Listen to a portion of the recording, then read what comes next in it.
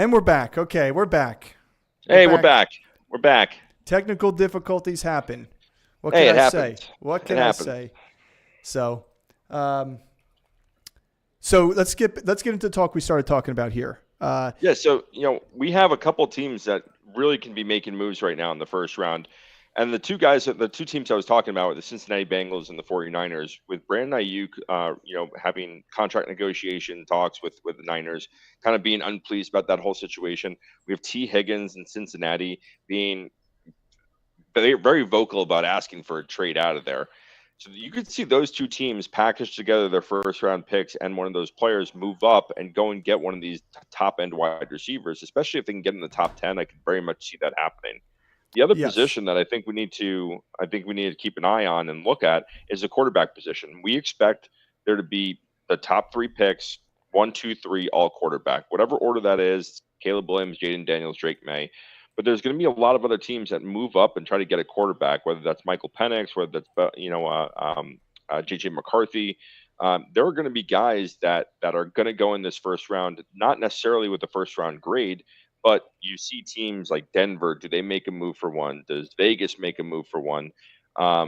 We talked about it kind of yesterday. Does Herbert? The Vikings need a quarterback unless they're planning on going with Sam Darnold. So do we see the Chargers move on from Herbert and go and stack up on picks? There's a lot of moves. So even in the top three, I mean, we can see a trade as early as three to the Patriots.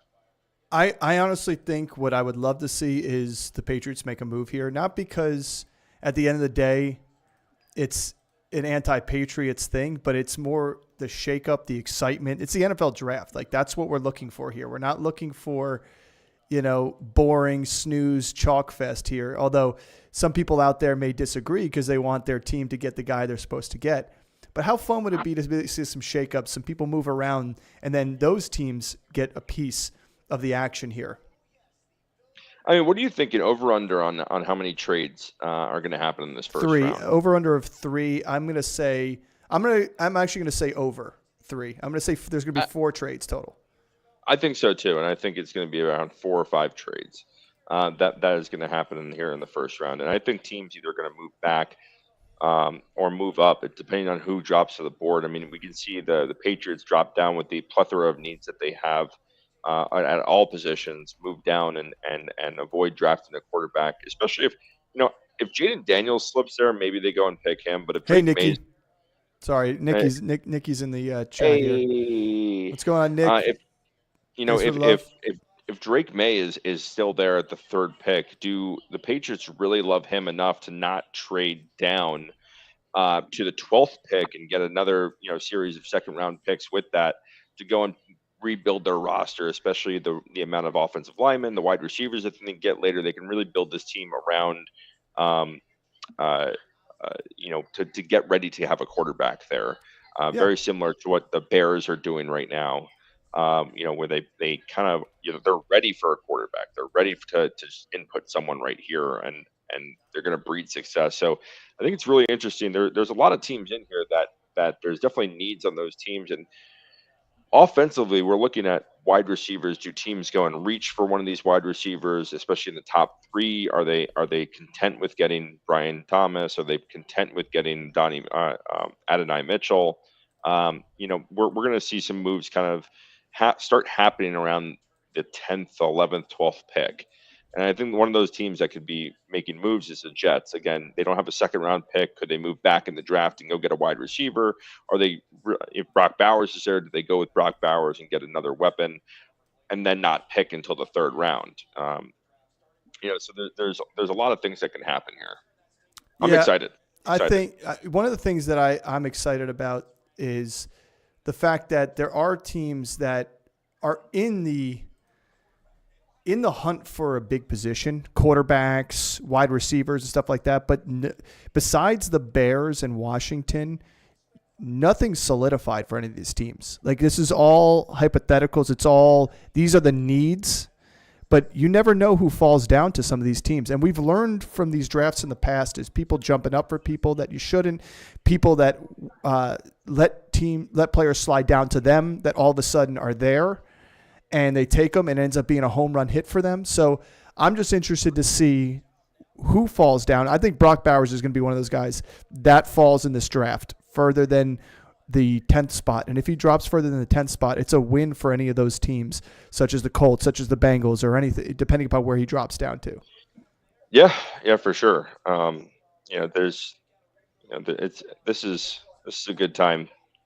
I'm really interested. Like, who's the player that you're most excited to see kind of come off the board early? Early? Brock Bowers is the guy I'm excited to see where he goes if he comes off the board early, in my opinion.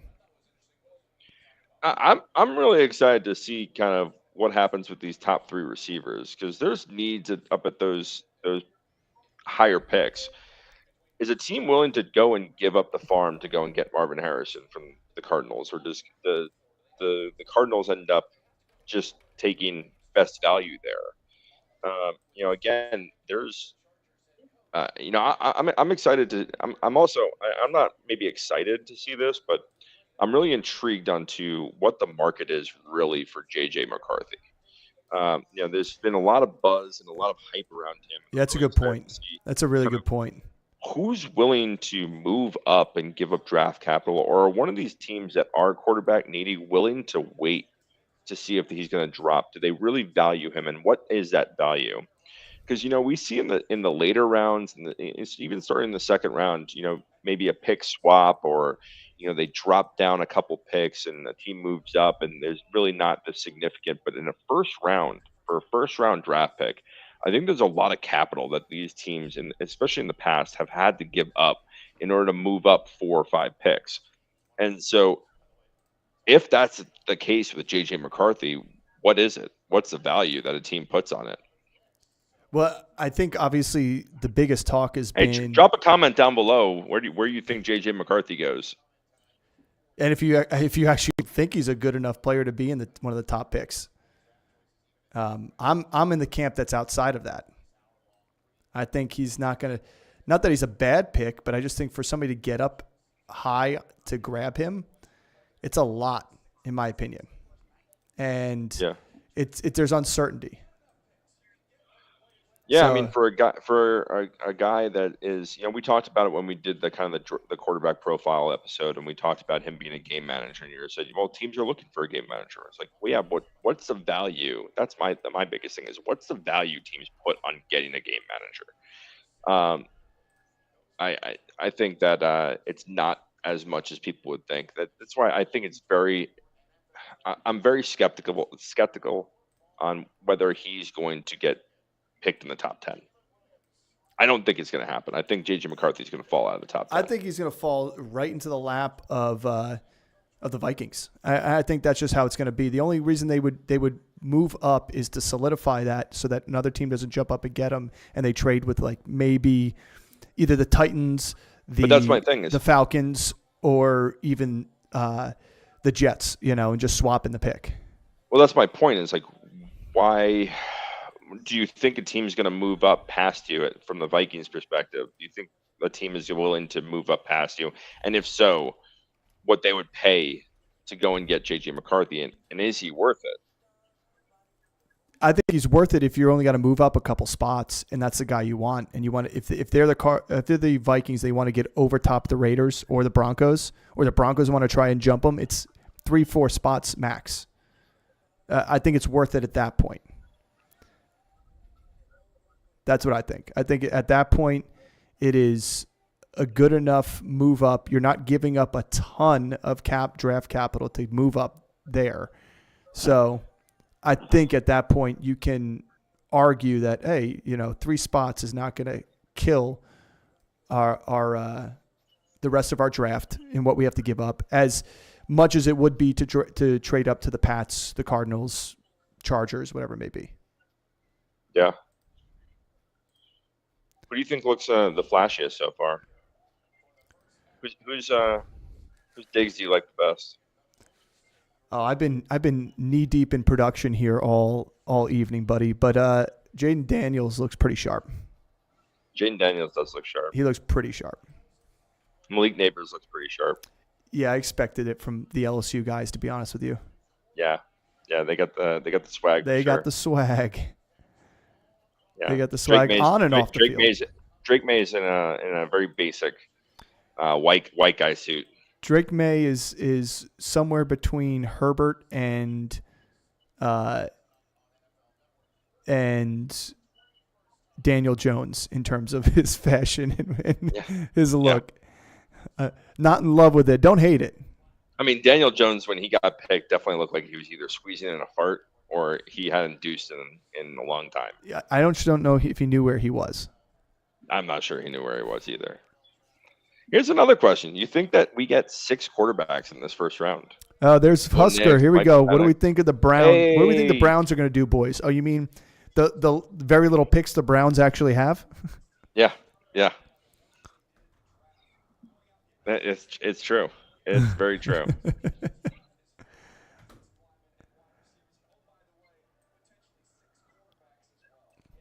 Six quarterbacks as well. Just we're hearing all this stuff here.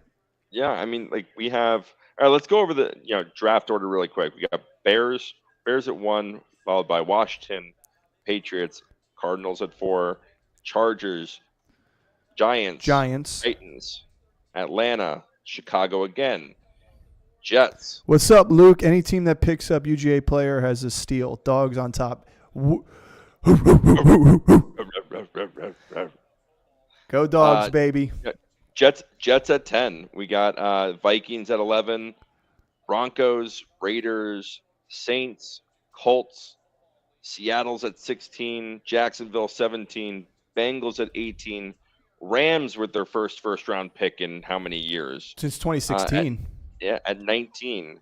I'll be shocked to see if they actually keep it and don't trade back. I think they'll keep it. I think they'll get somebody good here. They need to. They have an opportunity to fill. I mean, you can't really fill the shoes of Darnold, but you have an opportunity to get somebody to go Darnold. Well, yeah, it depends. It depends on who falls in the draft, and especially if we see a run on quarterbacks early, and we do see 6 quarterbacks taken. I mean, they're picking at 19, and so you're assuming that there's going to be at least 3 wide receivers, at least. I mean, I'm thinking that there's probably going to be 5 receivers picked before that. Then you're going to throw in a couple corners, defensive edge rushers, and a tight end. I mean, we could be sitting there at 19, and they're getting their pick of the litter at offensive tackle. Yeah, it's true. So, Pittsburgh at 20. Miami 21, Eagles 22, Vikings have the 23rd pick as well. Then the Cowboys, who I guess are the 24th best team in football. That's what Jerry Jones comes out and says. Friggin' who's more? Which old white man's brain is more melted, him or our commander in chief? Yeah, I mean.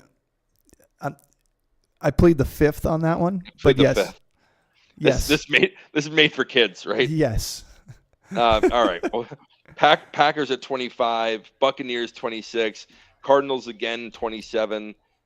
We got the Buffalo Bills 28, Lions 29, Ravens at 30, Niners at 31, and the Chiefs to finish out the first round and tonight at 32.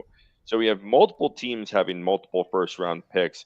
The team you got to keep your eye on right now is the Bears. I mean, what do? They're 2 picks right now, 2 in the top 10. They're going to restructure. Obviously, they're going to get a quarterback at number 1. What do they do at number 8 or number 9? A lot of talk about them going and getting another wide receiver. I don't like it, but you could very well see. Well, if Odunze falls there, I think you got to take him because why? Because you have Keenan Allen for 1 year. It doesn't matter. It does matter because the cost of receivers are going up. So you're going to have to pay if you want a guy for 5 years here, like you get that big time receiver for the next 5 years under an easy contract, and you don't have to extend him. You don't have to sign him. Don't have to pay the big bucks. I mean, Amon-Ra just broke the market this week with the guaranteed money. I get it, but like if you're trying to breed success for Caleb Williams right now, who's going to be the number 1 overall pick, which costs money to have. You go and get an offensive tackle there, which I think that they should do. I think they should rebuild that offensive line. Go get an offensive tackle. If you want to go and address wide receiver next year, you go and address it next year. I mean, I get this class is so deep that do you need to go and get a Dunze at number 8, or do you go and get or number 9, or don't go and get a receiver in the second or third round? And there's plenty of them. There's plenty of guys there. Not at the same caliber. You can argue, yes, there's plenty of them, but at the same caliber. I would listen. I know that Dunze has really set himself up as being a top 3, and I know what we think of his talent there. But Washington has 2 other receivers that produce just as much as Penix did, with Penix there. And you can go and get quality receivers there. I mean, they're going to have an early pick in the second round. They're going to have the first, and so why would you not a top 10 pick in the second round?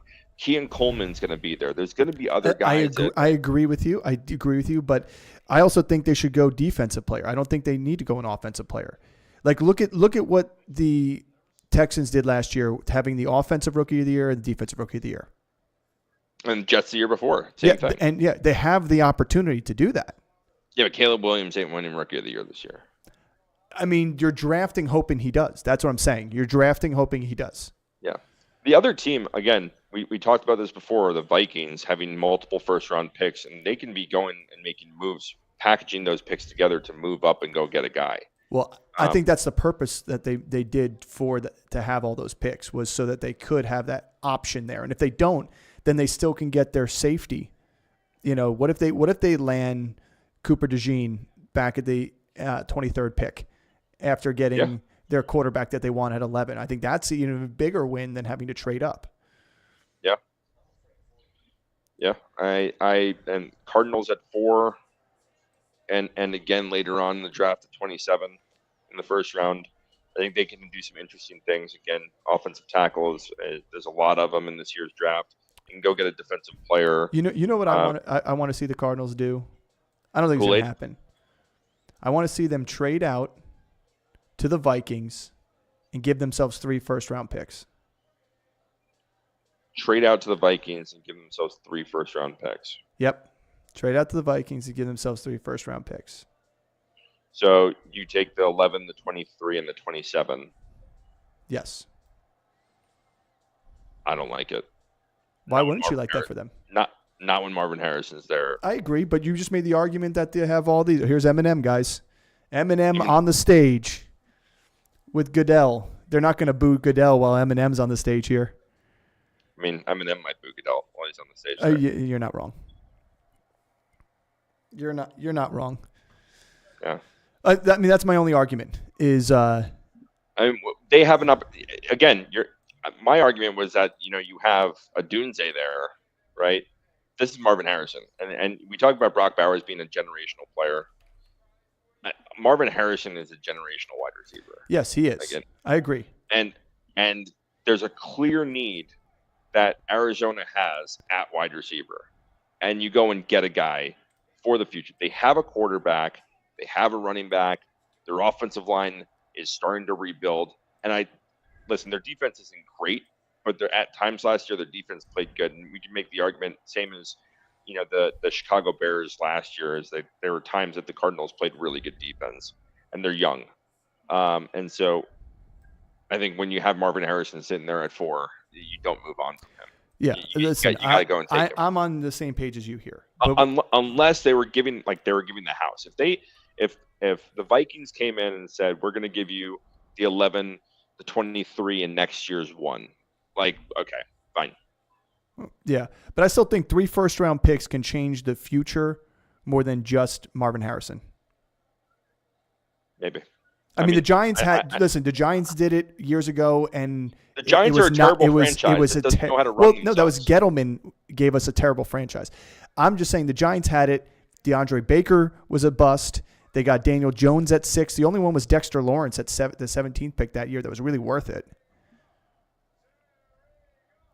But yes, I'm just saying, I think there's an opportunity there. I think it would be cool to see.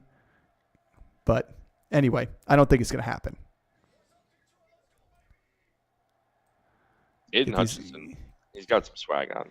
Get these Lions off the.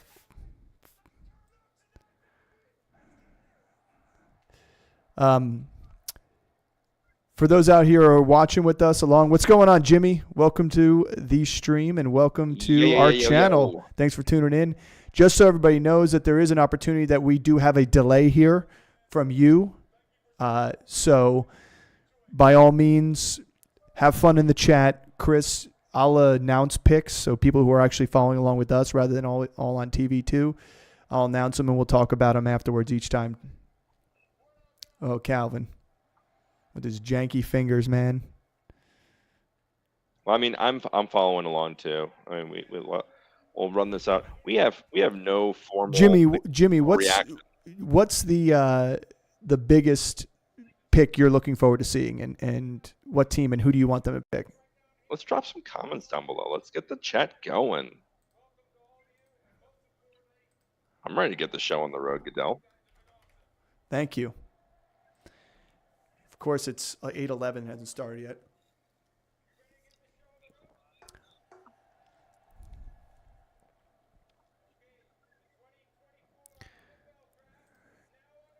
Draft is underway. Thanks for joining us, everybody. Thanks for being part of this. This is a fun time. I said this to my boss here earlier when we were talking about how much the NFL draft is. The NFL draft's like New Year's Day. You celebrate, it's exciting. You really don't get anything out of it. Fantasy football draft day is Christmas Day to me. It's exciting. Because that's where you get presents. That's where things happen. You get your team. But this is like New Year's Day to me. Like this is just, I'm celebrating here. I just hate how it's a Thursday. Like it would have been greater if it was a Friday night, Saturday, Sunday type of draft thing, but I get it. Yeah, it would also be great if I wasn't in the state of Florida. We were able to sit across from each other, but you know, life is what life is, and here I am on the road again. Jimmy wants to see the Raiders trade up and get a QB. Jimmy, the Raiders might trade up and get a QB. You missed our conversation before, and they're one of the teams that we're keeping our eye on. You know, the J.J. McCarthy watch, the Bo Nix, or the Michael Penix watch. I'm more inclined to think that they're not going to trade up. I think that they're going to allow the quarterbacks to come to them. I find it very hard to believe that these teams value the outside the top three quarterbacks, that the team values anyone else like J.J. McCarthy, Bo Nix, or Michael Penix in the top 10. And those teams up there, I don't know what they're going to give up. And it's not that the teams don't want them, but like, what are you willing to give up to move 4 or 5 spots up? And if the asking price is too much, the teams aren't going to do it. And I think that the teams can wait on J.J. McCarthy. Like, I know we've heard a lot about McCarthy going in the 4th overall pick or the 5th overall pick being traded up with, but I really don't see that happening, because in order for some of the teams like the Raiders or the Broncos or the Vikings to move up, I mean, the Vikings would have to package together 2 first-round picks to move up that far. Yeah, to move up 6 spots to go and take a quarterback that. But they may only have to give up one of those picks to move up 3 spots. You know, they may only have to swap a pick and maybe a second round, or they don't have a second round, but maybe swap a pick and give like next year's second or next year's third to get. Yeah. To get a little bit up to make sure you get there. I also think there's a chance that the Raiders actually like Michael Penix a little bit more, and they don't have to get up. I think so too, and I think Penix is a good fit there. Jimmy, I do also agree with you that the first round by itself is awful, and I think that 10 minutes a pick. What are we doing here? Yeah, I think they need to shorten the times for the first round pick. And maybe do the first and second together, do 3, 4, and 5, and then the last day, 6, 7. No one cares about it. No one watches anyway. Yeah. You like Penix for them? I think he's a good fit. I really do. I actually like Penix for the Vikings, to be honest with you. You talked about having the weapons in Vegas. They have the weapons to have a quarterback to go out there and sling it with Devontae Adams and Jacoby Myers. I really like those guys there. So, yeah, give them a quarterback that can freaking chuck it. But here's my opinion. I think they're better fit for Jimmy. Jimmy, do you want to see the first round? First pick should be in immediately. I agree. What have you been sleeping on? Do you want to see the first round be like first come first serve? It's like whoever gets their pick in, and then it automatically resets. It gives the number one pick a 1 minute head start, and Yeah. and then from there it's battle royale. Yeah, battle royale. after Draft that. royale. Hilarious. Here's my thought though. When you talk about Raiders and you talk about some of these teams, the Raiders are better fit for a game manager. They don't have the big running game anymore. They don't have do have Devontae Adams. They don't have I have a solid number 2 and an okay tight end. But when you think of the Vikings, if they go JJ McCarthy, they don't have a running game set up really there. They have Aaron Jones, aging Aaron Jones. You need somebody that could sling the rock, get the ball in JJ's hand, Addison's hand, Hawkinson's hand, and Aaron Jones out the backfield. In my opinion, that's Penix more than it is JJ McCarthy. Yeah, I know the age is there and all that, but I mean, the problem with Penix and really the problem with a lot of these guys is I think that they're really raw. And don't get me wrong, like I've kind of said this a little bit too. I think Sam Darnold is going to end up being the starter for the Vikings, no matter if they draft a quarterback or not. So again, why would you trade up? I don't agree with you. I don't agree with you. I think they'll end up competing. I think there will be a competition. Yeah. At that point, I don't think it's guaranteed that he's going to be the starter. Yeah. I think whoever they draft will be competing and have an opportunity to start. Can I just say this? I really hope Caleb Williams doesn't get picked number 1 overall. I just want to see the smug look on his face, just sour. I want to see it too because I want him to go number 2 and I want him to get just destroyed in the NFC East. I mean, if he goes number 1, he's going to get destroyed. Not as much as he would facing the Cowboys, Eagles, and a decent Giants defense. Stop hyping your defense up that much. You act like our defense is really that bad. I'm not saying they're bad. They're just not a top 10 defense. And the Eagles pass rush is going to be scary now. Yeah, and they're probably going to go get Quinyon Mitchell or Cooper or like one of these guys that's going to be playing that cornerback role real well and is going to solidify that defense where they're weak. That's going to close up those Swiss cheese holes. Pick is in, by the way, guys. Pick is Should have been in 5 minutes ago. He's going to pull an Eli Manning. He's going to say, I don't want to play for Chicago. Imagine all that hype. And then he just goes.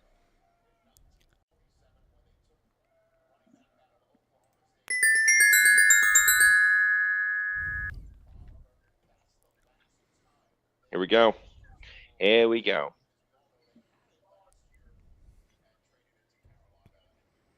Pick is in. Congratulations. We spent months of this, and we had the first overall pick.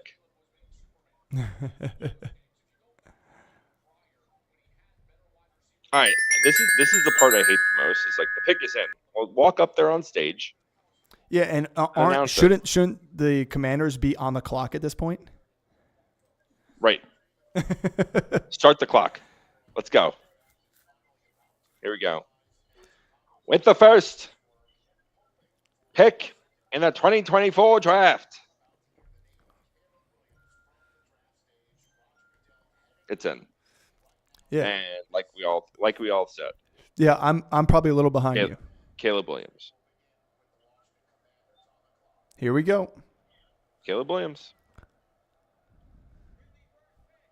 Congratulations. This feels really good. I'm going to go in there. I'm going to give it my best. I'm going to play good defenses, and I'm going to turn the ball over. There it is. And then Caleb Williams. Caleb Williams. I mean, at the end of the day, this was the chalk pick. This was the easy pick. This is the one that if the Bears screwed this pick up, GM is gone in a year. Yeah. So I don't think they could have afforded to take a chance on somebody else. After this year and him not winning Offensive Rookie of the Year because he struggles, the GM's still going to get fired, and now they're stuck with Caleb Williams. Yeah, that too. They should have just went with Justin Fields. But yeah.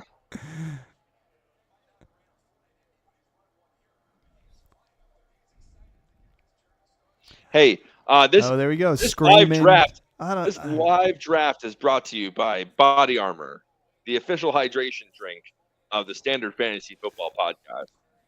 Also brought to you by Liquid Death. Stay hydrated. For when you want to piss out your asshole. Well, I mean, Caleb Williams, for everybody out there, obviously knows dude threw for 3,633 yards. You can see it on the screen here. 30 touchdowns, 5 picks, 11 rushing touchdowns, so 41 total touchdowns. Obviously not the same type of player he was last year compared to the season before when the entire college football world was watching him like crazy. So, again, I think one bad season, should it put a blemish on him? No. I just think there's so much stuff that's been going on off field. And listen, we're not behind the scenes in these interviews to see really, is it a character flaw in him? Are there character flaws? Are there issues? Or is he just being him? I mean, we see it all the time with celebrities and paparazzi, and everybody says, oh, this person's an asshole, or hey, this person is this, when really, like, we know nothing about how this person is outside of what we see inside our little TV boxes up on a wall.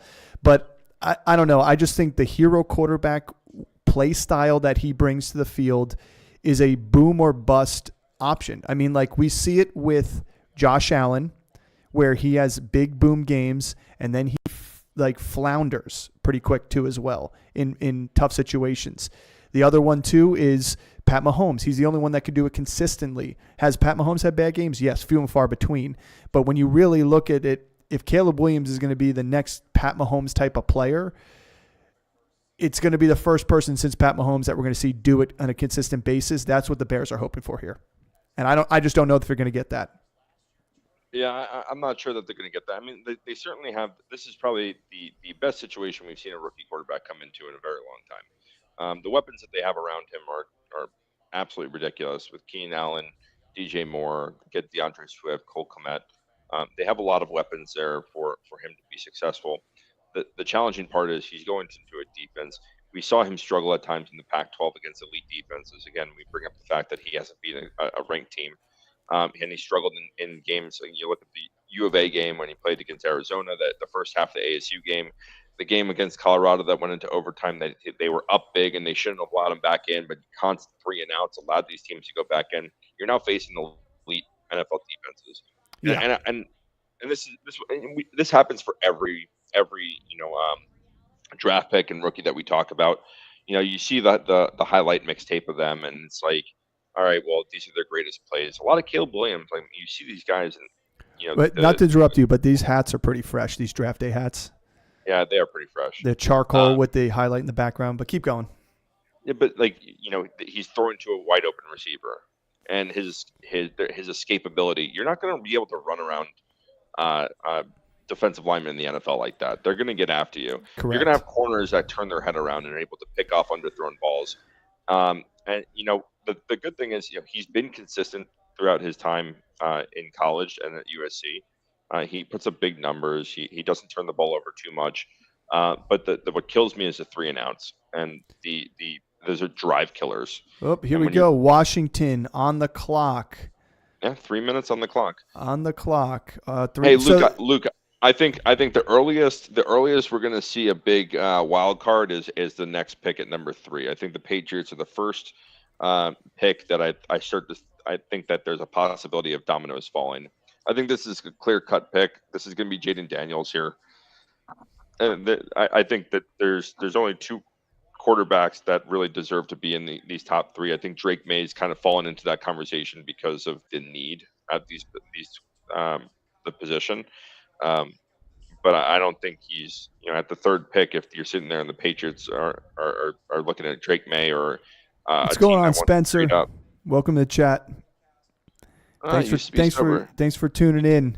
He did used to be sober. Yeah, not anymore. Spencer's a good buddy. He's from Eckler's Discord that is defunct pretty much now, but we still keep it up and running for chat. Oh, heck yeah. We were talking earlier today. Everybody's talking about picks. They're big Chargers fans there, so interested to see what happens at 5. If they go with the Joe Alt pick, if they go with a flashier wide receiver pick, if they trade out of it. So thanks for joining us, Spence, to see what we got going on here today. Pick is in. Pick is in for the Commanders. Pick is in, people. Pick is in. I'd be shocked if this was Drake May. Be shocked. I am. I agree too. Reminder: Mahomes spent his rookie season mostly as I agree with Alex Smith and learned the system. Williams is going right off the bat. The only difference is, I will say, Williams does have the pieces around him right off the bat too. Hold on. Let me address that really quick. Luke, Mahomes came into a playoff team.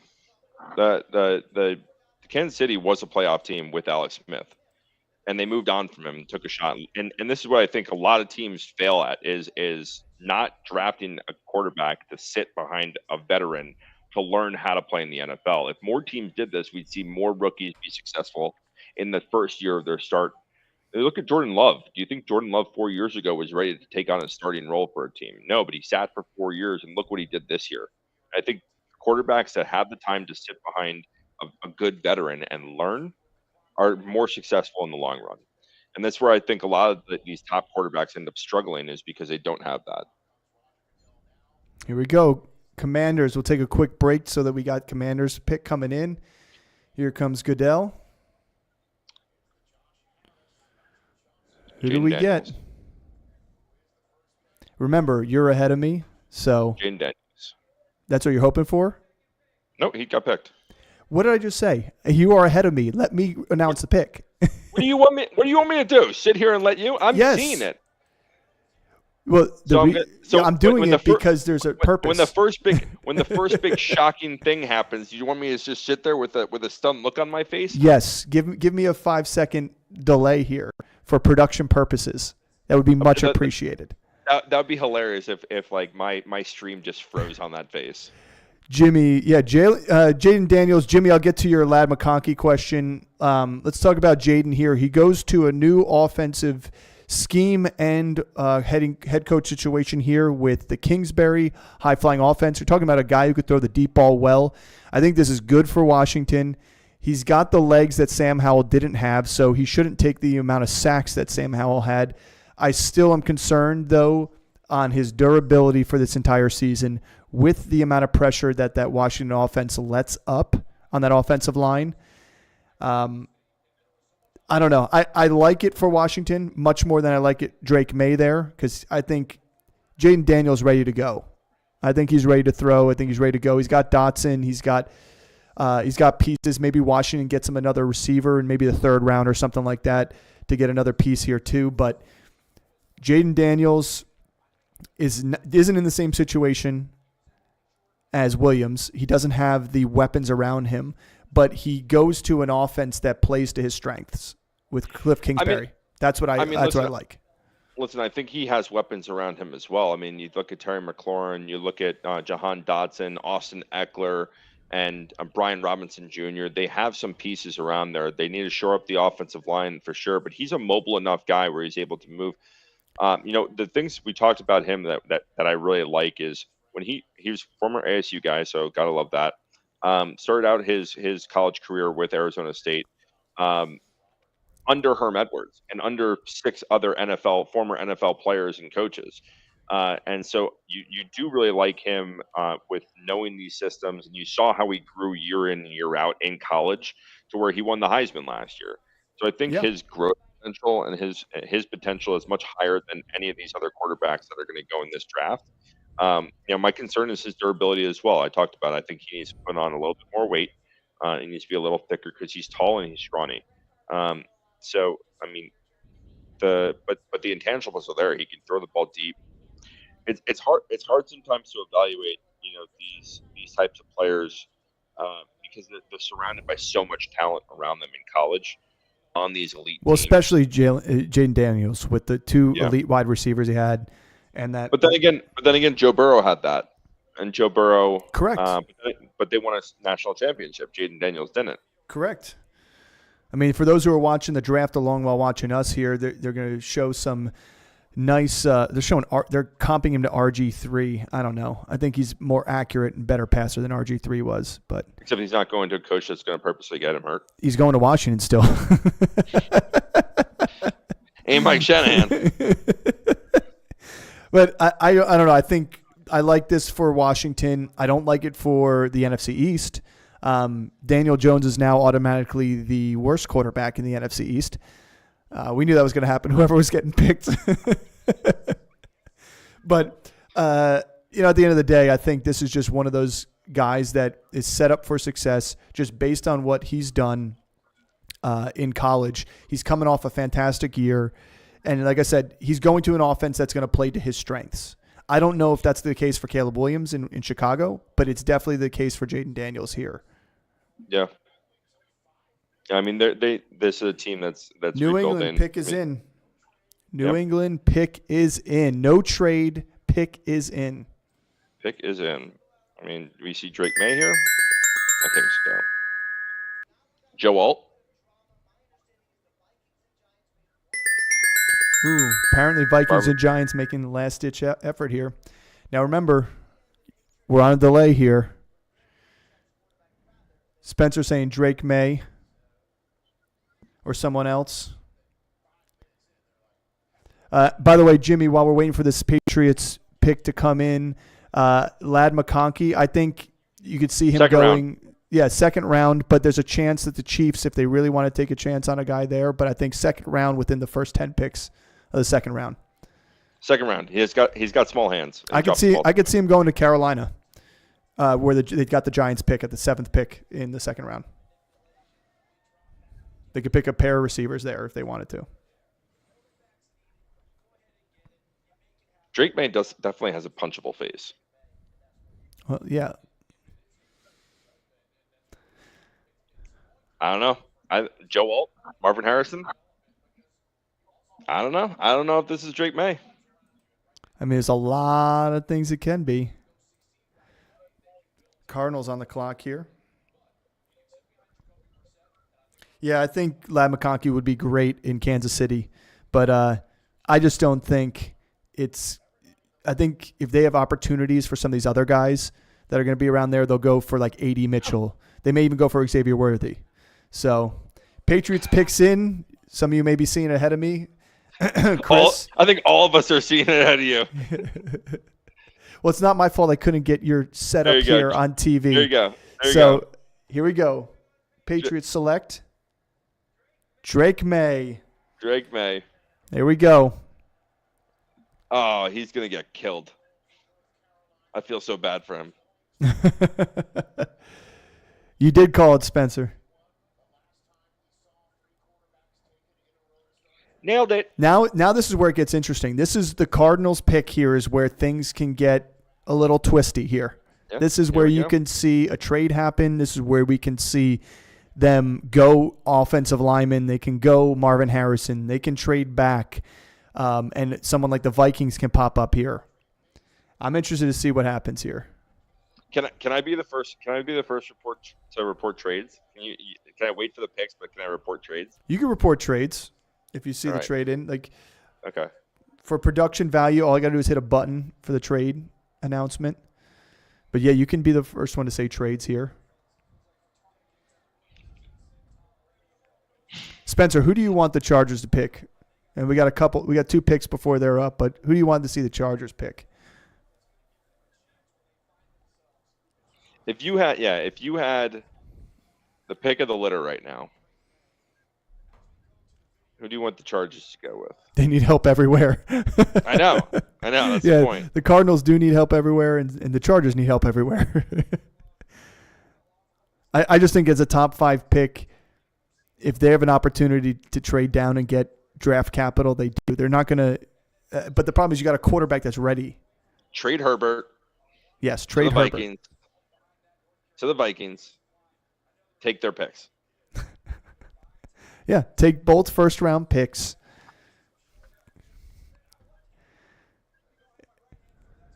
And that's what I would do. Again, I talked about it yesterday in the short. I mean, if that's a possibility, I think if you're the Chargers, you take it. Even if they kept Herbert this year, you're not going anywhere. Yeah, I agree. So, you're not. You're not doing anything. You're not going anywhere. So you start the rebuild under Harbaugh. You go and get his quarterback. You go and get an offensive lineman. You go and get a wide receiver. You can get all 3 in the first round, and you go and get your players. Spencer definitely doesn't want Herbert gone. Thinking Bowers, but if Harrison falls, it's a must. Yeah, Harrison's a must if he does not get picked by the Cardinals here. That's just quick talk about Drake May and his impact too, and fantasy wise. Is this somebody, if you're in a dynasty league, if you're in a keeper league, to get him late and hold on to him and see what comes? But we just don't have the weapons here at the Patriots for him to come in and be an immediate impact that we've seen for like C.J. Stroud. Although you can argue C.J. Stroud just had Nico Collins and Tank Dell, but those are better weapons than the Patriots currently have too. Yeah, he's got Ramondre Stevenson there running game, but I just don't see him having the – Hunter Henry. I mean, they have some pieces, but nothing elite on the outside. I mean, I think he's really going to struggle this year. And we saw, issues with accuracy in college. You saw him drifting. He doesn't stay in the pocket. Yeah, he causes sacks when he drifts. Causes sacks. And so, yeah, you could teach footwork and you could teach everything, but he's going to take some while to get used to. But here's what's going to – I'm not hating Harbaugh. We don't hate Harbaugh. Yeah, I'm just saying that you go and rebuild, and when guys like him come in, they typically want to go and get their guys. And is Justin Herbert his guy? I mean, maybe he really likes him, and he really wants to keep him, build the team around him. But they're signed in with a lot of money right there. If they have the chance to get that off the books and take 2 first-round picks from the Vikings, well, that's the problem, is that they can't get it off the books. It's a massive cap hit if they trade him. It's like for this year. Yeah, for this year. Yeah. If they can swallow that pill. Right. But again, you're doing this for the rebuild, and you're not going to be successful this year. It's not like you're making that move to go, you're moving a quarterback. You're not making that move to go and compete this year. But you go and rebuild him. He is a quick rebuild guy. Yeah, I trust Harbaugh in this system, but I trust him with whatever move he wants to make. And if that's trading Herbert to get pieces so that they can be a somewhat of a contender, because let's be honest, the Broncos aren't amazing. The Raiders aren't amazing.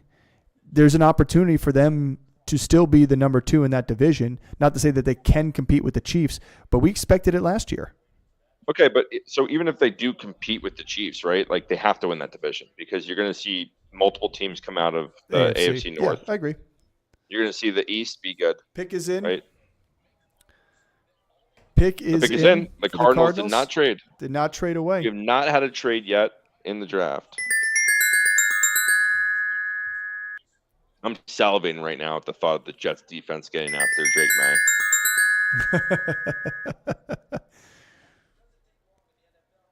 It must be what the Patriots felt when they had to play against the Jets for the last 10 years.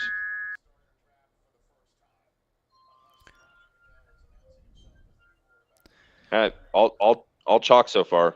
All right, let's see what happens. It's all chalk.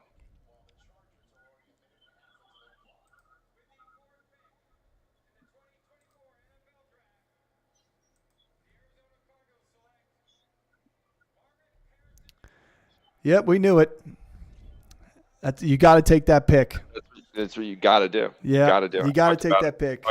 Before the draft, you have to go. If you're the Cardinals, you have to go and take him. If you let him slide to the Chargers, it would have been a mistake. Yeah. I know you were probably salivating over there. But now here's the thing. Do the Chargers go neighbors? Do the Chargers go neighbors? Do the Chargers go Joe Alt? Do they trade out of that position? Is this the time where see this now that you've had 2 back-to-back chances to trade up and nobody's traded up into those picks with the Patriots or the Cardinals? This is the last spot that I see a Viking or a Raider or somebody trading up for, is the 5th spot. This is the last spot, because after that I don't see it happening. Yeah, I told you I don't see it happening. If they were talking to the Giants, if teams were talking to the Giants and trying to get them, it means that the Chargers and that the Cardinals were locked in on who they wanted to get. They knew kind of what was going to go in front of them. Again, what we've had so far is all chalk. And so... Well, I said there were 2 ways it's going to go. It's going to go all chalk, or it's going to go all silly real fast. Yeah. I think that the top 3 teams had a clear need, and then there's clear top talent. That's what I think. Let's talk about this fantasy impact here for Marvin Harrison Jr. He immediately goes to a quarterback that has pedigree in the NFL, an accurate passer in Kyler Murray. He's the only weapon besides tight end position over there for Kyler Murray, so we know he's going to get fed. This is a rookie wide receiver that you want to get in your fantasy drafts. How early would you take him in your fantasy draft, Chris? What round would be the earliest to take Marvin Harrison? Because you know he's the alpha. He's the number one. I mean, it depends. I can see him going as early as round 4. To me, I'm not letting him pass me in round 4. If I'm round 4, I'm taking him. Like there's some receivers that I would take a chance on him late round 3, depending upon what receivers are already gone, because of the amount of targets he's going to get in this offense. Yeah. Just think of DeAndre Hopkins' first year with the Cardinals. I know, but Trey McBride wasn't there. It doesn't matter. Trey McBride only helps him. I agree that there's other. I mean, like there's no elite talent there, so he's clearly taken the number 1. But yeah, I mean, third or fourth round, I don't see him. He's not going to go in the first, and he's not going to go in the second. No, but there's too many pieces in the first and second. Tail end of the third round. Well, in standard fantasy scoring, he is not going to be one of the first 6 receivers definitely off the board. Like, you can argue that you can be drafting him right alongside like Devonta Smith. Yeah. Which is early third round, mid third round. You can make that argument, I think. Yeah. I mean, do you take him over Keenan Allen?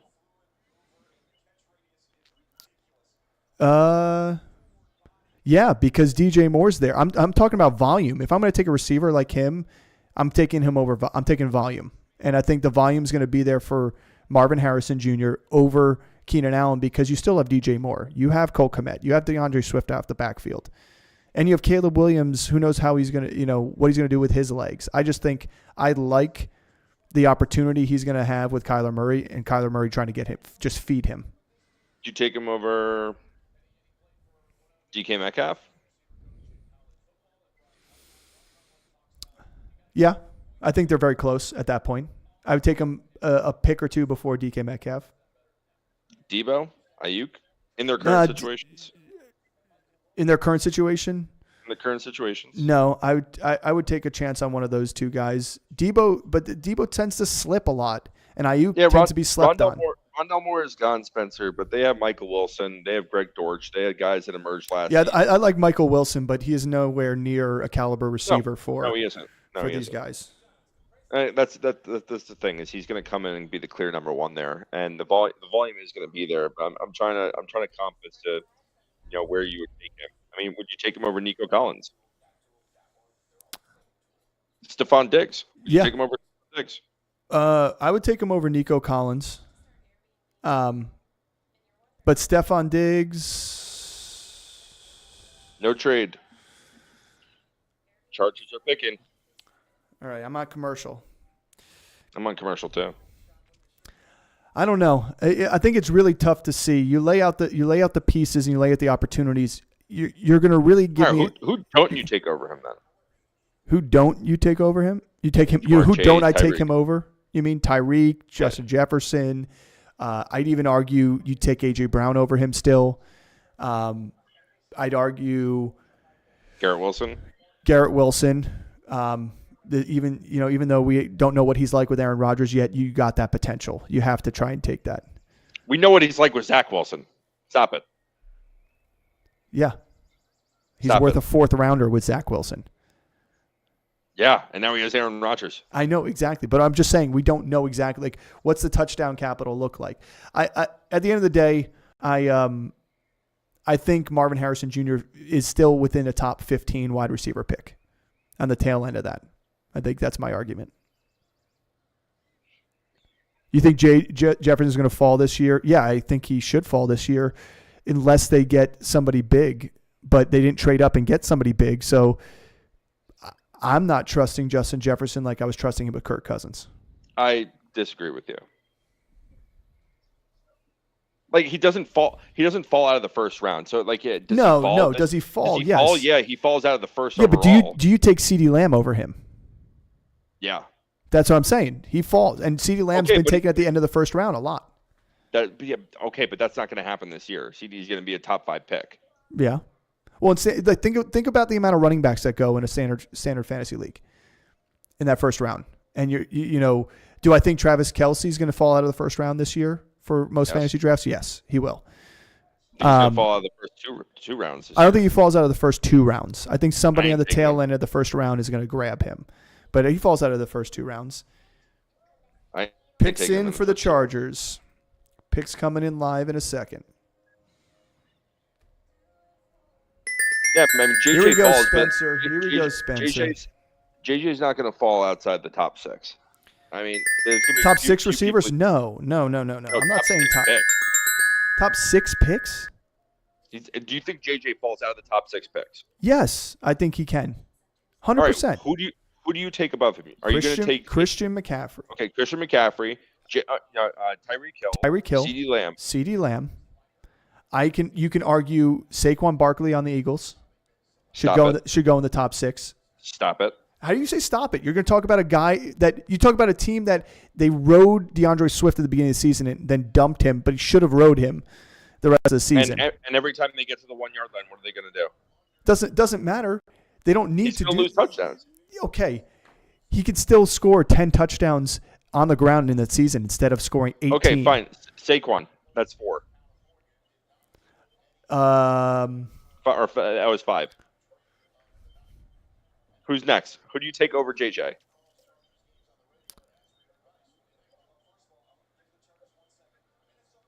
Running back wise, I would probably take a shot at a running back over him there. With the quarterback play that's there. I'd rather take a chance on Jordan. I'd rather take a chance on Jordan Addison. I'd rather take a chance on Jordan Addison. When he came back healthy and Kirk Cousins was not there, look at what JJ was doing. Not scoring touchdowns. Sure he did. I was watching the same games you were. Apparently not. Pull it up. I'm gonna pull it up just to.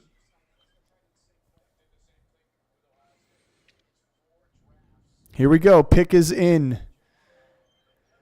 Goodell is going to the booth. Let's see who we got. I think Derrick Henry goes a little bit later, second round. Jimmy. Joe Alt. Here we go. Will you shut your damn mouth? Your bald-headed damn mouth pick. over there. Good pick. Joe Alt. I love it. Neighbors is right here for the Giants. Neighbors, if they don't take Neighbors, I'm going to throw up. Neighbors. I know, Spencer, you don't like this pick, but this is going to help It's going to help in the long run. This is going to help. It's going to make me feel more comfortable about Herbert, and it's going to make me want to take in fantasy whatever running back that this team ends up being the starter with.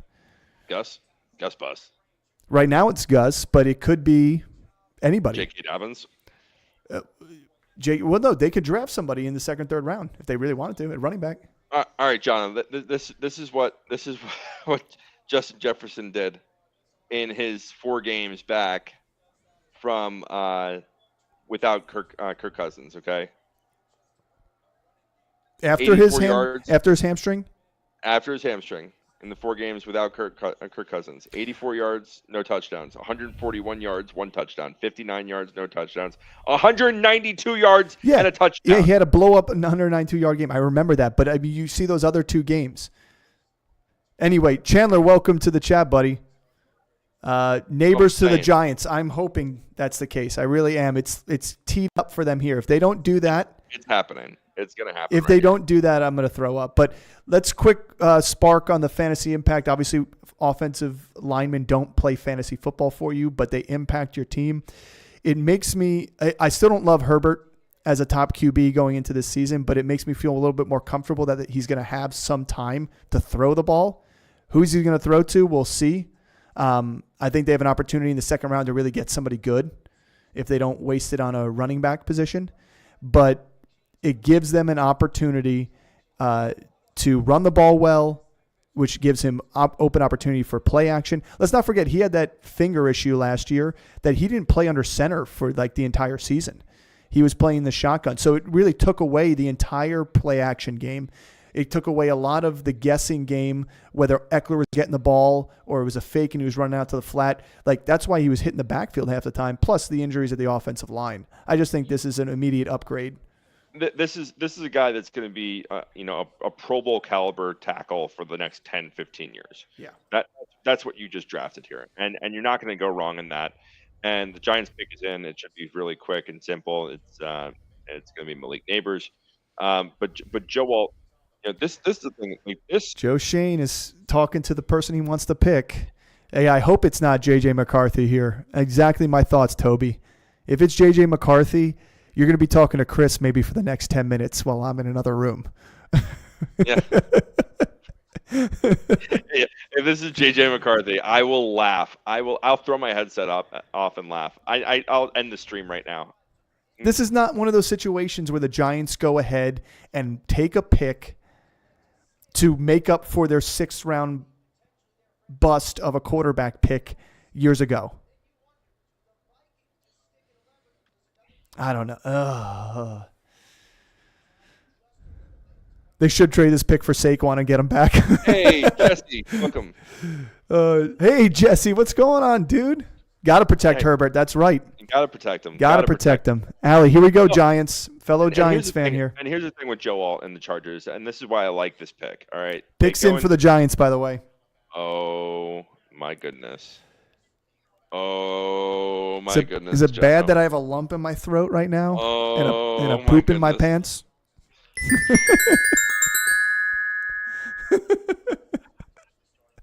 And here's the thing with the Chargers is this wide receiver class is so deep they can go and get a guy in the 2nd round.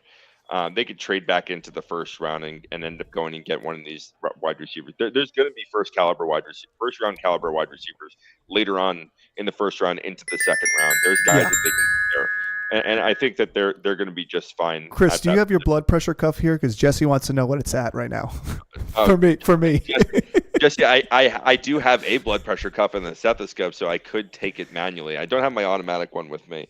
Oh no, he's talking about my blood pressure. Oh, Jono's? Oh, yeah, here we go. We're not Goodell. in the same room. Goodell. Yeah, Chris is in another state. Yeah, we're in another state. Oh boy. Oh, you're okay. Oh, here we go. Come on, Giants selection with 6th pick.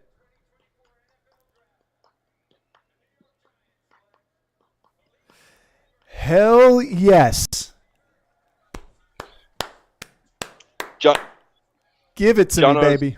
Jono's sphincter just loosened up more than when he gets pegged. So good thing I put this channel not suitable for children. He lubed that thing up nice and so Malik Neighbors here, elite talent. He's an all-around great receiver. I don't love the situation for him for fantasy this year. So he's definitely going to be falling down in these drafts in comparison to going to another place. But you know what? This gives you an opportunity the Giants to really see what Daniel Jones has if he can come back and play early on here. If he's going to be that quarterback that they continue on with his contract, or do they go to the pool next year, or they go for a veteran, or whatever it may be. But you're not going to have another opportunity to get a guy like this. Would I have been mad if they passed on him and went Odunze? No, I wouldn't have been mad. I wouldn't have been that mad. I just like the fact that what this guy brings to the table. He's a better version of Odell Beckham that we got when we got Beckham. He's just an all-around better receiver there. Now, I just hope we don't get a diva out of LSU.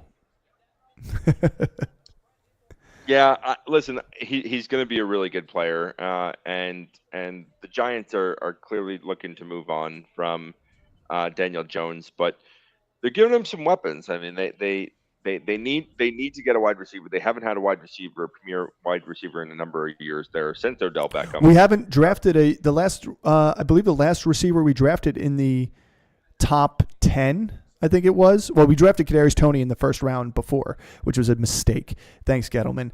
But the last time we picked somebody this high was, I think, was it Ike Hilliard? It might have been. I think it was. And he was part of that 2000 run, NFC run to no, wasn't what's his face a 1st rounder? The kid from Carolina. Yeah. Hakeem Nicks. Hakeem Nicks. Yeah, but I don't think he was a top 10 pick, is what I'm saying. Oh. I think he was later on in that draft. What's in the inside of your jacket, Malik? Kaylee Harden wants to know. What broadcast are you watching? NFL Network. Okay. Okay. Yeah, it was something Very different. nice. Very nice. Yeah. Brock here for the What hap- Titans. Want to be in Nashville? Listen. He does say he wanted. Brock Bowers did say he wants to be in Nashville, and he was linked to the Titans. And now that Joe Alt's not there, Toby, I'm interested. I thought of that too after Joe Alt got picked. I don't think it's going to happen here for the Titans. I think that they're going to go either offensive line or on the defensive side of the ball. I think that they're very comfortable with Chigakonkwo, and they got Calvin Ridley there with DeAndre Hopkins. I think pieces at the receiving game are there. And this has been my big thing with Brock Bowers. Yeah, he's a generational tight end and anything, but like you're looking at the 7th overall pick.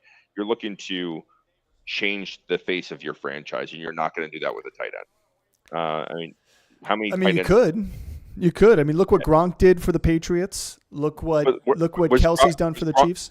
Okay, but were those guys picked in the top 10? No, I That's agree. my point. I agree with you. But T.J. Hawkinson was, and he's been the Traded? face. Yeah, but he's been the face of those franchises. He's one of the faces of those two franchises he's played for, and it's been a solid pick in the long I run. mean, he got supplanted by a rookie last year. He didn't get supplanted. They traded him because they knew they had somebody else, and they weren't going to pay that contract. Who was special, who they got later. Yeah. I mean, you have to go offensive line here. You have to go in like this. That's what I think. I agree. I think this has to be an offensive line pick if you're the Titans. Again, the Standard Fantasy Football Broadcast live draft coverage is brought to you by Body Armor, the hydration choice of the Standard Fantasy Football. It's also brought to you by Liquid Death. Brought to Blue you raspberry, both superior sparkling and flat waters. Flavors of your choice. We're not sponsored by Titans anybody. pick is in. Titans pick You know- is in. We'd like to be. Falcons on the clock. That's where Toby and Chandler are starting to sweat a little bit.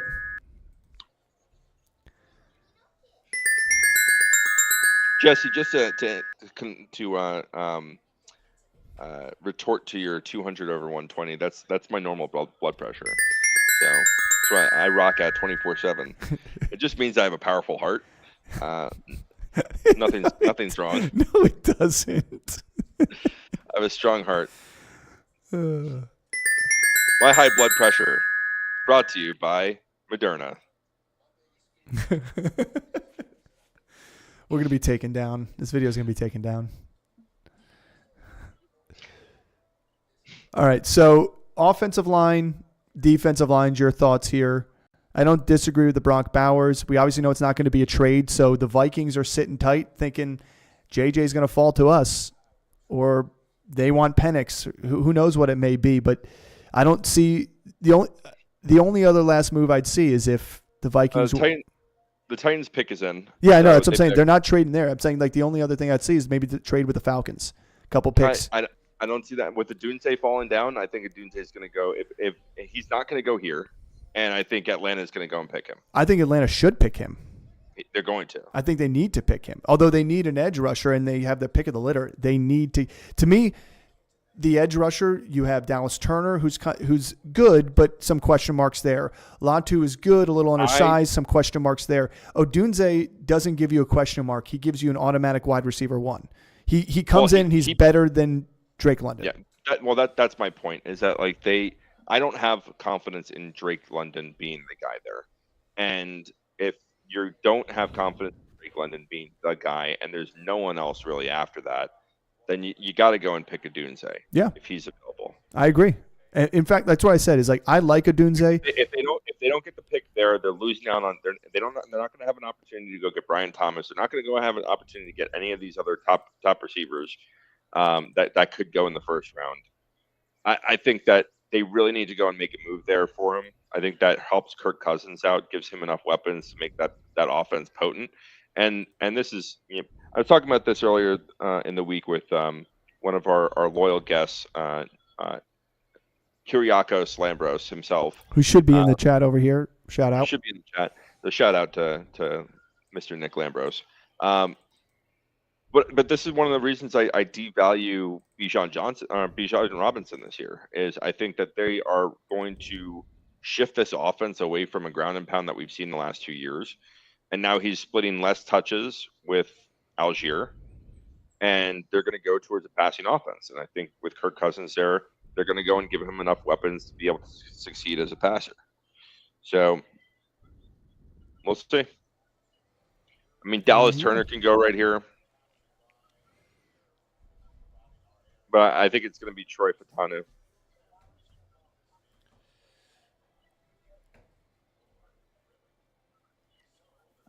I can see J.C. Latham. It depends on what they value, either guard or tackle.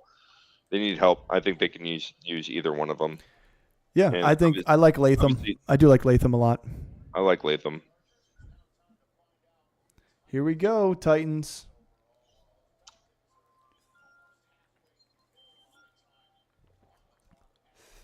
I like the. We'll chat briefly about this Titans offense. I'm kind of excited for it coming out of here.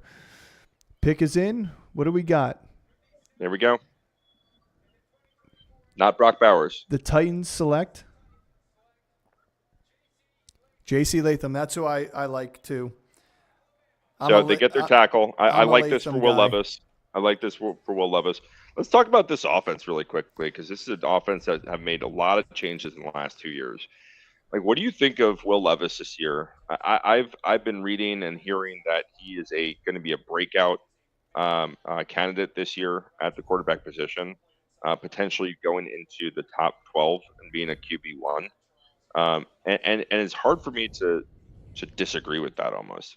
You get rid of Derrick Henry, you don't re-sign him, you bring in Tony Pollard, Tony Pollard, pass catching back.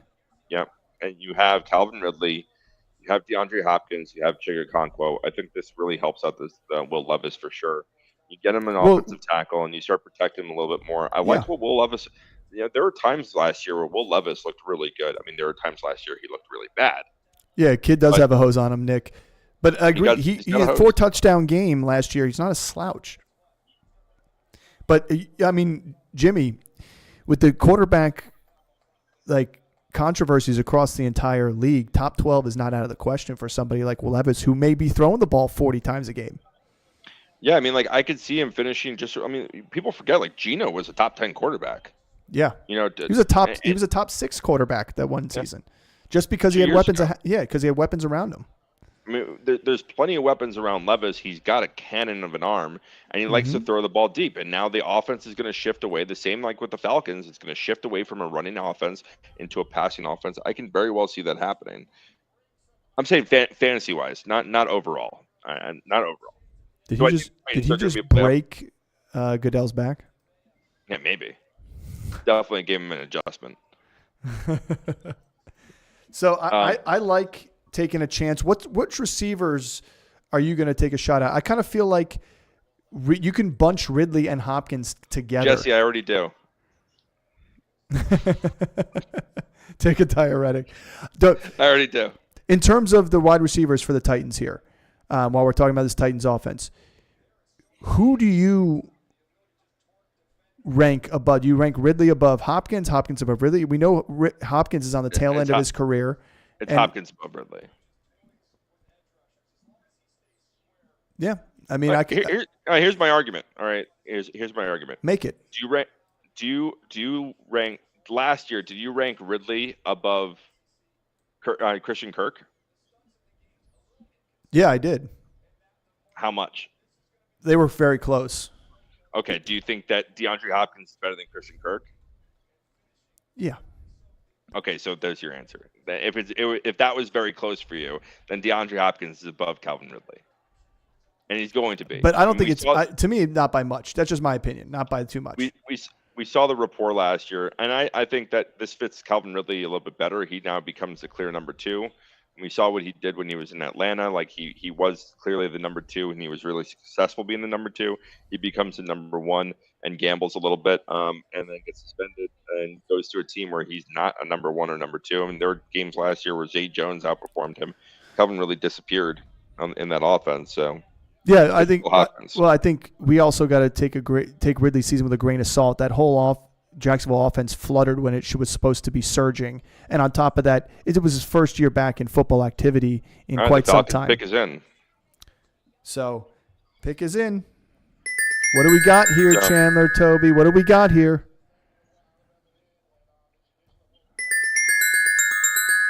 I think right here they got to go Odunze. I think it's got to be a Odunze. I think I see the argument for an edge rusher, but come on, it's got to be Odunze. You have Kirk Cousins. You got to give him a situation similar to the Vikings, where you give him 2 premier receivers and a tight end. So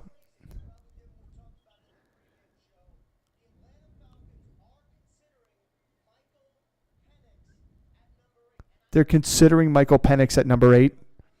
Ian Rappaport.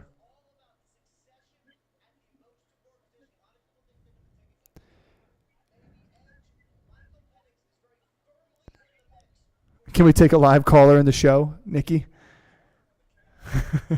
I don't have the situation hooked up. I would love to take a live caller. Maybe we'll do that next year. Maybe we'll have it set up for next time to take live callers in here. Maybe, if we're both next to each other, we'll have a little pop-up screen. Next year should be different. Jesse likes Dallas Turner for the Falcons here. I'm not sold on Dallas Turner, to be honest with you. I don't think he's the best edge rusher. I think he's good. I don't think he's the best. I would rather take a more solid choice and go with Byron Murphy on a D-line pick here for them. But I think you got to go Odunze. Give Kirk Cousins the weapons, because what wins games? I mean, Jared Verse. I like Verse, but I also like Latu. I think Latu is great, but there's medical concerns from what I've been hearing. But I don't think. Dude, no way. All right, here we go. Falcons selection. Oh my God! This is the first big one. Hold on. This is the big one. Here it comes. Falcons at the number 8 pick. Here we go. Oh my God!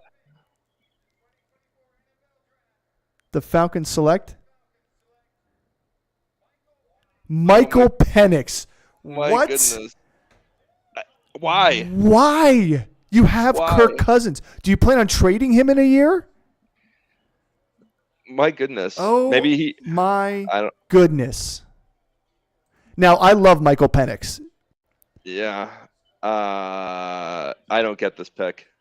I don't get it at all either. Like, you are in a position to win ball games with Kirk Cousins. How much did they just pay Kirk Cousins? Why wouldn't they just trade back and get like another pick in the later round and then still do that? Unless they're going to do, hey, here goes wild. Sign and trade? Sign and trade. Yeah, I literally was just thinking that. Sign and trade. It is a Packers model, but here's the thing, Jimmy. He is old. He's like you let him sit for 2 years. What, he's going to be 27 years old at that point? Because isn't he 25? I love the way he plays football, though. Like, I really thought this would have been a good pick for the Vikings. I like Penix. I like Penix. I mean, they could be talking to the Vikings or the Raiders, because the Raiders were the next guys in line that really liked Penix. Let's hypothetically work out some trades in our head. Okay. So Falcons trade with the Raiders. They get themselves the 12th pick, and they get themselves. I don't understand this. I don't either, because I don't think the Raiders have a second-round pick. If I'm correct, I don't remember.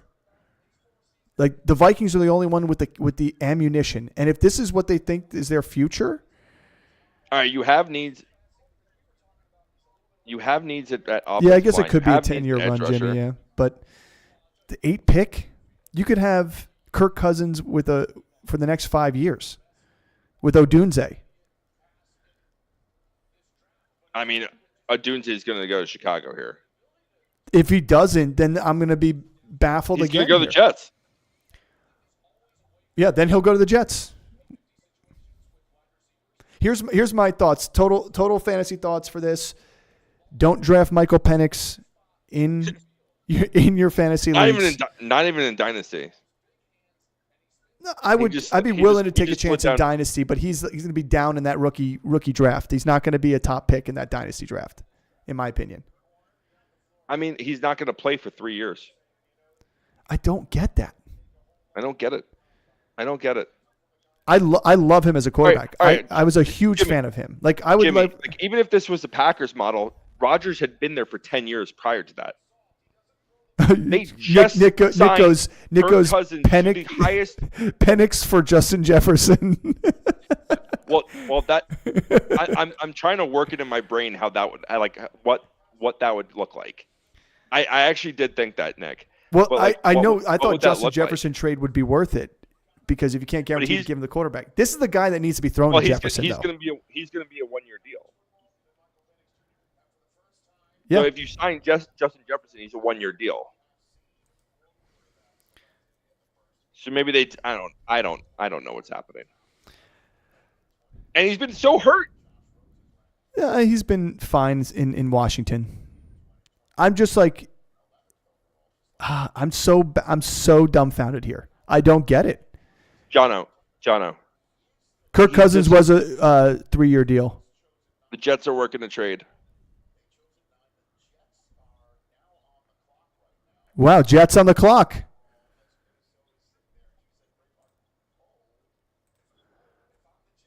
Dunes is going right here. Here it is. Trade is in.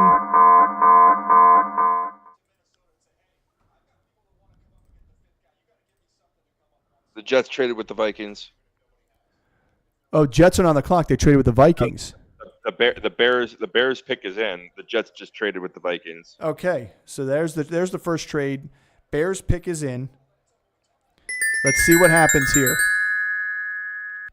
McCarthy's going to go right here. Roman Dunze just went. Well, would you give me a second here? No. Bears selection. I'm excited. I'm going to mute you. I can mute you very easily. Roma Dunze to Chicago. Fantastic pick. I love it. Let's just quick remind everybody, there was a trade, Jets and Vikings trade. Vikings jumped up to the 10 spot. Jets dropped down to the 11. I don't know what what it is, if it's just a swap of picks or if they get something out of it. They should get something out of it. They're going to get something out of it. Get the 23rd or the second round pick. I love that. And Brock Bowers is going to go to the Jets still at 11. But here's something that's interesting. Sauce actually tweeted out yesterday that the Jets are more than likely getting a defensive lineman or a cornerback. But then why would they trade out of that spot? Why they trade out of 10? Yeah, I mean, they don't have a second round pick. Maybe the Vikings gave him a second round pick. that's true. I love this for Odunze in the future. Maybe they get the 11 to 23. In terms of fantasy value right now for this initial year for Odunze, he's going to sieve targets to Keenan Allen and DJ Moore, obviously. Big JSN last year. Yeah, exactly. Jackson Smith and Jigba last year, 100%. I just think this guy's a dog. I think he's going to find his way into this lineup down the road. Obviously, Keenan Allen has got a 1-year deal. Going to be moving on afterwards. They comped him to Larry Fitzgerald here. He's just a good big body, good route runner, great hands. Not Larry Fitzgerald, let's be honest. Yep. Not yet. Jets You got to got show me. You got to show me. The 11, the 129, and the 157, Okay. or the 10 and the 203. Okay. That's not bad. That's not bad. So J.J. McCarthy's probably going to go here now. Man. What if it's Traded Bo in. Nix? Minnesota's on the clock. What if it's Bo Nix?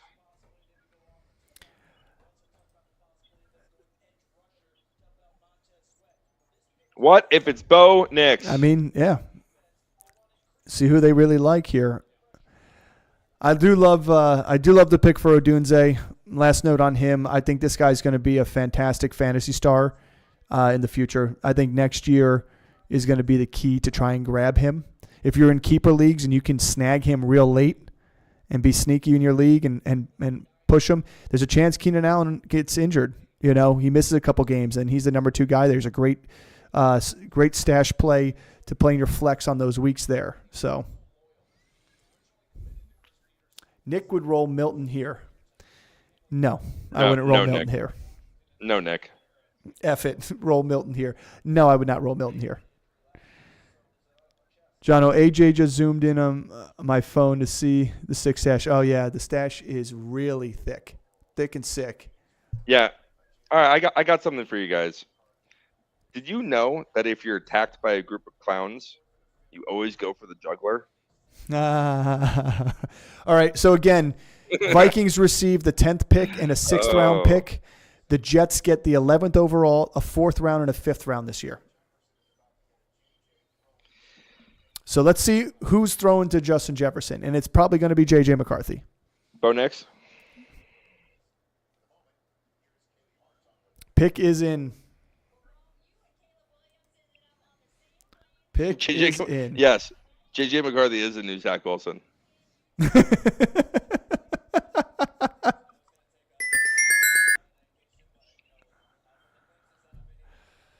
Oh, man. I don't love it. I don't love it. I don't love it either. I told you Penix is a better quarterback for Washington or for Minnesota. Better quarterback for Minnesota. Nick, did you just call Michael Penix Dwayne Haskins? Teddy Two Gloves, Dwayne Haskins. Dwayne Haskins got hit. Yeah, dude, come on.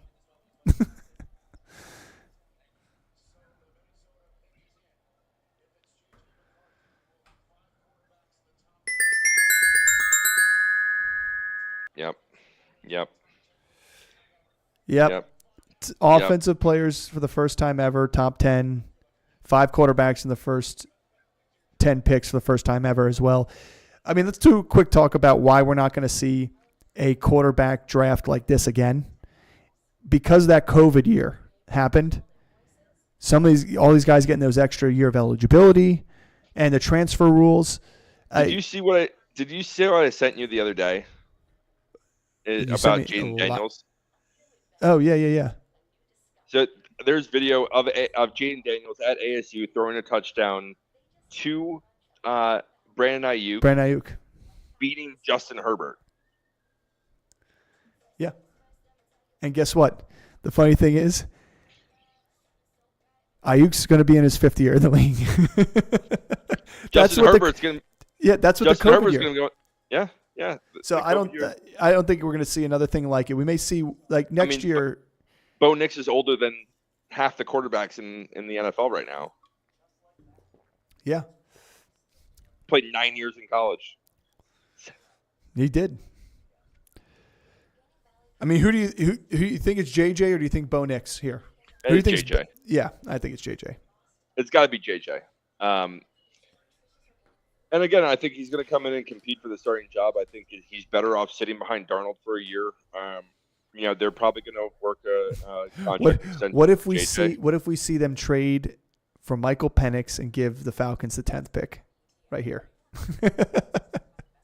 And then they give up their another first round pick. Their picks in. Yeah.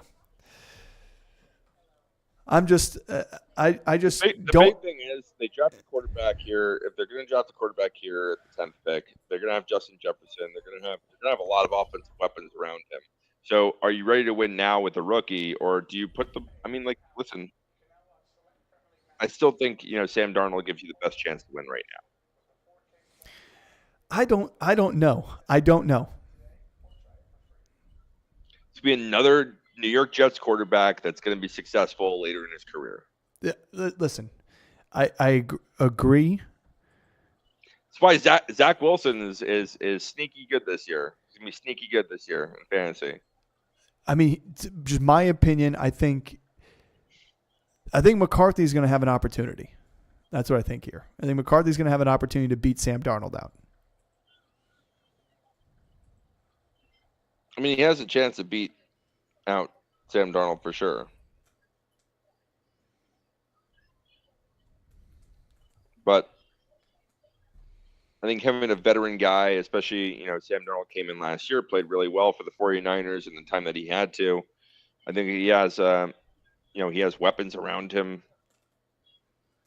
Unlike what he had in New York last time he was a starter. I mean, McCarthy's got a good arm. I think he's got a great arm for this team. And here's the thing. Here's my opinion. O'Connell may not be back the following year if he doesn't win ball games. He may not be back. They've missed the playoffs 3 out of the last 4 years. Yeah. So if that's the case, don't you think he wants to put all his eggs in the right basket? It could be Darnold, But don't you think he wants to get, like, you're going to draft a quarterback at 10 that I'm sure he's got influence on this pick and he's ready to roll with? That's my only thought. It'd be different if it was a rebuild, but they're not in a rebuild. They're on the hot seat. Yeah. Now, where do you put J.J. McCarthy?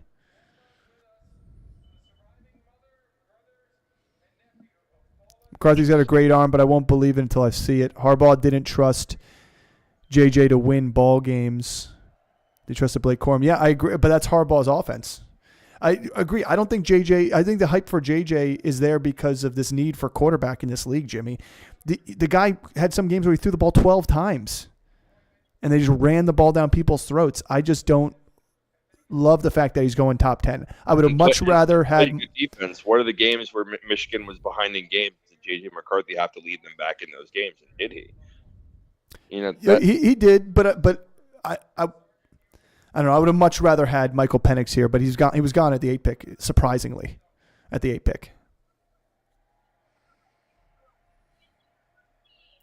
Here we go. Pick is in. Yeah! J.J. McCarthy, as we thought. Did you say the pick already? Can I talk now? Yes, J.J. McCarthy.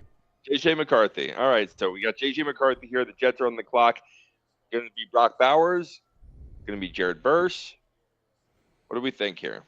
I mean, they still have Dallas Turner, Jared Verse, Latu. They got their choice of the edge rusher. They still have the number 2. Wow. The pick is in. That was quick. Well, of course, it was probably quick. They probably knew who they wanted and before they traded that pick away. Go Joe Douglas. So real quick, where do you rank J.J. McCarthy if he's the starter to start for the Vikings? If he's the starter as a fantasy? As a fantasy. You got Addison, Jefferson. Amongst rookies or overall? Overall, because you got Addison, Jefferson, Hawkinson, and Aaron Jones out the backfield. It's a hard one to pass up on. It's a hard one to pass up on.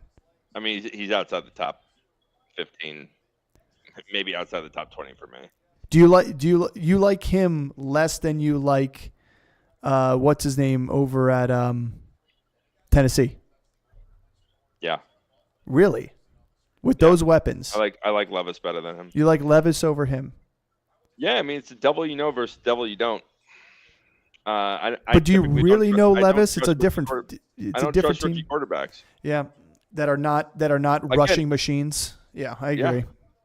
Yeah. I don't trust rookie quarterbacks. And what do we have? One rookie quarterback a year that's actually productive. And how many times are those rookie quarterbacks in the top 12? No matter what weapons are. I'm not, listen. I'm playing the host here. I'm bringing the tough questions up. Jimmy says, "Give me Levis." I mean, yeah, you can make that argument. Give me Levis. You can definitely make that argument. But you can agree that he's in a better position than Bryce Young was last year for sure. He was in a better position than C.J. Stroud last year in terms of the weapons around him. He comes in. I don't agree with you with C.J. Stroud. How could you not agree with me? Just look at the team on paper listen, here. It's looking at the team exactly. You're looking at the team on paper. You're not looking at the skills. Like Nico Collins, Tank Dell, like those guys were good. No one knew about them. Yeah, but Tank Dell was a rookie. So again, devil you know and devil you don't know. We know Justin Jefferson. We know Addison. We know Hawkinson. Hold on, he's a rookie quarterback. How many times do we see rookie wide receivers come in and instantly make a difference? This is not quarterback and wide receiver and running back are way different. Yeah, but look at all the rookie quarterbacks that come in and the weapons they have. They come in. They're coming in because their team is so bad during the season. So bad during the season. The only reason the Vikings were so bad last year and had a top 11 pick was because they lost their quarterback after week 8. Or in week 8. This team is ready to. And they had Justin Jefferson hurt the entire season. Yeah, they are ready to win. It's a different situation than any rookie quarterback comes into. Again, they're going to be behind in games. Is J.J. McCarthy the guy that's going to go in there and drive the field and win you games? Are they going to be that behind in games? Their defense is not bad.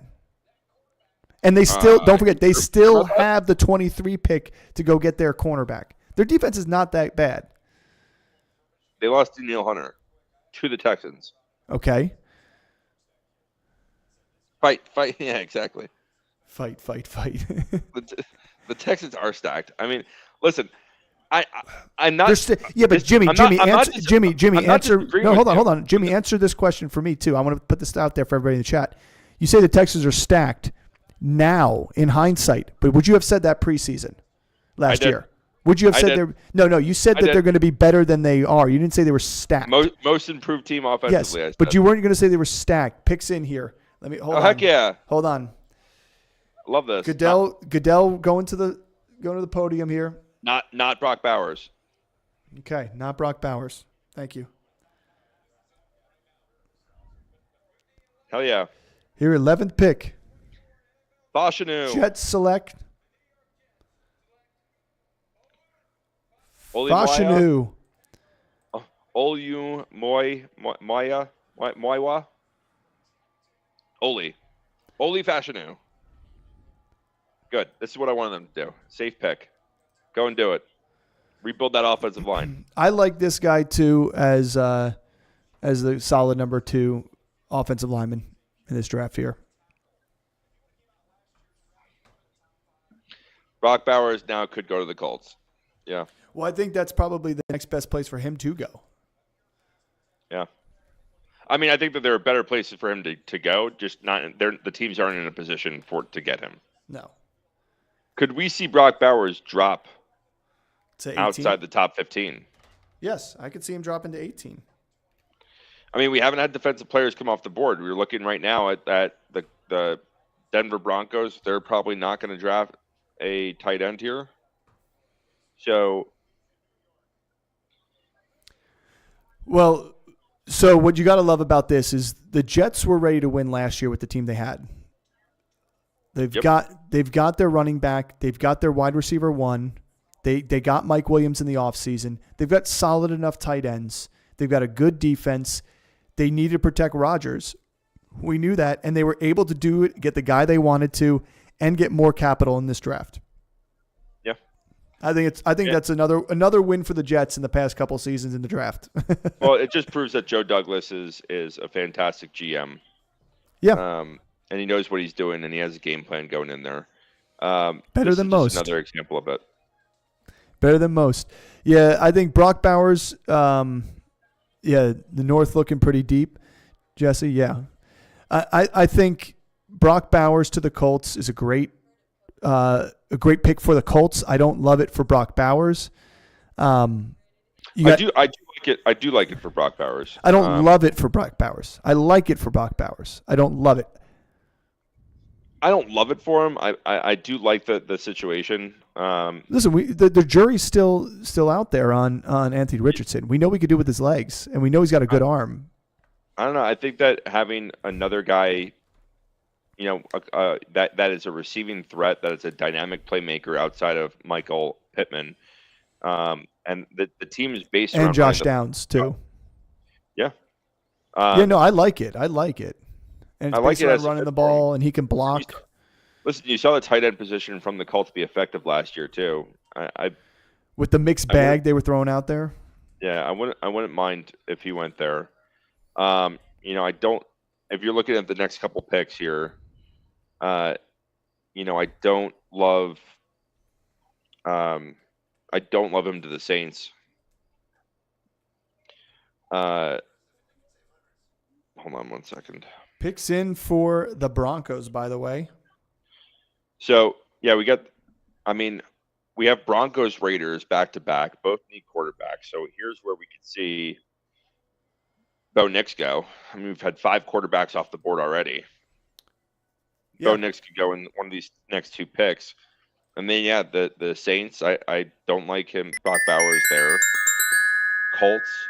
And here's a situation. We talked about it in the Brock Bowers episode. Where's a good situation for tight ends to go? I think the Bengals is the best situation for a tight end to go. You have the Seahawks at 16. Yeah, but again, are they going to go? Are they going to highlight one guy, or are they going to go by committee? If they go by committee, I don't love it. The Bengals, I love. I would have loved it because the Jets was another good place to go, for sure. So, and the amount of tight ends that went last year, like that's why Brock Bowers is also going to fall. I mean, we saw 2 go in the first round last year. Then we saw Musgrave go to the Packers, which I thought was a great place for, like, if Packers didn't get Musgrave last year, Brock Bowers to the Packers would have been huge. So I'm interested to see here what they got going on with the Broncos. Pick is in. Do they go with a quarterback? Do you want me to spoil it? Nope. Do you want me to spoil it? Nope. I want Do you want me to spoil it? I'm going to mute you. I'm literally going to mute you. Don't mute me. Yes. Don't do that. Don't threaten you're me. You're like the brother opening the gift of your sibling on Christmas Day. And then getting yelled at and be like, "What? He wasn't opening it. It had my name on it. Just remember, you're my co-host. I saw it first." Not my boss here. Don't threaten to mute me. Oh, I'm the producer. I'm the producer. I can threaten. Get out of you. my house. So I am your boss. Get out of my house. I can mute. I am the producer of this show. I'm your landlord. Producer. I'm the show's landlord. When this room's empty, when you get home, you'll know why. Okay.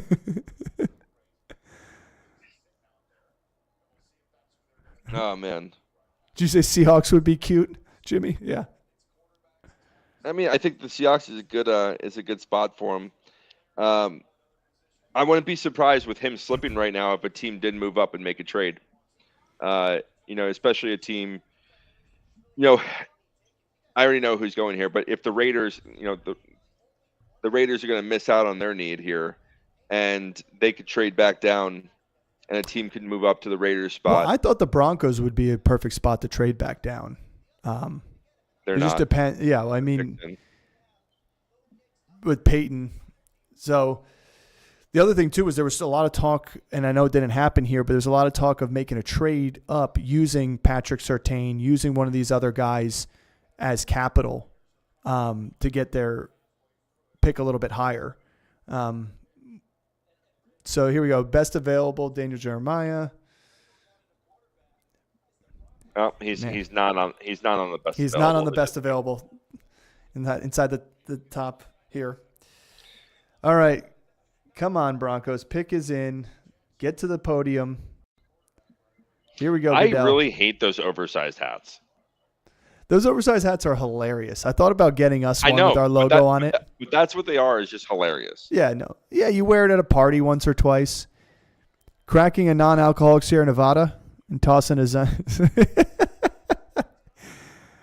Oh, man. Just pleasure to have you here. Yes. 12th pick in the NFL draft. The Broncos select Bo Nix. Bo Nix. We kind of knew that was going to happen. He was kind of the one team that was leaning that way. So all quarterbacks, top, 6 quarterbacks gone this round. Do we see now another team reach up and get Joe Milton? Do we see another team reach up and go and get, Jordan Travis? There are some moves to be made here. But I think now, Peppermint Zenners. Nick's got all the good stuff. Give me your thoughts on Bo Nix in terms of fantasy here, because he's going to be an immediate playmaker. Like he has to be. They have nobody there. I mean, they got Zach Wilson now. Oh, you're right. That's a good point. I mean, they just traded for Zach Wilson. I mean, they traded a 6th-round pick for him. So and they just made a top 12 pick here. So yeah, I mean, like you got to think that they're going to try and give him the keys to the car. So they move on from Jerry Jeudy. I mean, their wide receiver outside of Sutton. I mean, Sutton is really the only Marvin big Marvin Mims is. I would call him big, but they have him. Yeah, I mean the Javonte Williams in the backfield.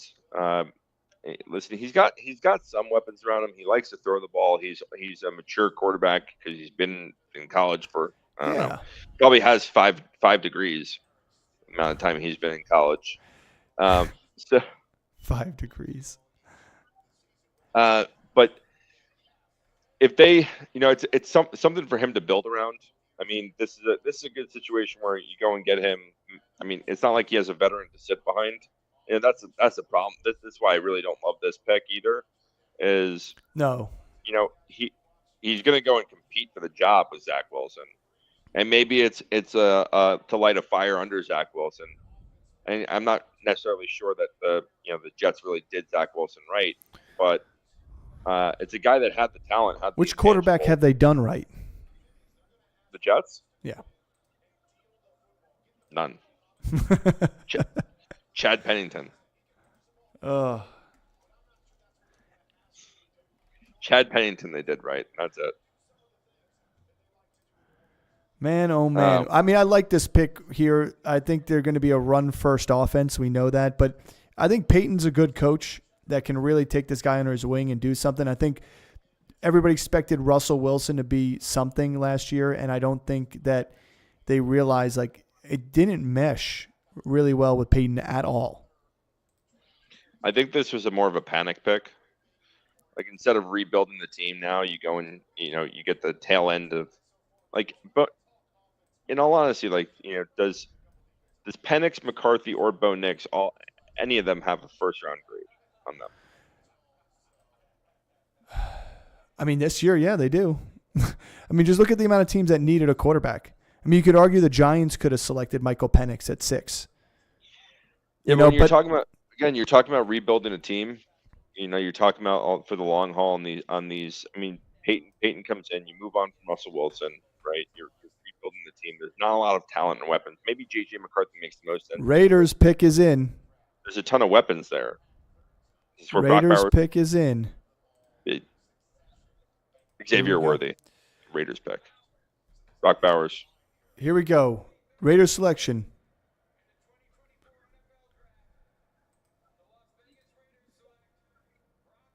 Brock Bowers. I hate this. Wow. I was not expecting him to go to the Raiders. I hate this for the Raiders so much. He doesn't look happy that he's going to the Raiders. Oh, nor goodness. Anyone in the room. Is he going to pull an Eli? I don't want to play here. I'm just like... Guys, I haven't been arrested. I don't have DUIs. I haven't murdered anyone. Why am I a Raider here? Yeah. I don't get it. I don't like this pick at all. I mean, who's going to throw him the ball? Gardner Minshew. I mean, he could be a target hog for Gardner Minshew. I mean, he definitely really... But, like, again, are you going over Devontae? No. Over Jacoby? Yeah, he could. I mean, maybe they lost Hunter Renfrow, right? So maybe he replaces that kind of like intermediate slot. Like, listen, I like Brock Bowers. I think he's clearly the top tight end of this year's draft. Then why get Michael Mayer right after what's his face last year? It's like you have Mayer. Mayer, I think is a really talented tight end too, as a blocker as well, a big blocking tight end. Yes. I mean, this allows them to go into a two tight end, 2 wide receiver set. It does, but again, was it? I mean, what is it? What's his face? Michael Fabiano should shut the fuck up. What is it? I'm trying to think here. I'm drawing a blank. Oh, Zamir White at running back. Like, they're not set up for a big running game either. I mean, I like Zamir White there. I do too, but again, Zamir White is not. I think Zamir White has RB2 top end RB2 talent from a fantasy perspective. On a fantasy perspective, yeah. Fantasy, I like him. Fantasy, I like him. I think we could see the kind of season Rachaad White had last year out of Zamir White this year. Yeah, not a bad. I mean, he had a great end of the season there. Yeah, Nick, it's sad to see a waste of Brock's talent. I don't know if they're going to waste Brock's talent. You don't take a tight end at 13 to waste his talent. This obviously hurts Mayer. I think it hurts Jacoby Myers. I think it only helps Devontae Adams.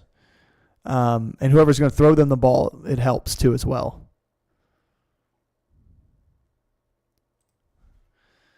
We got Saints on the clock, right? At 14. Here's where I think things start to get really interesting. I think that we can start seeing some of these next step. I mean, we haven't had a defensive player go in the draft yet. No. It's wild. So we got Saints though coming up, right? At 14. I mean, they've got some needs. On defense, they've got some needs on offensive line. It can't be a wide receiver. For the Saints, it could be. It can't be. But it can't be. It could be. Brian Thomas Jr.'s out there. I don't know. There hasn't been an edge rusher off the board. Yeah, no, I agree. But maybe people are spooked by these edge rushers. Maybe we're talking about these edge rushers like there's something, and they're not the premier guys that we're used to seeing. I mean, when you look at some of the stats for some of these guys, they aren't premier stats.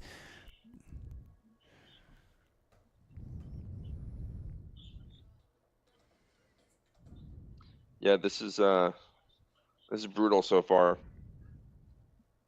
Yeah, Falcons did waste a 4 on a tight end. He's been in purgatory without a quarterback. That's kind of there's a difference between Bowers and Pitts, in my opinion. They're two different type of receiving tight ends.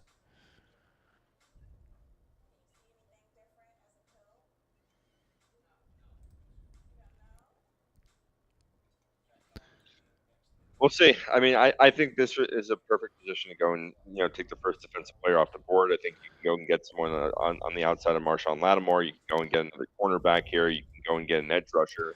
Oh, there's a lot that they can do that's really going to improve this team.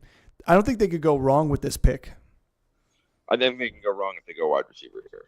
I don't think that's something that they could go wrong. I don't think they could go wrong with a wide receiver here. But I do agree. I think at this point, the number one thing you want to see, you got Indy, Seattle, Jacksonville, Cincinnati.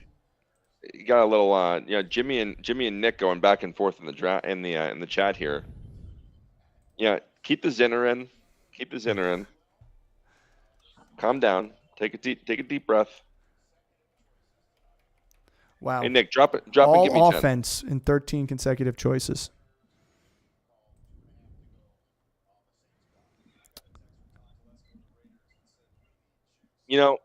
This is what I really hate the ads and commercial breaks in the NFL draft. I know. And I also hate that it's a 10-minute much. clock. I mean, this is kind of where teams are, might take some time having to decide what they want to do because of the amount of offensive picks that were taken. Yeah, and you have multiple guys going ahead that don't have first-round grades on them or have lower first-round grades on them that are going up ahead of them. And so you have players that are falling that should have been top 10 picks. I mean, look at the defensive players in the last 2 or 3 years that have gone the top 10 that have been immediate impacts on their team. Are you saying that Jared Verse isn't that? Yeah, but look at also some of the edge rushers that have gone that high up that have not made that immediate impact. I mean, you could argue that picks in, by the way, for the Saints. I mean, Nick, there's a lot of explosive players still left in the draft. I mean, you have a lot of talent at the receiver position. And we talked about it in the pre-draft rankings. You have running backs that are gonna go and slip because I don't think the class and the position gets highly drafted. It's not like you had Bijan and Jahmyr Gibbs last year. So I think you have Jonathan Brooks that can be really explosive. There are guys out there, the Lad McConkeys, the Adonai Mitchells, Brian Thomas Jr. Like those guys are still on the board here. And we're at pick 15. A lot of these guys we thought were going to be gone earlier than that. I thought Denver could easily went and made that selection there. Denver could have went and gotten one of these receivers. I think that's a good fit for them. They needed someone on the outside of on the upper. I mean, Saints are clapping like they like their pick here. I mean, that's fine. I mean, they gotta love their pick because they're probably going to get a defensive player here, the first defensive player off the board, who should have been a top 10 player and fell to them because Michael Penix got picked in the 8th pick and Bo Nix got picked too. Yeah. Yeah, I like Leggett. You see Leggett posted up there, speaking of Leggett, before this pick comes in, he posted that he's been talking to Carolina, and Carolina has told him if he's there at the 33 pick, they are taking him. I don't know if that's cannon fodder because he doesn't want to play in Carolina and he's trying to get somebody to try and jump and get him at the end of the first round.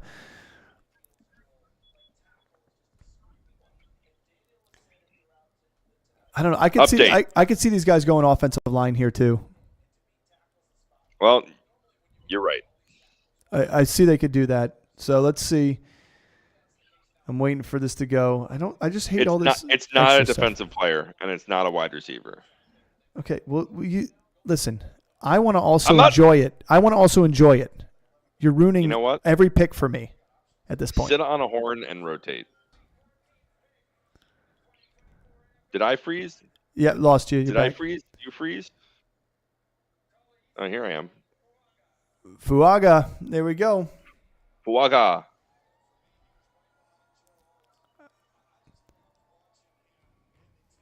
I like that. I like it. I like the pick.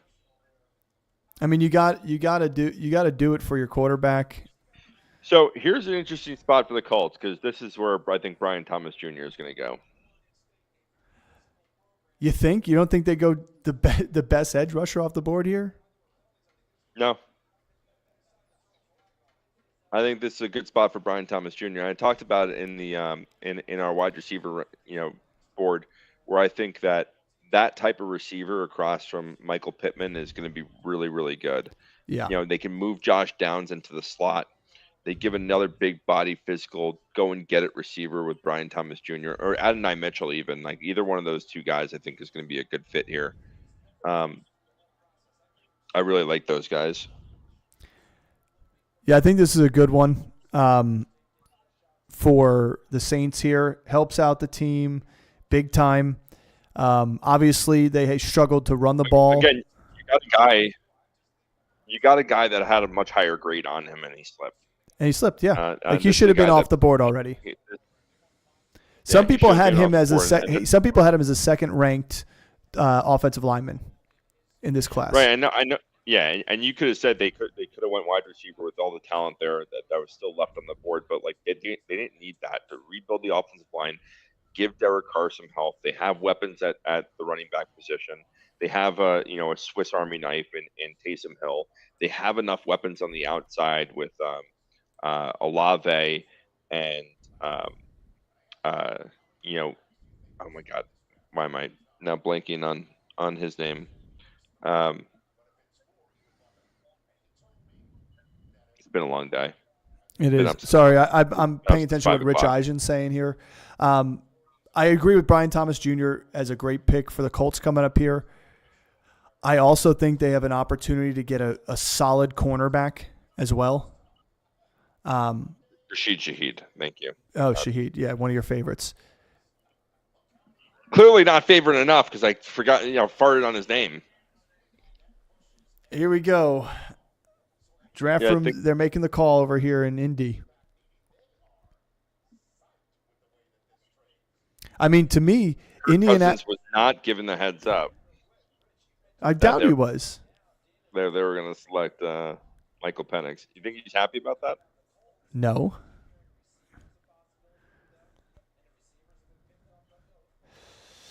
Man, I can't believe that Penix pick. That's still blowing my mind. It's the only one that's like out of the left field to me.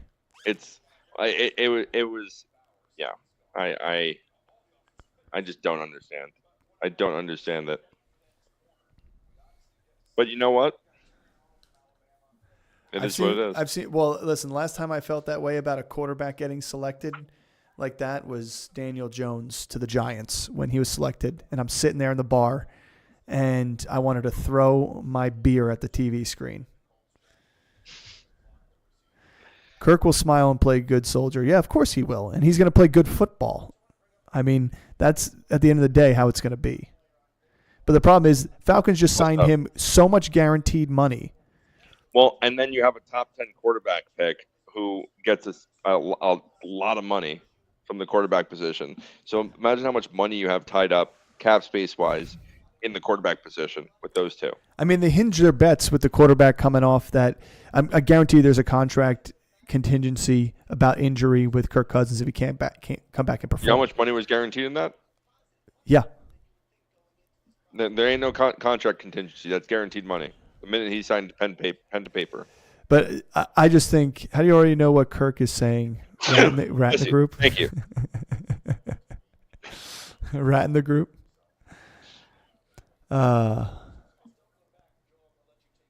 2 minutes left on the clock for Indy. Let's talk about Indy real quick. You get the extension here from Michael Pittman.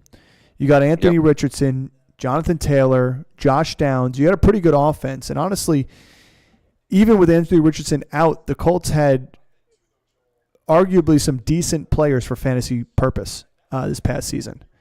I think Anthony Richardson being back makes it. And if they are able to give themselves a piece like Brian Thomas Jr. here, I think it opens up this offense to be somebody to talk about in terms of when you're drafting. Yeah, I mean, I agree. Like, I think that they have offensive pieces here and they have fantasy relevant pieces here. I think that, if I'm the Colts here, you're looking for best available and best value. Is wide receiver really a position that you need? No. I mean, I think that there's enough value in a wide receiver later on. This is where I start to think that a lot of these receivers are going to slip, is because the wide receiver class is really deep this year. So our team's really there's only going to be a couple edge rushers right now. There's only going to be a couple more top offensive tackles and guards. There's only going to be a couple more corners that are going to be really relevant coming in right now and making a difference on your team. You can go and get, with having Michael Pittman there, you can go and get one of these second or third day receivers. Yeah. And be perfectly fine having them develop. You can get multiple of those guys. If you go and get an edge rusher here and solidify the rest of your team, they're going to need help at corner. They're going to need help at edge. So I think that so I think that that's where they're going to go. And it looks as if that's the way it's going. Yeah, I mean, I think you got to go for it with the way it slipped. I don't think anybody expected the Colts to be sitting here with their pick of the litter on the defensive side of the ball.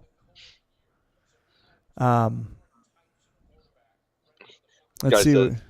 This guy says with the 15th pick in the NFL draft, the Indianapolis Colts select Caitlyn Jenner. And then another one after that, Caitlin Clark. Caitlin Clark, there you go. All right, Goodell, walking to the podium. All right, the pick's in. Yep. Oh my goodness. Why is Roger Goodell the slowest guy to walk ever? All right, Colts pick is in with the 15th pick in the first round. They pick Mahi Mahi.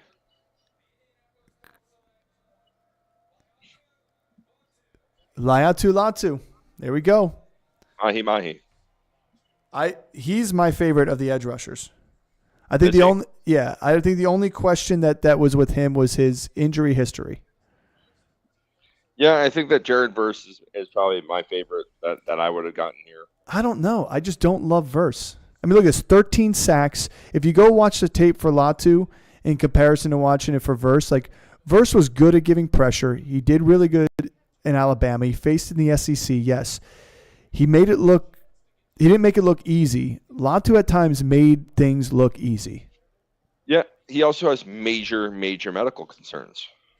And this isn't a torn ACL he's recovering from. No, I agree. But, I mean, to go out there, I don't know, 6'5", 250, 13 sacks, as you see up on the board here, guys. I think he's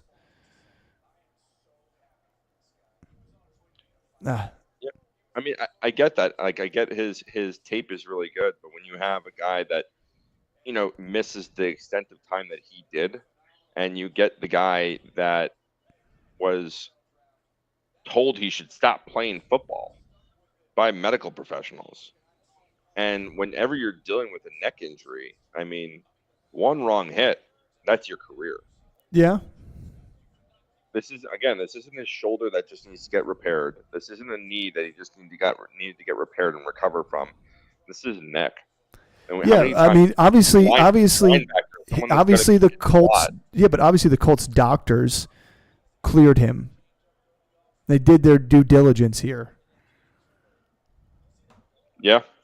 You're not taking a 15th pick on a guy like that. I think he's I just think it's a risky pick. Yeah, he's talented and he's tremendously talented, but I think it's a risky pick. Yeah, I think any of these picks could be risky for any numerous reasons, but I do agree on that. His career could be shortened because of it, for sure. But I think you get a better player in Latu than you get in. All right, Seahawks. Do you think in Dallas Turner? What'd you say? Seahawks. Seahawks. Brian Thomas Jr. here. I mean, if he's not going here, he's going to Jacksonville next. Yeah, well, I think Jacksonville is the one team that's going to go. That's going to get him. And then Cincinnati after that. I think Jacksonville gets him. I think Seahawks go with a defensive player. I think they get a cornerback here. I think we see the first cornerback off the board. With the Seahawks? I wouldn't be surprised if the Eagles try and trade up to this spot to grab the cornerback. To get Quinion Mitchell, because I know the Eagles really want that cornerback spot. But the way it's looking, they can still get any number of those Alabama, Kool-Aid, any of those Alabama cornerbacks there. I mean, Quinion Mitchell, the Dallas Turner's still on the board. Yeah, but I just think the cornerback position for the Seahawks. Byron Murphy. Now you realize the Seahawks now got to face Marvin Harrison Jr. They already got to face Kupp, and they got to face Puka Nacua. I mean, this is where you get a rusher. You get after the quarterback. You could. I don't think you go wrong whether you get Byron Murphy, you get Jared Verse, Dallas Turner, or one of the top two corners here. I mean, so the Eagles are totally going to select Amarius Mims because he's from Georgia. He's from Georgia. They'll just go get Ladd McConkey. They're not going to get Ladd McConkey.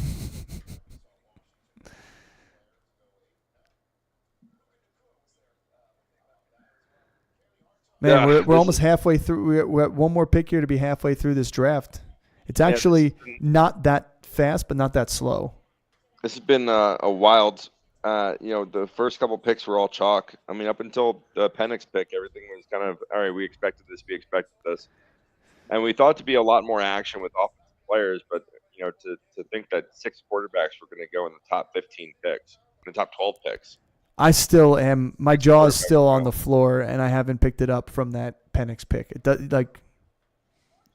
I'm so confused, and I don't know if I don't think Chandler and Toby are in here. My two coworkers who we were talking earlier, that we joked that the Giants and the Falcons will find a way to make a ridiculous pick and screw it up, and the Giants did not, thank God, but the Falcons arguably did.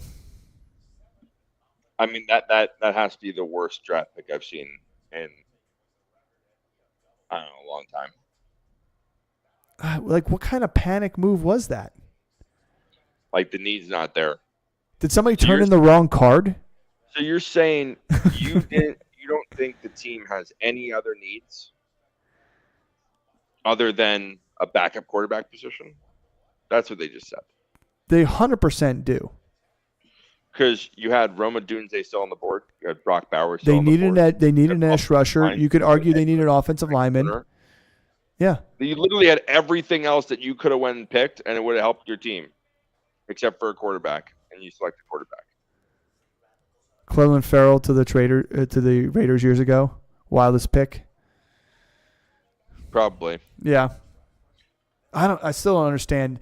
The only reason why I think this is wilder, Jimmy, is the fact that you just gave a quarterback a 3-year, $120 million contract.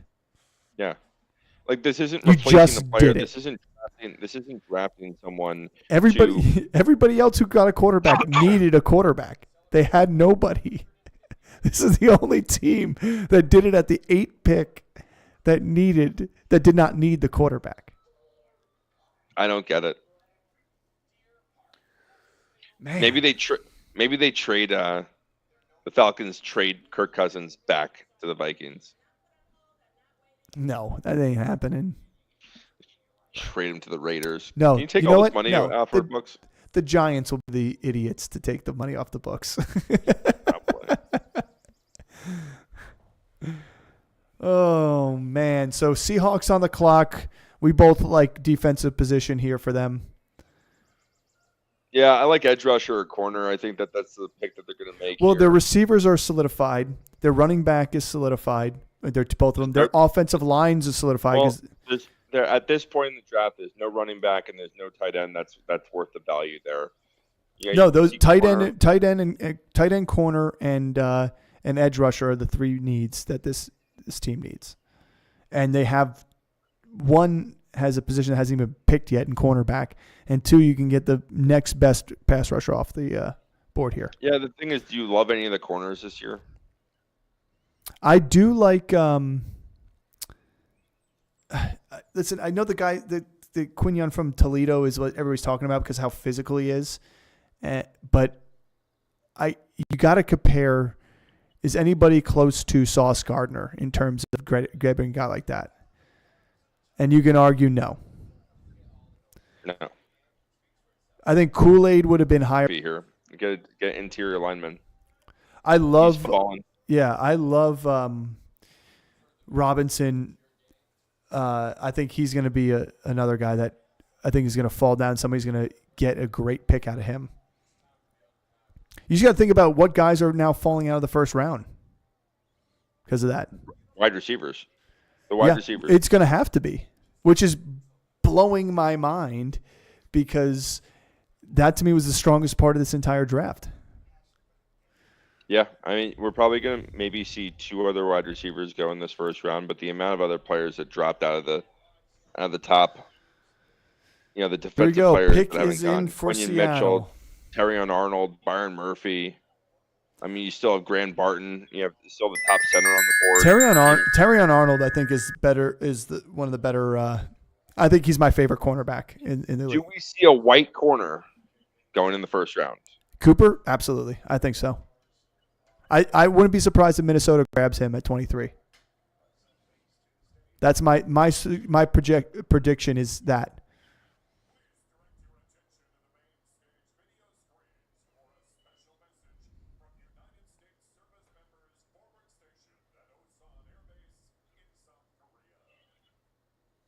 Here we go. I'm saluting the military. I know. I'm watching them right now. The message from them. That guy's got a great stash.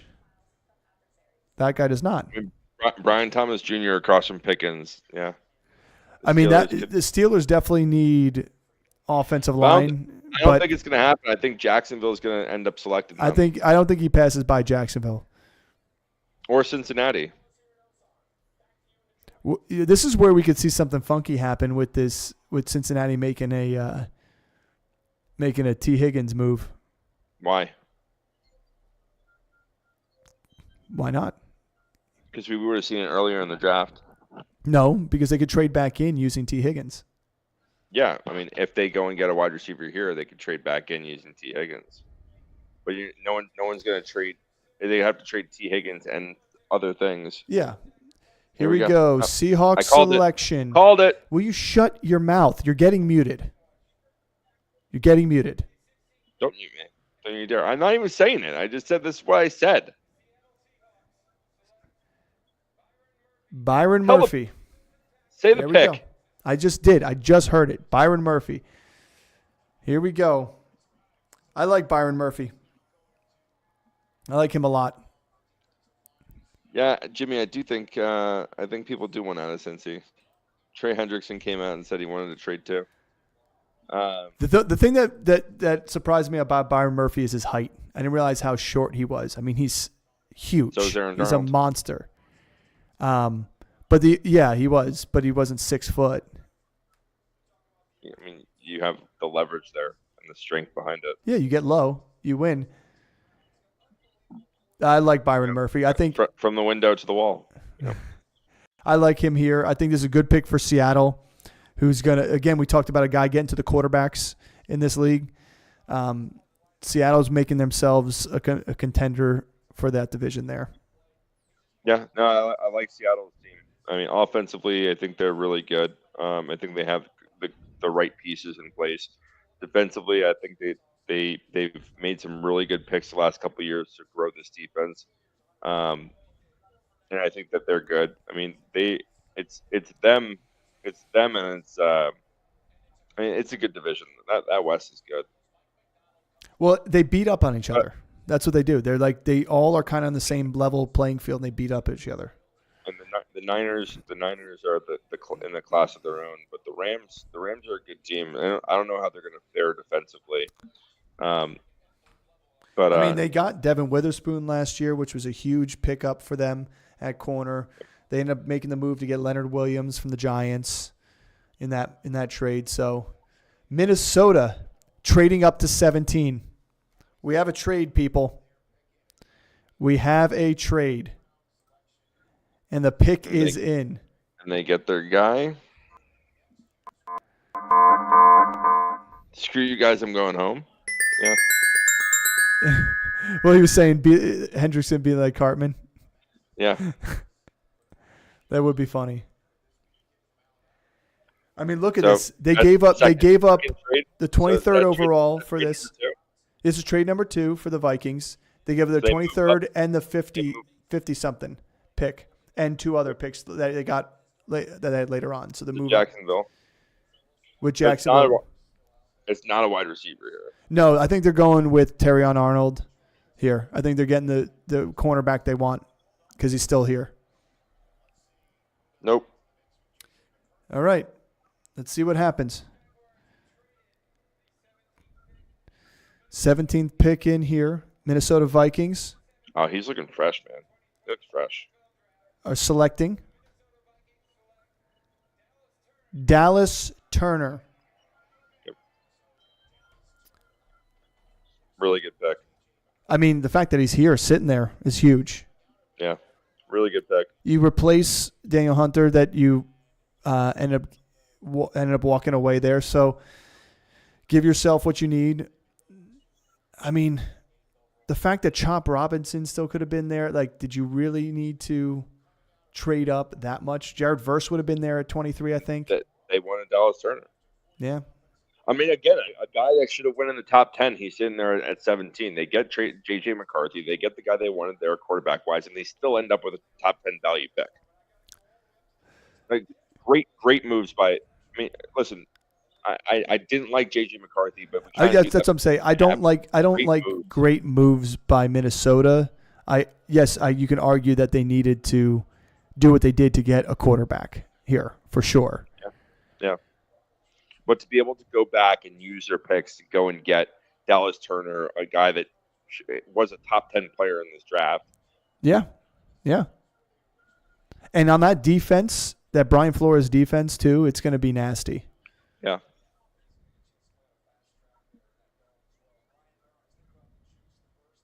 He looks fresh in that green, though. I'm excited to they're showing old footage of him from 2 years. He's chasing down Cook.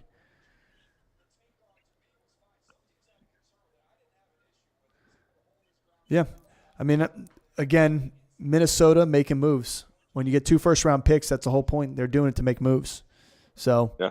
I think, as I told you, O'Connell's in a hot seat here, and that team's in a hot seat. Like, you missed the playoffs 3 out of the past 4 years. You got to make moves. So they get the 23rd pick. So they flop the first rounders, and they get a 3rd-round pick on top of that is what it looks like. Yep. So what do we got? Cincinnati on the clock now? Or Jaguars on the clock? Nope, Cincinnati. Oh, yeah, they switched with Jaguars. So Cincinnati's on the clock.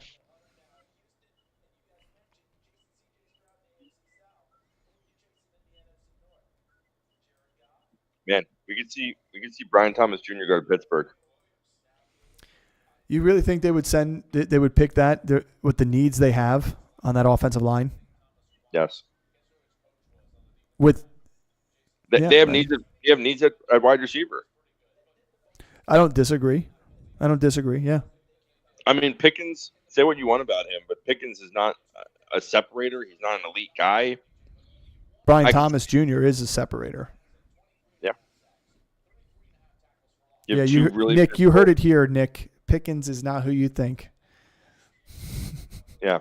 He's physical, and he's good at a 50-50 ball. Or maybe if you kept Rachaad White last year, you wouldn't be in this predicament. Yeah, that green suit's pretty sharp. Green and gold. Pretty sharp. Interesting choice for a guy who went to Alabama to wear green and gold. That wasn't going to get picked by the Packers either. I mean, I think he's just I know. sharp. I like these hats a lot with that colored shadow. Yeah, I like it. I like it a lot. I was too busy earlier when Neighbors got picked to see what the Giants one looked like, but I don't like the Giants logo anyway. Yeah. I like the old one with the word Giants, not the NY. Yeah, and the Jets, if it was a Jet logo, I would have liked it more. I'm excited, though, too. Let's take a second to talk about the uniforms that we're going to see this year. The fact that they allowed for an alternate helmet now, alternate helmet color. Yeah. I do like the unis. What do you think Cincinnati does here? Cincinnati, I mean, like this is a perfect position to go get a cornerback here. Oh, absolutely. You go and get the top guys on the board. Jared Verse again. You can go and get him. You can go and supplement those guys. I mean, if the plan is to not move away from T. Higgins, and you go into the season knowing, and I don't really think that they need to get a wide receiver. I think Andre Isavash is going to step into a number 2 role, even if T. Higgins doesn't stay there. They have some quality receivers on the outside. Outside of Jamar Chase. Running back, I mean, we're not going to make a move for running back in the first round, so it's got to be either the offensive line and continue to rebuild that, which they could. They could go and get the center from Duke. They can go and get the guard from Washington. There are some guys on the offensive side, on the offensive line that they can go and get, but I think this is going to be a defensive. I think we've started to see some defensive guys come off the board. Quinyon Mitchell or Terrion Arnold right here, I think. Yeah. I think corner is going to come off the board here.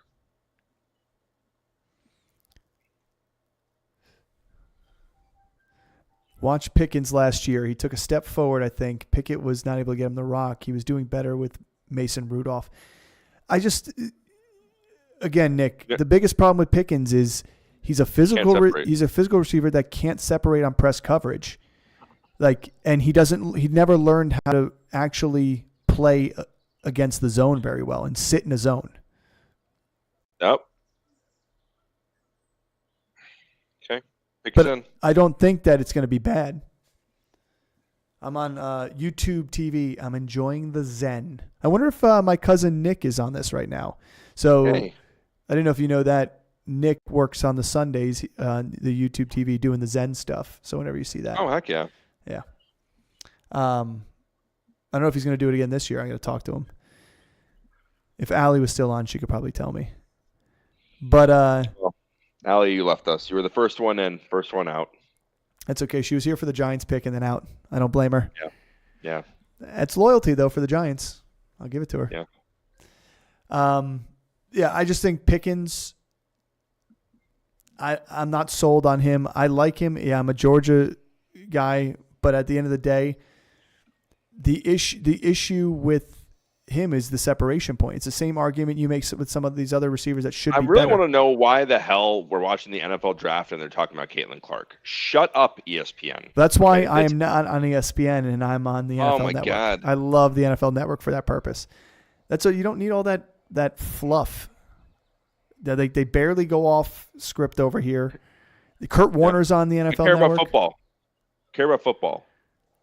So pick is in.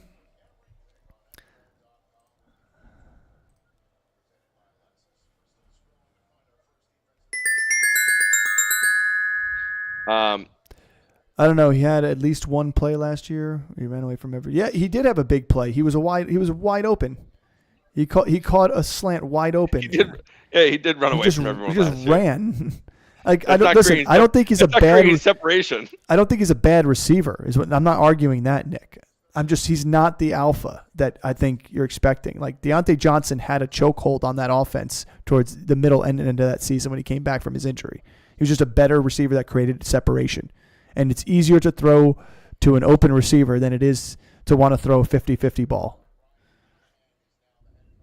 or a back shoulder fade, especially from with So Pickett and Rudolph. the pick has been in for 5 minutes, and they Yes. haven't announced it. This is what I really hate, because you have the commercials, so you need to go back and you need to like go and talk to them, like talk about the players and talk about screw the commercials, give me the picks. All right, be 10 minutes on the dot. Irv Smith Jr. is still at the Bengals. He's not hurt. He's probably hurt, but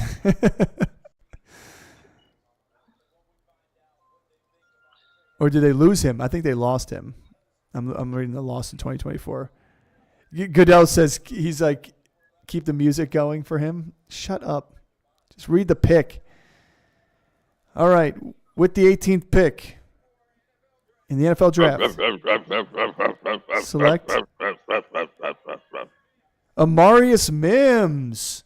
That's a huge Rebuild the pickup. offensive line. It's a good pick. You got to protect your investment. Yep. I like Good it. pick. It's what they should have done. It's a great pick. Like, listen, we talked about it where it's either going to be defense or offensive line. There are some guys out there.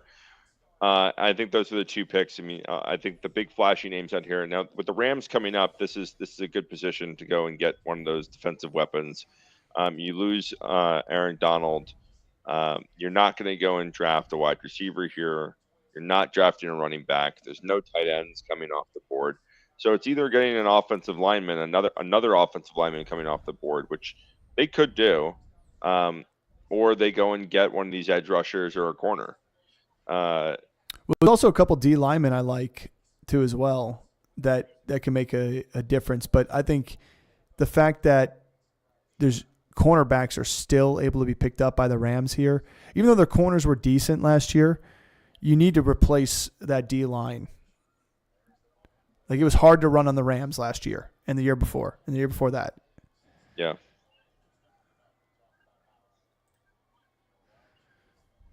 Yeah, I mean, listen, they're going to need help on the defensive side of the football, but you have an offensive line that is going to continue to rebuild. You have weapons on that offensive side, and Stafford's not getting any younger. So, do you value competing and protecting him against good defenses in the division, or do you go and get on the defensive side to try to slow some of these teams down? That. This is the first round pick that the Rams have had in a very long time. Yeah. Who did they pick here? And then we got Pittsburgh, Miami, Philly, then Jacksonville's finally back up. Yep. Well, I think Pittsburgh is and Miami could be some runs on receiver here. I think Eagles are getting the cornerback that they want because I know Miami's going to losing. Eagles are getting a quarterback. I don't know if it's the one that they want, but they are getting a cornerback, and I could see that. Well, I think Terrion Arnold or Quinion are the ones they want. So unless the Rams go with the cornerback here, I don't see Pittsburgh doing it. I don't see Miami doing it either. I see Miami going with D lineman. You want to talk talking something really interesting is that Miami is here, picking in 2 picks. Yeah. Right? Their team is built around speed. Yeah. Xavier Worthy. I mean, it would be wild. I mean, but that track speed all across the field. Yeah, I hate that for Waddle. But look at what Waddle was hurt last year a lot. They needed someone else. They needed someone else, and they still need someone else outside of those two guys at a receiver. Yeah. And you gotta love Tua with that. But I feel like they can. Don't you feel like they can get somebody in the second round? I mean, if they're looking for track speed now, I think they need somebody on the D line. I mean, they do. They need because you lost. Yeah, they lost Wilkins. You got to replace him somehow. I mean, it's hard to replace a guy like that, but you got to do something. Yeah, but I mean, I can see the Rams here. They're on the clock right now. They got 1:30 before the pick. It has to be in, and I just think that this is going to be either an offensive lineman or and pick is in, or an edge rusher, corner. Defensive side or offensive line. Let's see what Bob is pushing over here. What's Bob pushing? Team. What are you pushing here? How many names before Pickens? What do you mean, how many names?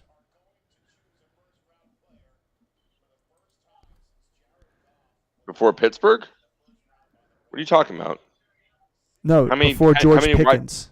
Like how many many names wide? before George Pickens? How many wide receivers are we taking over Pickens? A lot, Nick. By the way, Nick, thank you for hanging out with us here. Hey, Jimmy, thank you for hanging out as well. 30 players.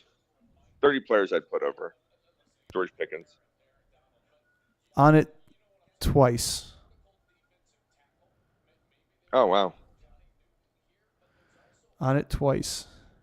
Chris, no. What? Don't spoil anything. What does he mean by on it twice, by the way?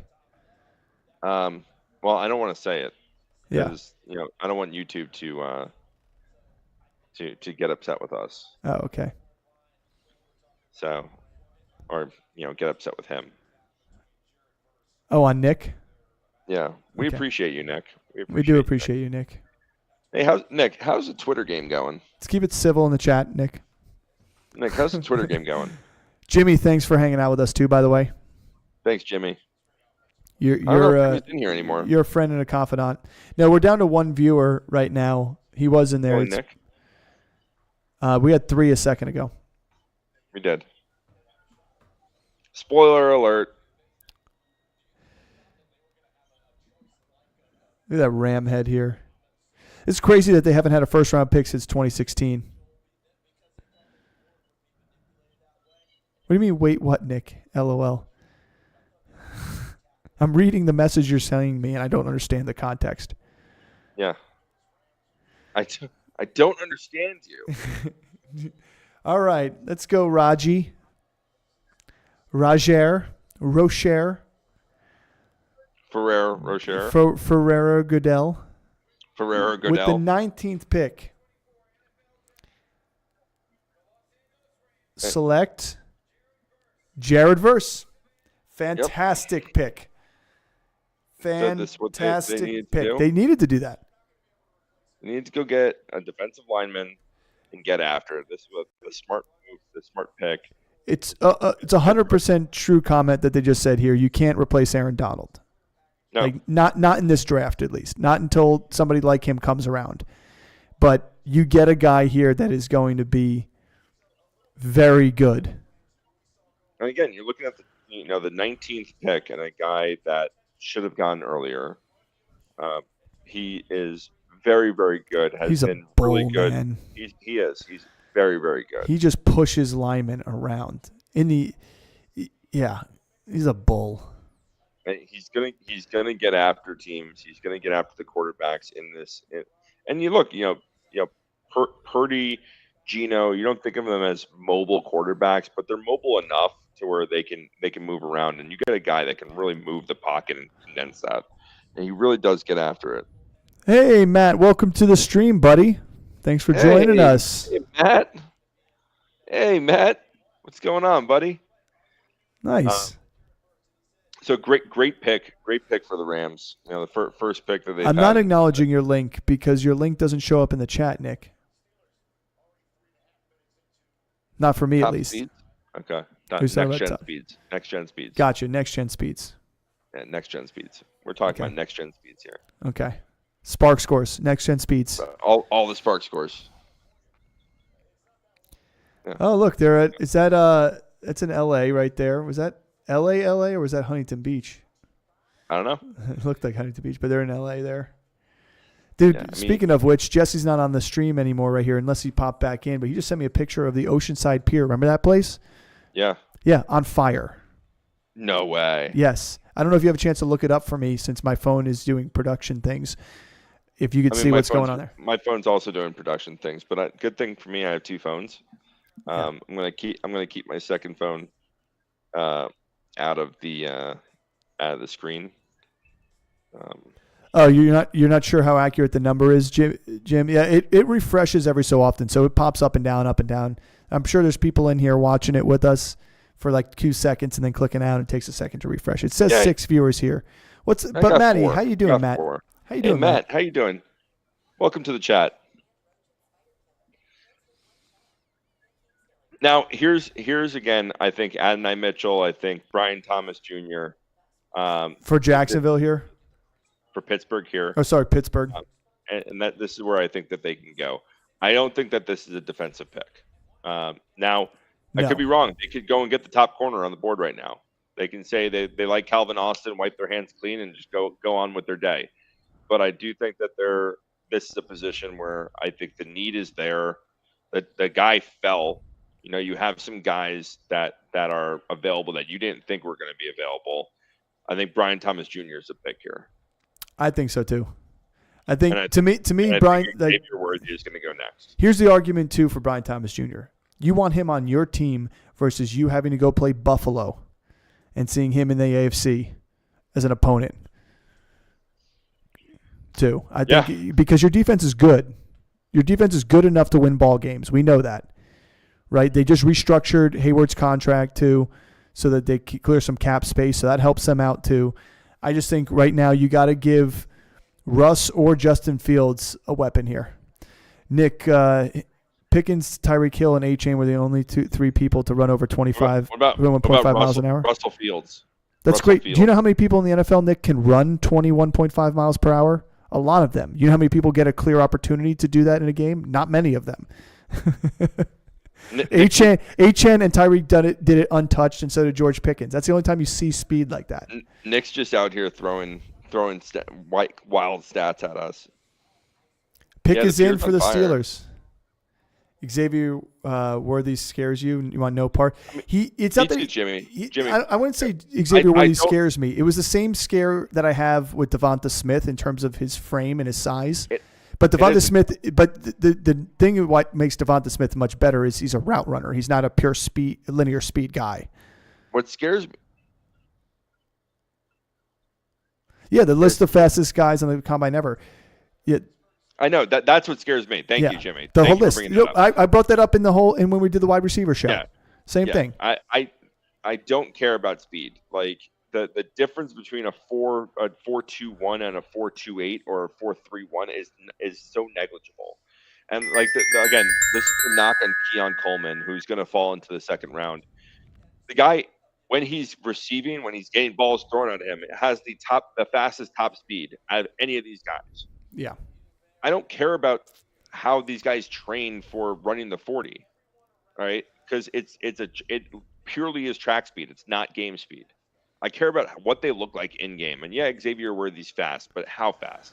How much faster is he than the other guys that are in the NFL? Is he that much more elite, or are his skills that much better at contested catches, route running ability? And the truth of the matter is they're not. Go and watch the game tape on him. Well, Brian Thomas Jr. and Neighbors both ran 4.34, 4.33 40s. That's 0.1 seconds difference in the grand scheme of things. But what those guys can do is much better. I can say that he doesn't separate with speed like that, and I can say that blanketly. You know how I can say that? Because look at all the other. Because look at all the other guys that ran the fastest 40 times. When they got into the NFL against actual cornerbacks, not college quarterbacks, they got absolutely destroyed. Go and watch John Ross in the NFL. Watch his 1 minute highlight tape of all of his NFL plays.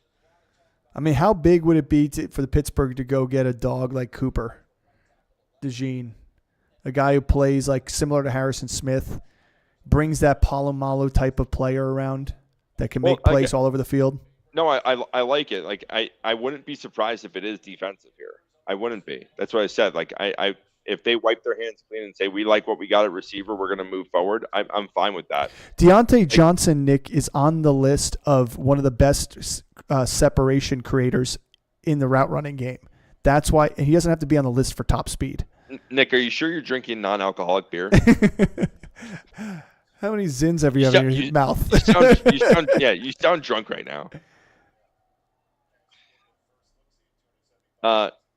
Yeah, I mean, like the Pittsburgh is known for going defensive players, and they're known for taking defensive players even when they don't need to.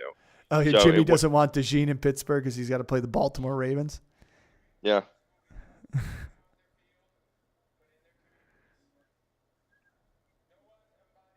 What are we talking?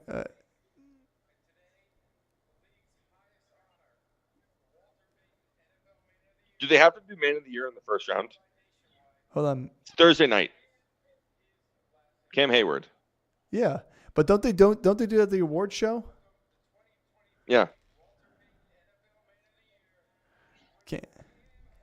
I like Cam Hayward. I think he's great. Okay. Pickens All right. Pickens is a beta, Nick. All right. Well, Pickens is still the alpha there. Chris, give me a second. I'm just telling you who it's not. That doesn't matter. It's still, you don't have to be the first word in.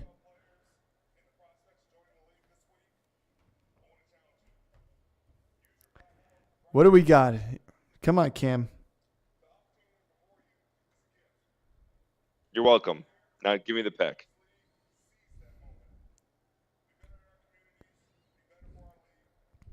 Okay.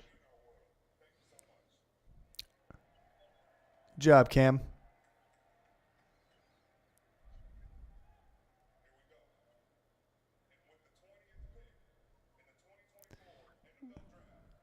Steelers select Can you say it? Troy Fautanu. Fautanu.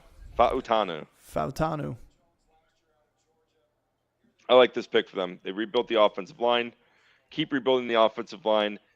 They're going to a running game here with Najee and Jalen Warren. You know. Yeah, as they should. It needs to be a ground and pound game here. This is a good pick again. They're going to find themselves with a receiver in the second round. Yeah, exactly. I was just going to say that exactly, and you know that's. But I think this guy has the ability to play guard and tackle if you want him to. He's very good. Yeah, I mean, I think they're going to stick him at guard. Is what they're going to do. But he could play center as well if he really had to. I think he could play them all. But I mean, he's great in terms of protection for those quarterbacks there. Yeah, give him time to get the ball to Pickens. There you go. Nick, calm down. Calm down a little bit over there. You know who was the D-back? I'm drawing a blank here. I was trying to think of it the other day. Who was the D-back from Notre Dame? He didn't really truly pan out in the NFL, but he was the punt returner and was their big D-back. And it reminded me of Cooper DeJean. Do you remember who I'm talking about? Started with a Z. Did you remind you of Cooper DeJean because he's white? No, I don't think he was fully white anyway. But I just know the way he played the game, because DeJean can run back, like Jimmy just said, 100 balls for touchdowns. Like he's good at returning once he gets the ball in his hands. What's his name though? Starts with a Z. The last Hawaiian has fallen. The last Samoan has fallen, Nick. Miami on the clock here. Then Philly, Jacksonville, Dallas, Green Bay.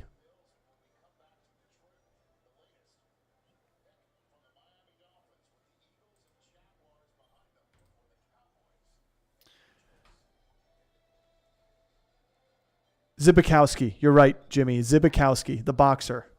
That guy was a menace in the D-back. Tom Zikowski? Tom Zikorsky? Tom Zabrowski, our old teammate? No, Zibikowski was legit back there, and he was the same way. A ball got into his hands, and he was taking it for a 6.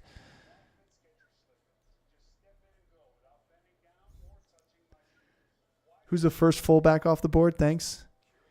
Oof. There's not many in this class that are worth picking. I want the fullback to come back in the game. Nick, go to sleep, Nick. Go to sleep, Nick.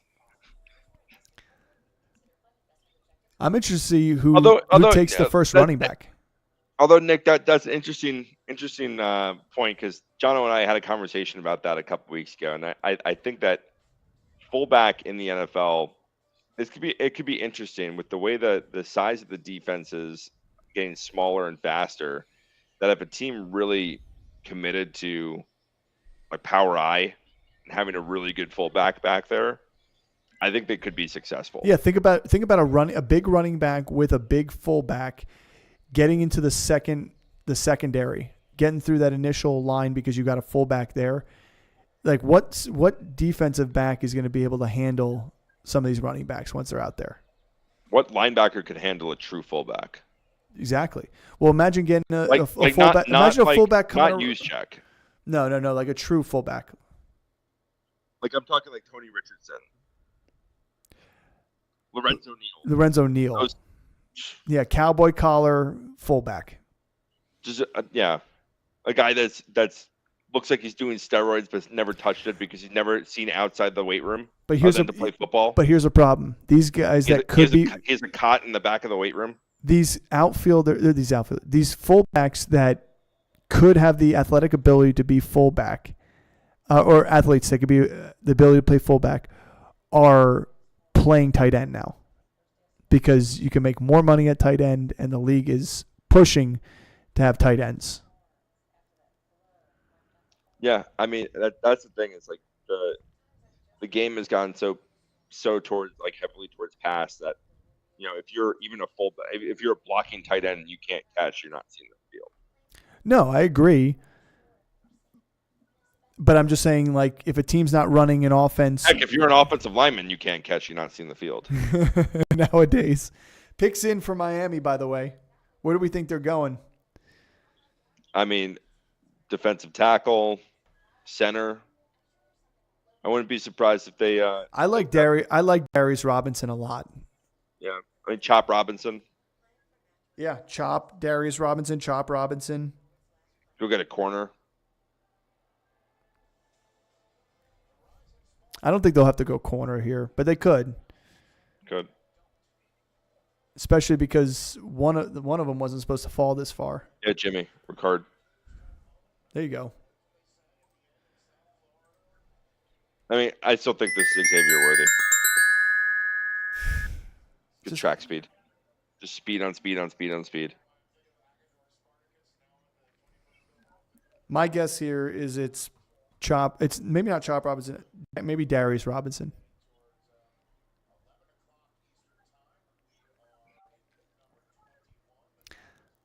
I don't know. I maybe Chop Robinson. I'd say I could say Chop Robinson. Slap hands. Or Robinson. Slap hands. I think Chop Robinson's better prospect.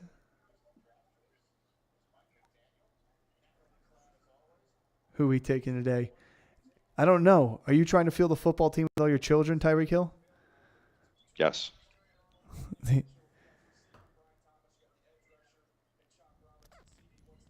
Waddle, 1,000 yards in each of his 3 career seasons. Is that correct?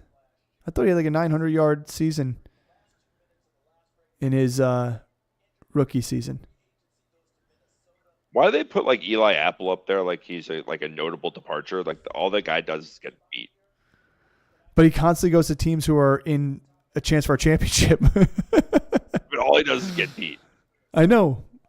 They're like, we need a warm body. Can you come to our team? Man, if I wasn't such a diehard Giants fan, I'd be a Dolphins fan purely because it's the mix of Kaylee's favorite color and my favorite color. Then we could wear the gear. All right. Dolphins. Select. Chop Robinson. Yep. Chop Robinson. Great pick.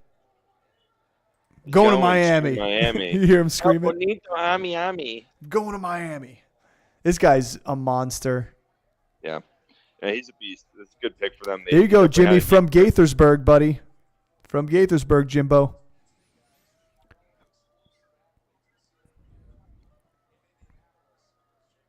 Yeah, we knew that they had to go D-line here.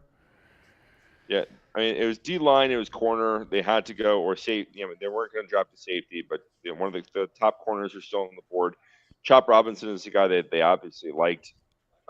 He fell to them. They needed to replace him. They need to get some kind of pass rush there. Losing Christian Wilkins is a huge, huge loss for them. Mm-hmm. And Vegas is scary now because they have him. I mean, Vegas needed that. Yeah, didn't know that? Yeah, Gaithersburg. It's huge. I find it interesting, Gaithersburg and University of Maryland let him go all the way up to Penn State.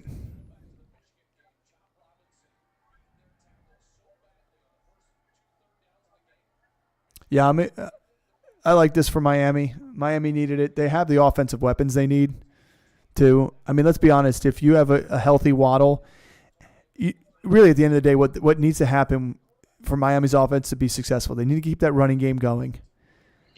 And then again, and number two, well, but in number two, they need to not do the same thing they did last year and try and hyper funnel to Tyreek Hill to try and break a record, like it seemed like they were trying to do all season. Yeah, I mean, I think what they need to do. I mean, this is. I think they need to keep doing what they're doing because I'm a Jets fan and I hope they crumble in the second half of the season again. But spoken like a true Jets fan. Yep, I'm bitter till the end, bitter till the very end. Rely on other people to fail for you to succeed. I'm here. I'm here for it. You gotta step on the dead body somewhere. Eagles on the clock, by the way. Here they did just get an extension for AJ Brown, if I remember seeing it earlier in the day. Here's where the corner is coming off the board. Oh, 100%. But with Miami, I think we talked about it in kind of our pre, the pre-draft rookie incoming class. They can still go and get in round 2. They can go and get a wide receiver. In the later rounds, there's still some tight ends that they can get offensive weapons to piece around Waddle and Tyreek Hill. I don't think it was an immediate need where they needed to go and get. I'm glad that they didn't go and get Xavier Worthy. From a Tua perspective, like another smaller bodied receiver is not something that they really, I think, absolutely needed. What would be great to see is what's his name, the tight end out of Texas, fall down to the Dolphins at some point. Well, that's why I said we talked about that in the tight end episode. Yeah, so I think that's a really good fit for him. Quinyon Mitchell, I think, is going to go here. Yeah, to the Eagles. There was talk about them trying to trade up for Quinyon Mitchell, and now they didn't have to, which is huge. So, by the way, we're still at 2 trades, and both by the Vikings. Yeah, and the over/under was 3. Yeah, 2 trades, both by the Vikings. Jimmy Quince Orchard. Oh, nice. That's pretty cool. Yeah, like I said, I saw Gaithersburg right away earlier when I was doing my research on the guy leading up to the draft here, and I figured I had to tell you that. Hey, again, this draft is brought to you by Body Armor.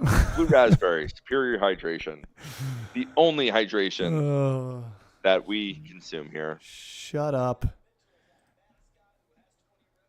Hey, guys, if you guys have been in here, don't forget, go ahead and like and subscribe. Hit that notification button. Yeah, if you're new to the channel, new to the show. If you're new to the channel, welcome. We appreciate it. Appreciate the views here. Really trying to build something nice here. This is our first draft together. Yeah, last year you were not. I was not able to. I will say, guys, too, moving forward, this episode will be dropped here with our reactions, so you can watch the magic happening that we have going on. But also, we are going to start doing some episodes to break down our thoughts and fantasy thoughts post-draft at the end of this weekend. So next week, Chris and I will find some time, or Chris, depending upon if I'm able to sneak away, we'll be dropping thoughts on some of these first round, second round, third round gems, some of our sleepers, some of our hot takes, some of our people who I think are going to be busts.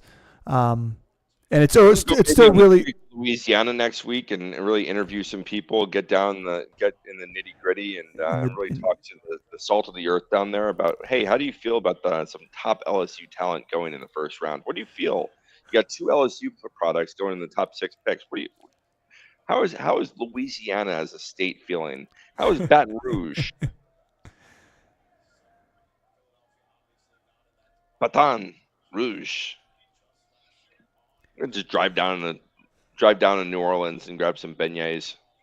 Man, if they ever do the draft in Atlanta, we're going. We're going live from Atlanta. Oh, yeah. Maybe no. Actually, I may not. Maybe do it from a hotel room that overlooks the draft. Well, what I'm gonna do is have a GoPro on my hat, a GoPro on my chest, and a GoPro on my crotch, and I'm gonna just walk around. All right, picks in for the Eagles. What do we got here? Tell us, I get Goodell. the really tall people at height. I get mid-level people at height, and then The children. smaller Yeah, people. smaller Why'd you people. have to go? Now we're immediately getting flagged. That is, Dude, you're the one that brings up a crotch camera. What do you need a crotch camera for? small people. Little people? Little people. NFL has gone global. Thank you, Goodell. Let me clarify. I ain't no kitty dealer. Good thing we're gonna cut that out. I am not Diddy. Come on, Goodell. Let's get on with the show. We're at the 22nd pick here. Don't call me no Ellen DeGeneres. All right. We don't need to keep pushing the joke. Hey Nick, go look up the Ellen DeGeneres conspiracy. You're still in here. Is that another one you guys have to do? No, I'm just telling him to look it up.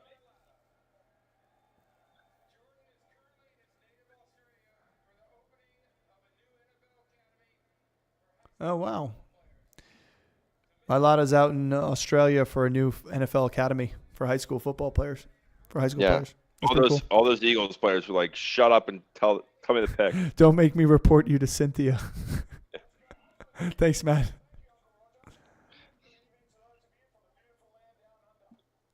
Quinyon Mitchell. 22nd pick. Quinyon. Again, wait for the pick to come. Hey, Matt, this is your pick. Are you so happy about this? He's the only one in his actual school photo that is not smiling. I don't know if you can see our actual feed, Chris, which is why I can. Okay. Yeah, you can see he is not smiling, and he's still not smiling on TV. No, the guy doesn't want to smile. That's okay. Dude, you're going to the one place you want to go to right now in the NFL. He doesn't care. He doesn't care.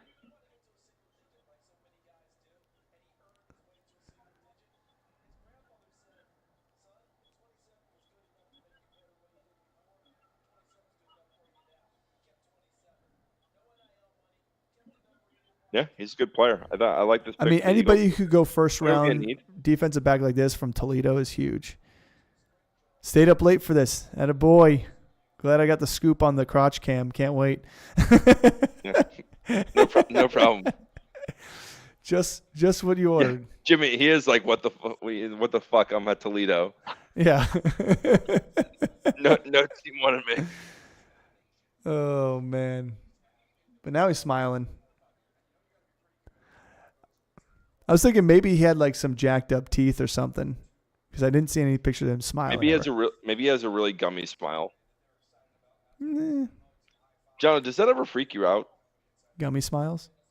Like when you meet someone in person, you're like, oh, hi, you look like a nice person, and then they smile and it's just like all gum or like 90% gum. Then you just go, oh. How do you react to that? You don't. You be polite and you say it later. Yeah, I don't know. That's not true. For you. That's not true. I don't think that's true. I mean, like there has to be some kind of reaction, like pupils dilate or something. Oh yeah. All right.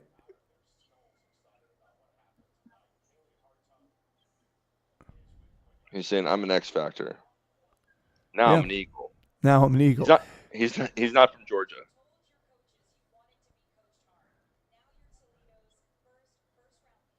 You think they trade him for all the Georgia players? Yeah, right. Nah, we actually don't need him. Give me Ladd McConkey and Brock Bowers, please. Who's on the clock now? The Jaguars are on the clock now. Yes. So this is where I think Terrion Mitchell can go. I think we might see another corner here. The Jaguars? Brian Thomas Jr.? I mean, we could see Brian Thomas Jr. They need a guy. Here. They need a guy.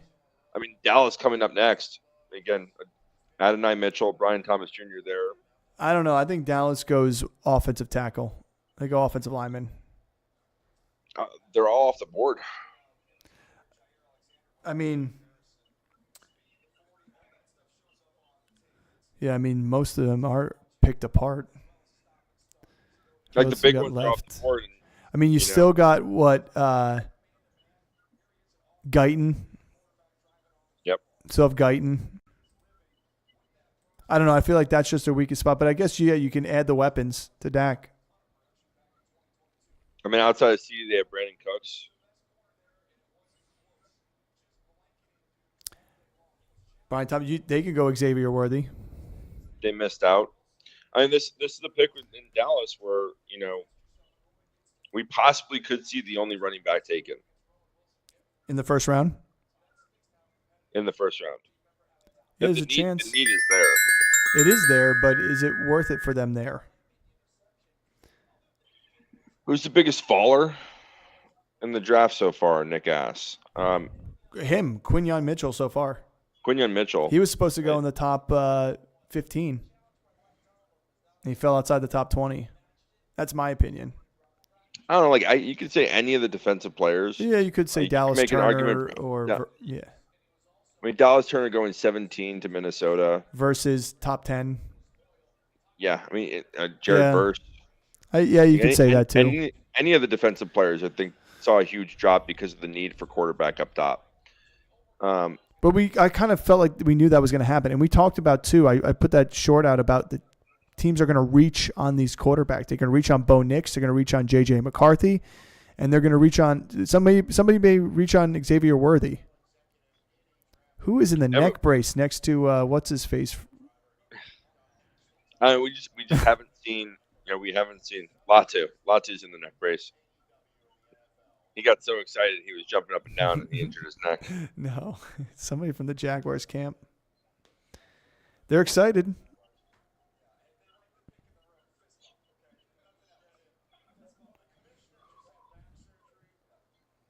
Oh, no wonder why. Commissioner had back surgery. That's why he's walking so slow. Jimmy, you said that earlier. I didn't pick up on that. Yep. All right. All right, here we go. Jaguars selection. First pick.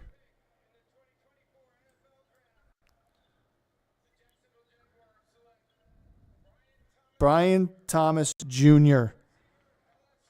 I love this pick. I love this pick for the Jaguars. I like it for Brian Thomas Jr.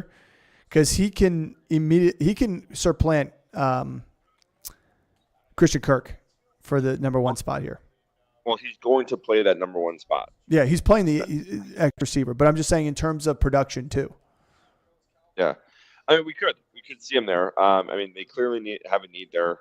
He could step in and really solidify himself as being the guy there. He led the college football in touchdowns last year.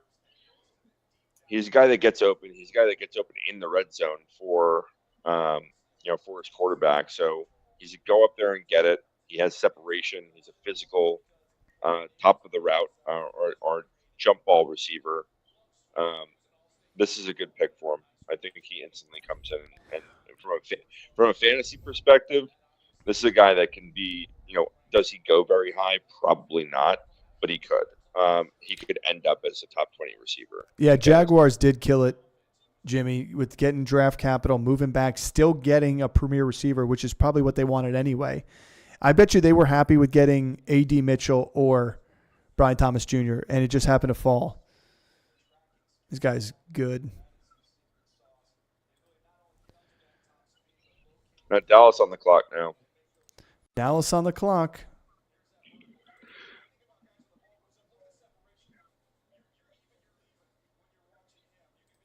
I mean, this is another need where they need linebacker help.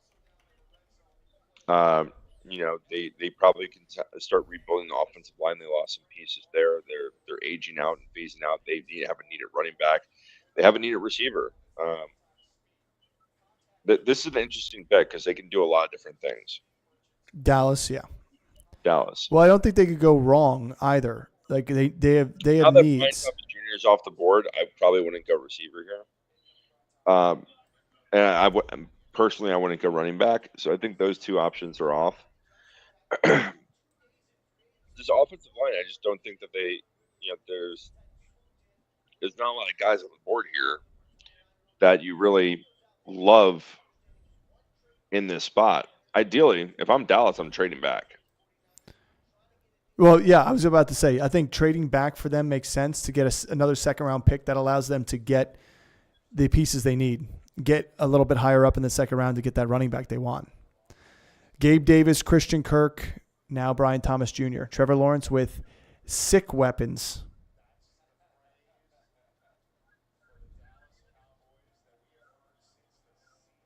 I mean, the way he's been playing this offseason, I wouldn't be surprised if he went and, I don't know, Jonathan Brooks. Brooks here.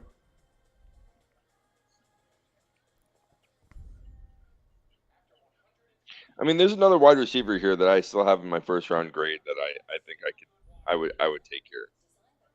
And his name's Adonai Mitchell. Yeah, I think A.D. Mitchell is worth. His name is not Adonai Mitchell. Huh? Oh, it's not Adonai Mitchell. You think Keon Coleman is a good first round pick here? It's not Keon. Leggett. It's not Leggett.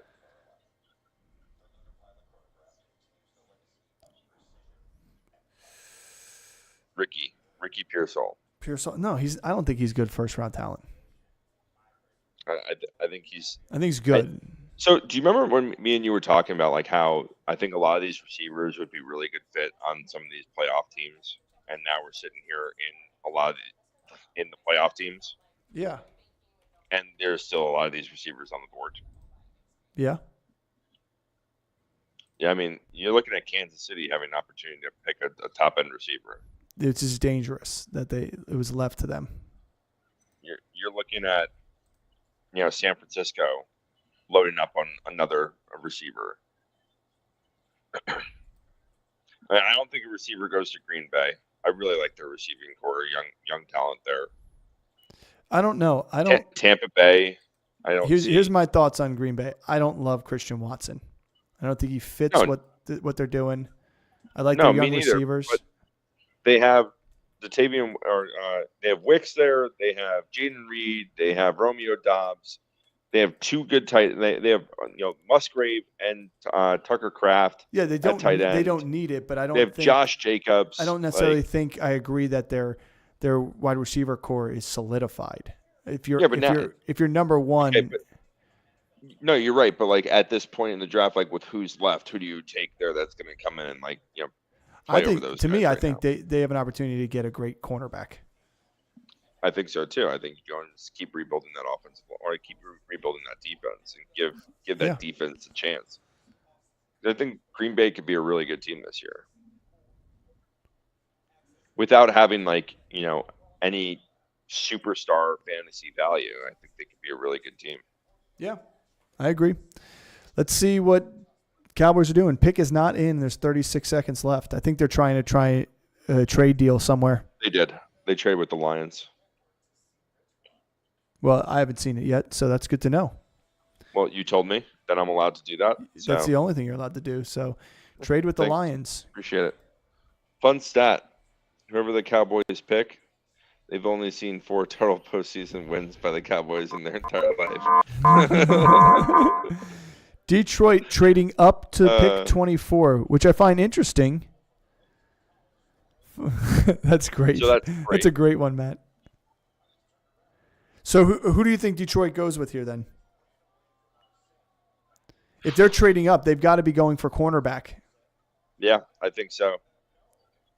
I think those are the guys that are on the board. I think you see Terrion Arnold go here. That's my guess. Defensive line? No, I think you see Terrion Arnold. I think cornerback. Yeah. Unless they want to go get a wide receiver to be next to corners. They're talking about corners. Unless they want to get a wide receiver too. They can talk about corners all they want.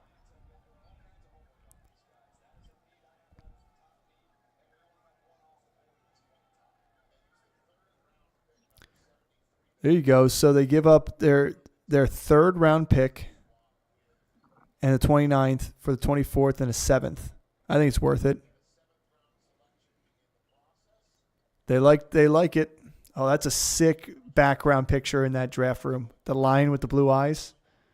We need a mural like that back here. Yeah. No, let's get it rolling. Anyone's got a cool design? Well, Anyone got a cool they lost Reynolds, right? Josh Reynolds. So they could, if they wanted to, go with a wide receiver here. I don't think it's going to be. I think they're going cornerback, but they could. They could to pair with Amon Ra. They don't need to with Laporta, Amon Ra, and two good running backs, but they could. But I think where they need to get better is at corner. We're about to find out. Detroit is a happy place right now. Cody Goffington. there's zoomed in on a jersey that says Cody Goffington.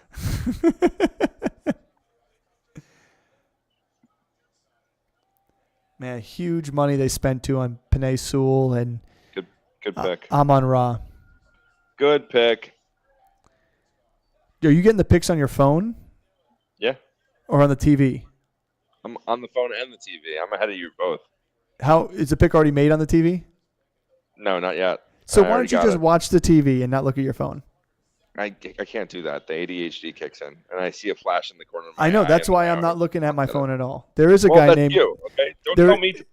Don't tell me how to live my life here. No, I'm telling you how to run a show with me. And there is a guy named Kool-Aid. There is a guy named Kool-Aid. Yeah.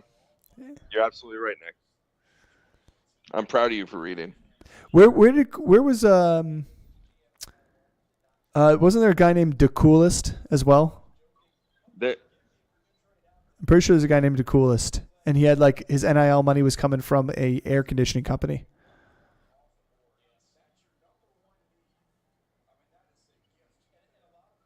Man. Yeah, Terrion Arnold is top of my book here. Imagine they get Cooper though. But Terrion Arnold is I think the best corner off the board here. Do you want to know who it is? No, I'm about to find out. Are you? Yeah. They're prolonging this. It said the pick is in for a while now. I know. Now, let me ask you. Does the timer reset? The coldest Crawford. There you go, Jimmy. The coldest Crawford, yeah. Yeah, and I think he switched places too, so his NIL money was no longer there. But he was getting $1 million from an HVAC company out where he was playing. I can't remember where it was.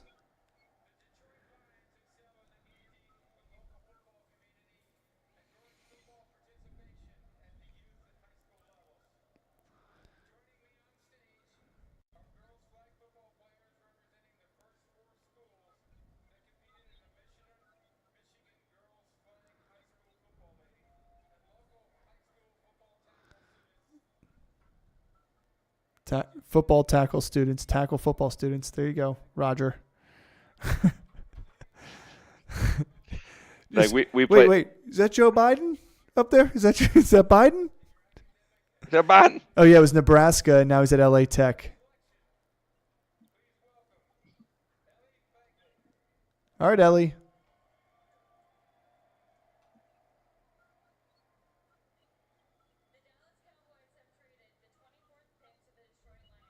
Don't screw it up. She didn't screw it up. He looks fly. I like that suit. Terrion Arnold. Yep. That's the best guy on the board. Yeah. Good pick. Yeah.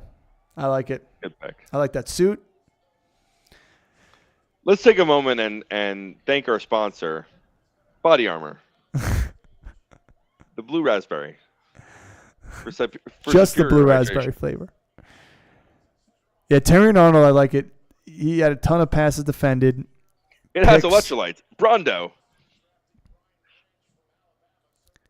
I find it interesting, too, that this guy wasn't the number one off the board, that Quinyon was ahead of him. I get Quinyon's game style is a little different. There's a lot of draft hype around Quinyon in the last 2-3 weeks that really boosted him up there. Yeah. And I think it's kind of like the Stingley versus Sauce Gardner debate. I think Sauce Sauce came, from Cincinnati, wasn't playing against the best competition there, and there was Yeah, a but lot of Cincinnati's still a little knock bit on better that. than Toledo. Yeah, But I agree. So, but Sauce Gardner's game style too, and Quignon's game style versus Terrion and Stingley's. I agree. I think it is kind of that comparison, and I don't think either team could go wrong. But the fact that they're getting him at the 24th pick in the draft right now, yeah, for sure. It's a great pick selection. yeah. Merry Christmas. Merry Christmas. Jimmy's How you doing? Workday is sponsored by coffee, and It's true. It sounds about right. And purposely together. My workday is sponsored by Adrenaline, Red Bull, and protein. My workday is sponsored by. And a bit of panic in there. Yeah, my workday is sponsored by not waking my children up before I leave the house.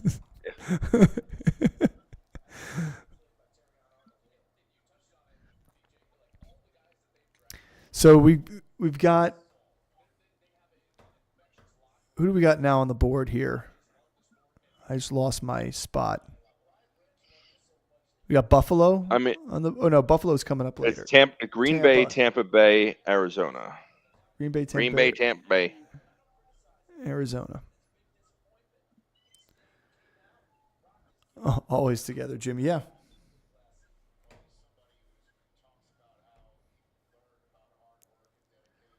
So again, this is a pick where I don't think that there's going to be a receiver going, and so it's going to be edge or offensive line.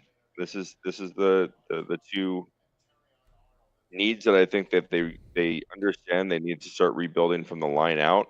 I don't hate the players on the back end and defensively for Green Bay. So even if they went edge rusher or interior defensive line, or go offensive line on here, that's where I think the pick needs to be. Sorry, I had to scratch my foot. So I exit left. I had to plug my phone in before earlier. You exit screen altogether, Chris.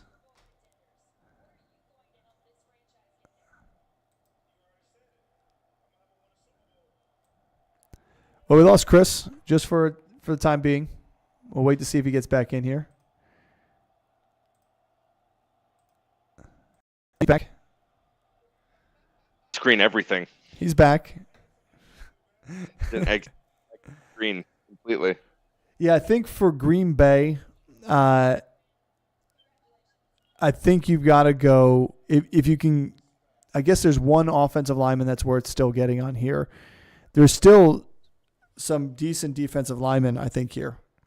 More tackles than edge rushers, but yeah, I think that's your option. I mean, if you really wanted to go with Kool-Aid, you could. Everybody likes Kool-Aid. Everybody does. I don't like Kool-Aid, especially not the fruit punch flavor. But I think that's an option too. You got to think Tampa Bay is trying to go for a defensive lineman as well. So if Green Bay has a chance to snag one ahead of them, see what Arizona does. Imagine Arizona goes ahead. They get Marvin Harrison Jr. and then they get A.D. Mitchell or Xavier Worthy. Did I not say that when we talked about it like earlier? Like this was early on in the draft, in like the rookie the pre-draft. I said if they get Marvin Harrison, they can still go back and get another receiver. Yeah. And if they can end up with 2 first-round receivers here, whew. Yeah, I know. Yep.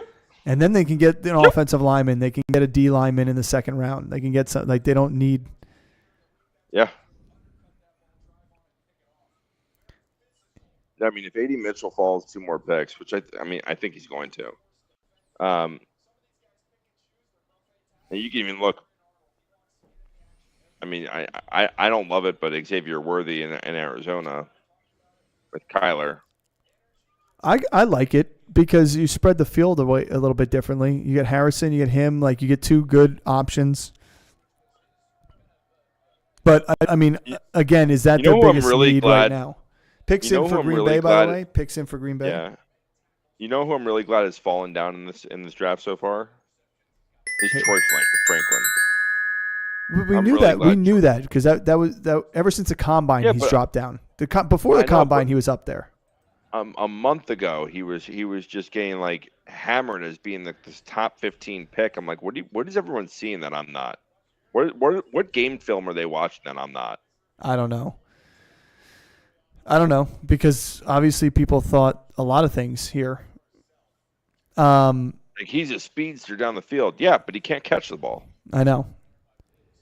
Jimmy Kool-Aid. In 20 years, you haven't had fruit punch Kool-Aid, but it's dude. Fruit punch Kool-Aid used to make me sick. The red dye in that used to make me sick. That's why I don't. Same like with driving in the same with driving in the back of car. Which if you've ever had Jono as a passenger in your car and he just makes up the excuse that he just gets sick in the front seat, it's BS. I'm gonna cut He you just off doesn't- there because the pick is in, and number 2, it's true. It's not BS. All right, Green Bay. What do we got coming on here?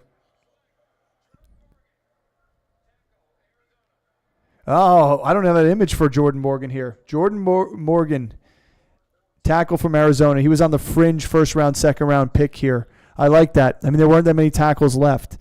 6'5", 311 out of Arizona. Green Bay protects their quarterback here. Yep, I like this pick. Yeah, protects the quarterback, gives them a good blocker in the run game with Jacobs now over there. I like the pick for them too. I like that pick. I mean, that lines up Tampa Bay to get a defensive player that they want. It's not. Pick's already in. Pick's already in. I'm sure it was. It took 9 years for that pick to get announced. I know. It's just getting ridiculous. This is the worst because it's like the end of the draft. And now they're like already behind, so they need to like catch up and like we need our 5 minutes to talk about these players. Like, well, yeah, you should have been cut to the Taco Bell commercial. I know. All right. Also, Standard Picks in Fantasy Football for the Bucks. brought to you by Taco Bell, the instant diarrhea. And now we go to commercial. Picks in, we go to commercial. Love it. Well, let's talk about Tampa Bay then. And then Well, no, kinda let's what talk their about needs are. Green Bay first since the pick was in. They get an offensive We lineman. talked about Green we Bay. didn't talk that in full depth. Josh Jacobs being there, I love. Like he's somebody who I'm willing to go draft a little bit higher than I was drafting him last year from the Raiders because I like that offense and the way it moves much better than the Raiders offense. Is he going to be the bell cow there? Yes. Is he going to get 350 carries? Maybe not. But I think he's still going to be a fantastic fantasy option there, especially with no A.J. Dillon. And then on top of that, I do like the young receivers. I do not like Christian Watson, and I really hope that they change their game plan when Watson's in the game, that it's not let's get the ball to Watson, because that ruined a lot of games for Green Bay last year. Yeah, I mean, I think so too. I think that it is going to change. I think the team worked better last year as a play action team, and I think now Josh Jacobs, it makes him a better play action team. Play action team. And I think now they have the pieces around that where they don't have to filter the ball through Watson as much, and they don't really have to try to force the ball to him. They got a plethora of young talent at the receiver position. Too good. Dobbs, Reed, two guys that are like Dobbs is a touchdown machine, and Reed is just always open, open. Yep, and a gadget player too. They like to run the ball with him. I actually think, to me, if I'm drafting an offensive player after Jacobs from Green Bay, it's probably Reed. Yeah, I mean that's how I would draft it. I said it a couple minutes ago. I think it's a tough situation to kind of evaluate because I don't think that they're going to be such a consistent offense, and I don't think that there's a premier player outside Josh Jacobs that you really need to go and draft. And for me, I'm going to let the Romeo Dobbs, I'm going to let the Christian Watsons go ahead, just like I did last year. Let someone else take them on and have their 2 blow up weeks a year. I'd rather have the Jaden Reeds in the 10th and 11th round. And well, I think that's where you'll see Dobbs drop instead of Reed. I think Reed rises up based on his performances last year. I do. I think Reed jumps up a little bit more, but I can't see Reed getting taken in the 7th or the 6th or 7th round. I could see him in the 7th round going. Absolutely. As a wide receiver 2. On a team that goes running back heavy.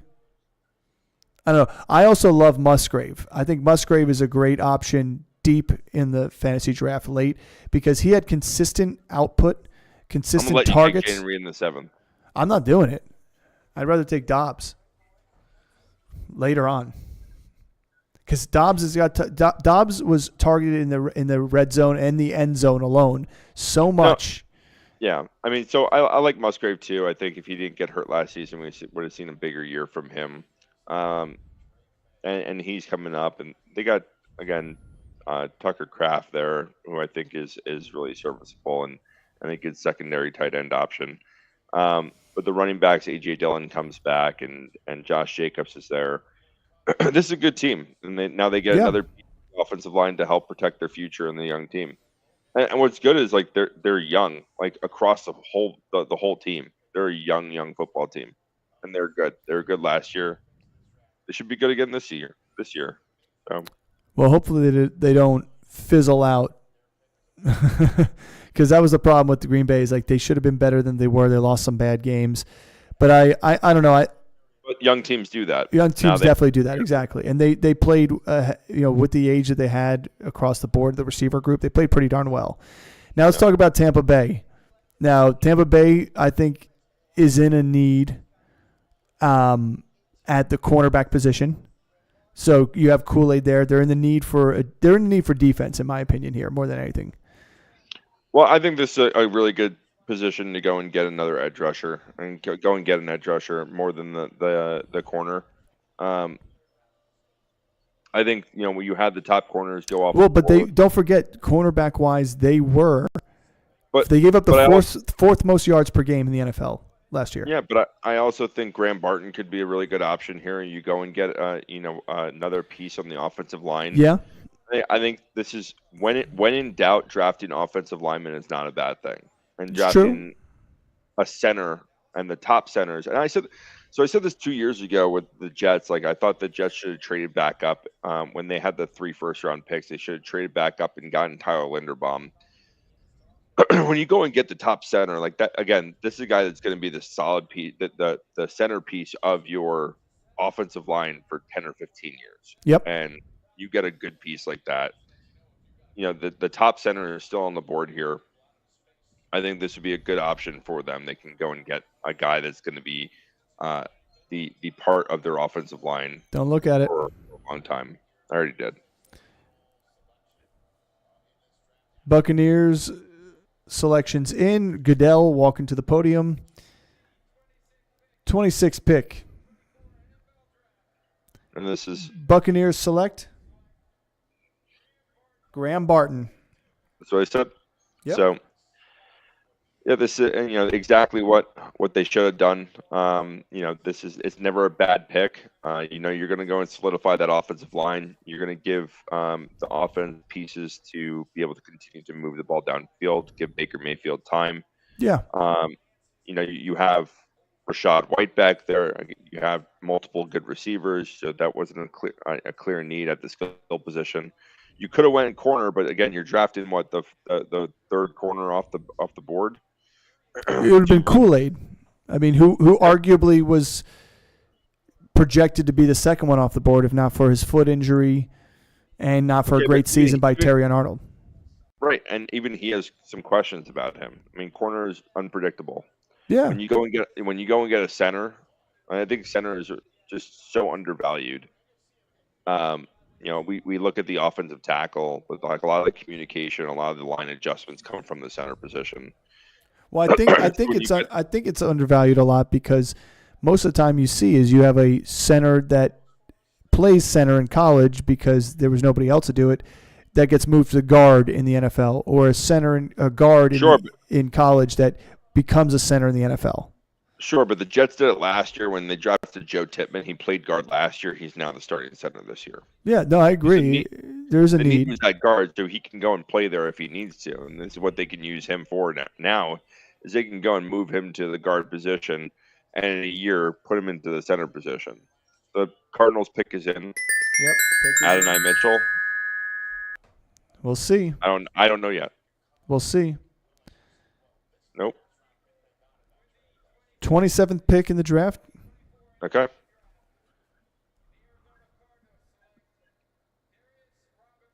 Darius Robinson. I love this guy. Yeah, he's very, very talented. He's- this is a really good pick for He's them. a monster, by the way. I love the jacket. I can I never know. pull something like that off. This guy's a monster. 6'5", 8.5 sacks. It was a bulldozer. And I think this is good for them too. I mean, they obviously got Paris Johnson Jr. last year. Helped out in the offensive line. They got their They go and get receiver this Marvin year. Harrison. They get their defensive lineman. They can still get another receiver at the beginning of the next round on top of that. And with the receivers that are falling, here's Buffalo now. Adonai Mitchell.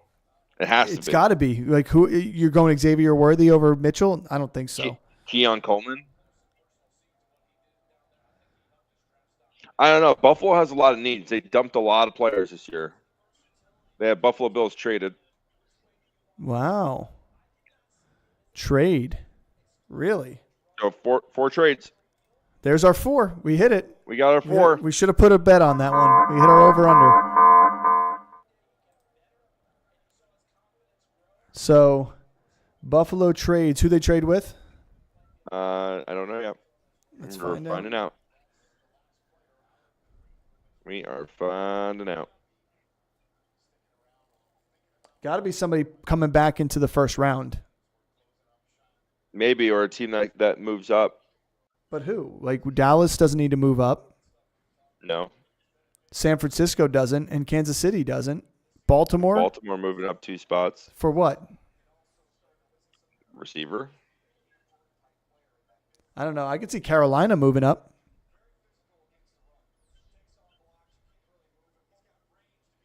By the way, sorry for Bills take receiver here, Leggett. Well, now we know they don't. But Leggett's available, yeah. That's a good try. Good try, Nick. Yeah, I like that. Sorry, everybody who is watching this, by the way, for the choppiness a little bit. We are running off a little Wi-Fi hotel over there. Hotel Wi-Fi. Hotel Wi-Fi, but it's working.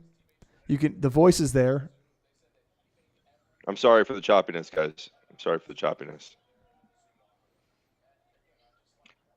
I can't see the choppiness. I see a nice clean screen here, but there definitely is some choppiness. It is. Just don't make sudden movements, and I think you'll be okay. You've only tempted me more to do it. Wow. Yeah, I Chiefs are on the like clock. Chiefs. Chiefs moved up. Chiefs moved up. Wow. So Adonai Mitchell, Xavier Worthy. I think it's going to Keon be. I Coleman? think they got to go Mitchell at this point if they're going to do it. To jump Buffalo.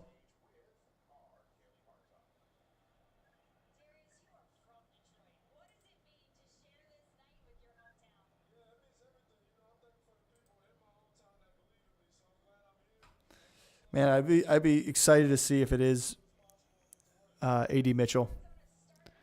Yeah.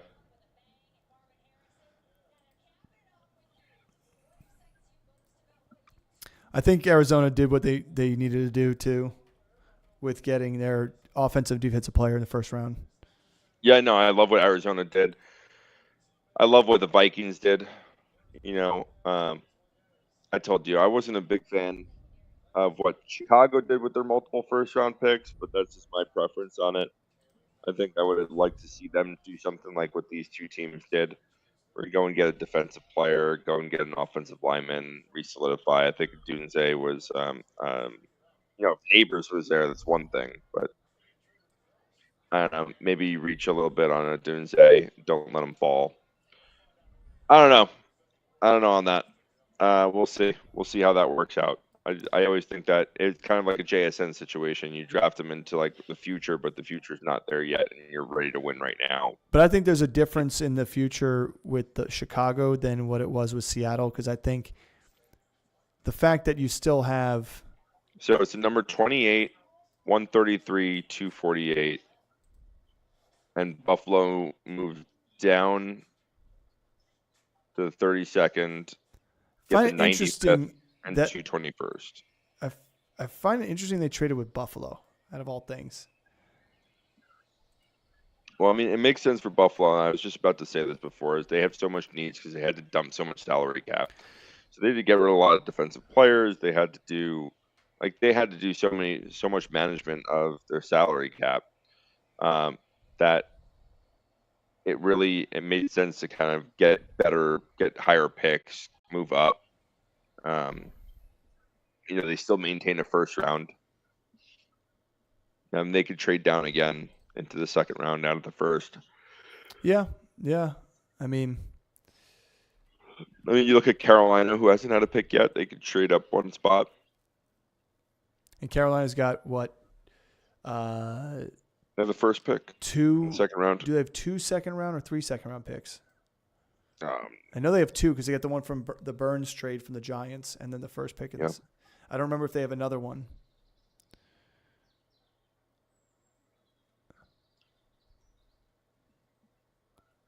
Well, the Zen. I like the Zen that's going on here in my background. You have some Zen going on Yeah. in the background? Got some snowy pine trees. Oh, wow. Is that in your mind? No, it's YouTube TV. Oh, okay. Sponsored by YouTube TV. Okay. Did you set up the other TV in there? I tried to. It needed to connect to the internet. I don't have the. Did I ever get the remote for you? No. Yeah, so it's a Roku TV, so it's trying to update on the network, and I didn't have a remote to connect it to the network, like to actually go to the network settings, so didn't really work. Pick is in. You're right, Nick. Pick is in. Ooh, I'm looking at Chipotle on the TV, and I'm starving. I'm pretty hungry, too. Oh, Christmas. Don't say anything.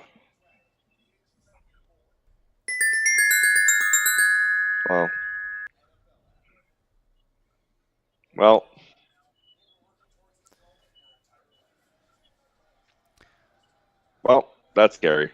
Well, could you just stop? I'm still in a commercial. Pick is in. Waiting to see it. Man.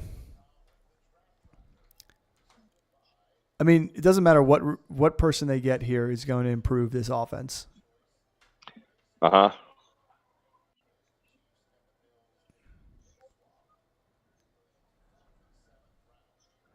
What do you got? Cowboys on deck? Cowboys on deck. And this is probably why the Chiefs traded up. All right, KC. So,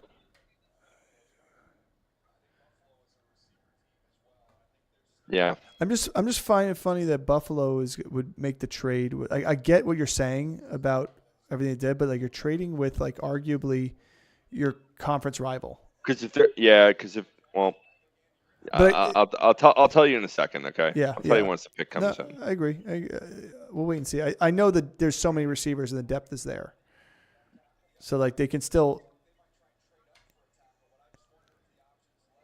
Who's making the pick here? Who's this kid?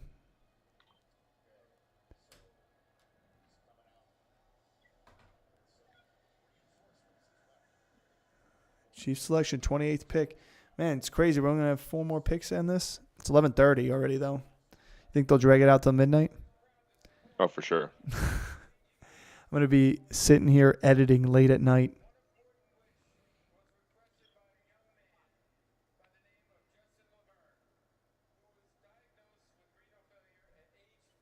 Damn.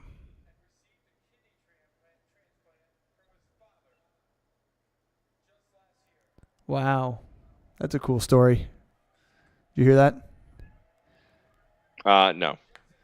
This kid here at age 15 had renal failure and his father gave him a kidney. So he has 3 kidneys in him? No, he was in renal failure.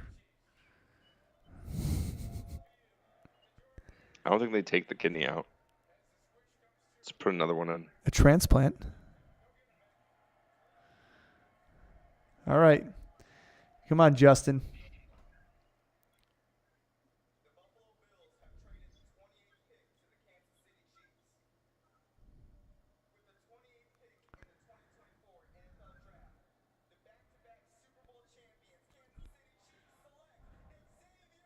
Xavier Worthy.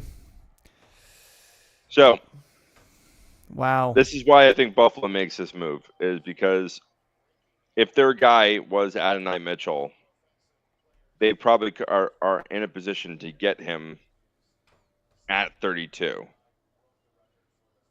Maybe, but how do you know that? You don't know that going into that pick. You're hoping that's the case. Unless you're like, we'll take Worthy or Mitchell. We're happy with either one. That's why they make that move. Or maybe they're saying we'd be happy with one of these other guys. I don't know. Well, it's obvious that Mitchell and Worthy would be there unless San Francisco made a move. Unless your needs at wide receiver, they were moving up. Their needs at wide receiver, so you don't, unless they're just like, tell us who you're going to pick. Dude, what if San Fran just says, "Here, Buffalo, you take Ayuk, and we'll take your other first round pick right there," and then San Fran gets back to backs, and they take AD Mitchell and whatever else they want. I like this here for Pat Mahomes. Obviously, Mecole Hardman, hero of the Super Bowl. Those speedy guys have always worked well with Tyreek Hill. Now you get yourself another Tyreek Hill type player. Not as dynamic, I think, as Tyreek Hill, obviously.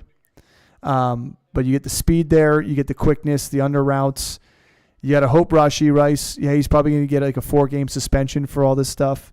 He's probably going to get more than a 4-game suspension. You never know. I mean, he's got like 8 felonies. Okay. There's video evidence of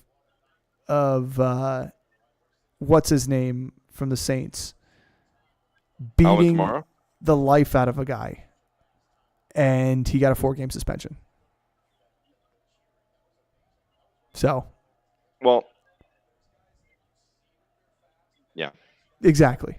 So, I just think the court. I'm not defending any one of these guys. No, I don't think what he did was Rashee Rice. What he did was right, but I'm just saying I think with the 4-game suspension, it's going to allow this guy to come out the gates swinging.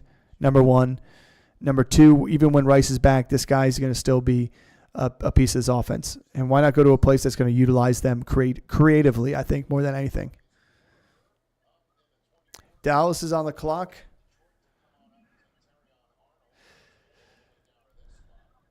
Got 4 more picks. Yep. Dallas on the clock.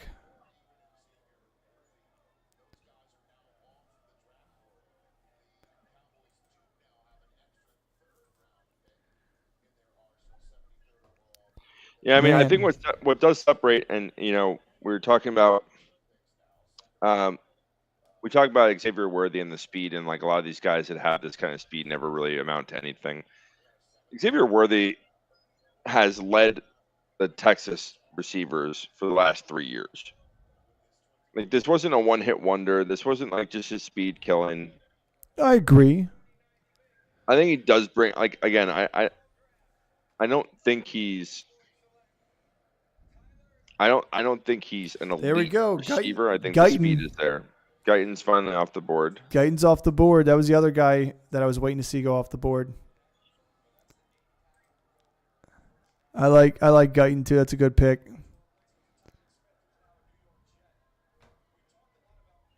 So, and they get their offensive lineman. They trade down, get their offensive lineman. Good pick for the Dallas Cowboys. Well, they knew, but nobody else besides maybe Baltimore or San Fran was going to take an offensive lineman. So as long as they didn't drop below those guys, they were going to get somebody that they liked.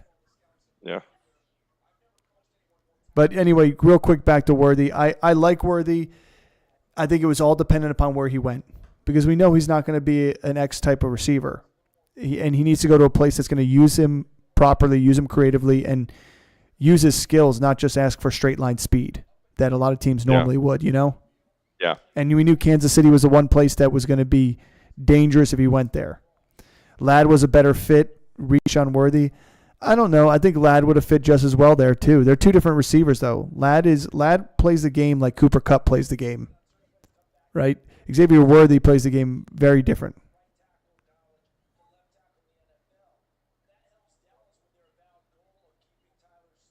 Guyton, that helps. That helps that team there. I don't know who it helps in the running game because we still don't know yet. Deshaun's still on the board. I think he's going to go to Baltimore right here. And it's a perfect fit for him. It's a great fit for Baltimore. Or Buffalo. I think Buffalo would love to have him. Baltimore's picking right now. Yeah, I know, but I'm just saying I think Buffalo would love to have him too if Baltimore doesn't get him. I mean, who else do you think Baltimore goes and gets? Kool-Aid? A wide receiver? I don't know if they'd go Kool-Aid. I mean, they could go wide receiver. They could get A.D. Mitchell right here. Good. Like it. I think that's a great I think those are great upgrades. I mean, yeah, you've got Ricky Pearsall. Ladd McConkey. We're just throwing names out there now? Shut the fuck up.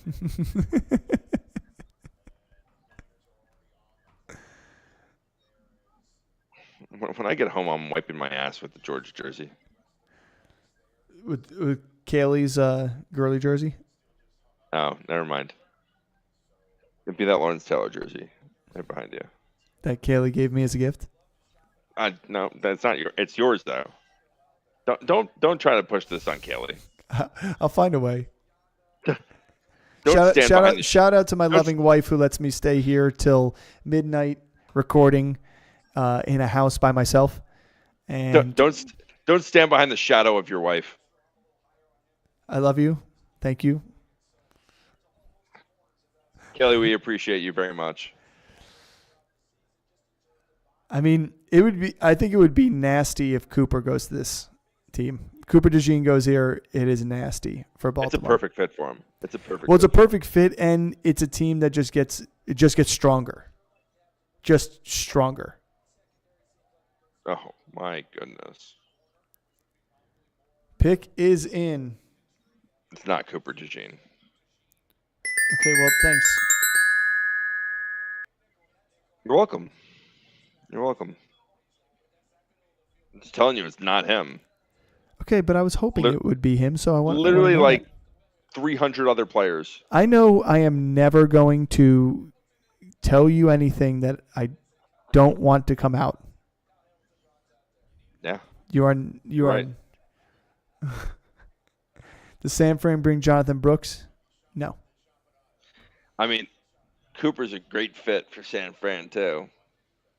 No, because they got what's his name back there that plays similar role. I know. The Samoan or the Pacific Islander, yeah. And I think he's good. Why not have two of them? Because you don't need two of them. Why not? Because that changes up how you play the defense. Completely. Does it? Yes, it does. Disguises it because they both can do both. All right, Ravens. 30th pick.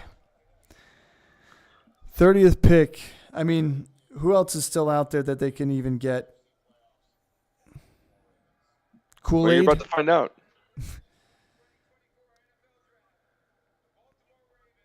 Oh. Nate Wiggins. I don't hate that. I don't hate it. I don't love it. I think he's a solid cornerback. He plays a different type of cornerback than Cooper DeJean would play. So, to me, I think it's a great pick if you're looking for a more traditional style cornerback here.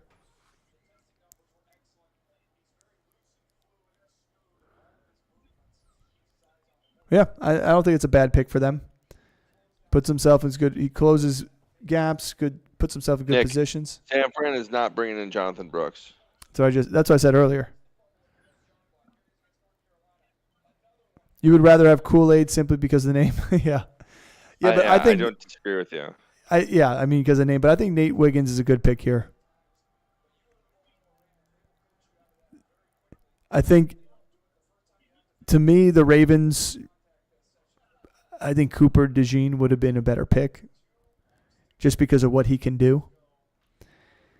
So now I think, I mean, what do you think happens here? Do you think Cooper goes to San Fran? Do you think Buffalo takes Cooper and punts the wide receiver position? Do you think I think if you're Buffalo, you cannot afford to boot the wide receiver position here. I agree. I think it's got to be A.D. Mitchell. You have to. You have to select. And this is where I just said, this is why you make that trade. You go and move up to other spots. You still go and get your guy with A.D. Mitchell. And it's just wild to me. If A.D. Mitchell goes, then all the receivers you expect in the first round went, in my opinion. Nobody jumped up from the second round early like Ladd or Leggett or anything like that. I mean, you can make an argument that Leggett would be a better pick for Buffalo. Big body guy. And let Shakir do his thing. You could. I think I would still prefer Adonai Mitchell.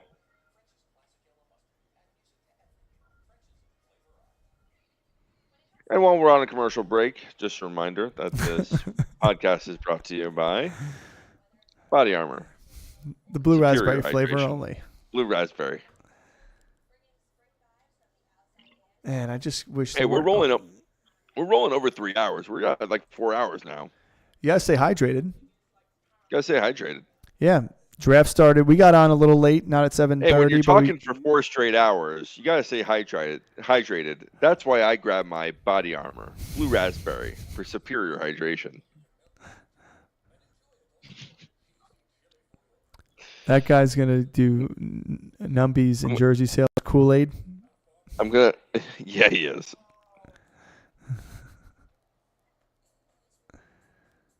Do you think does he even have a sponsorship with Kool-Aid itself? If he doesn't have a chain of the Kool-Aid Man, it's a huge disservice. Well, Chiefs made their team better in the first round. Do the 49ers do it with a pick here too? And what does Buffalo do? We're guessing A.D. Mitchell to Buffalo. And we're guessing 49ers could go. Chris likes Cooper DeJean there. I'm not sure. I mean, it's Kool-Aid or Cooper DeJean. I think those are the two players. You're not going to go and get wide receiver, even with the Ayuk talks. No. You're not going to go and draft a wide receiver here. I think Cooper's a better play unless you want, again, a more traditional cornerback like we just saw from Baltimore, and that's going to get Kool-Aid. If you want a guy that can do it all, then you go ahead and you get Cooper.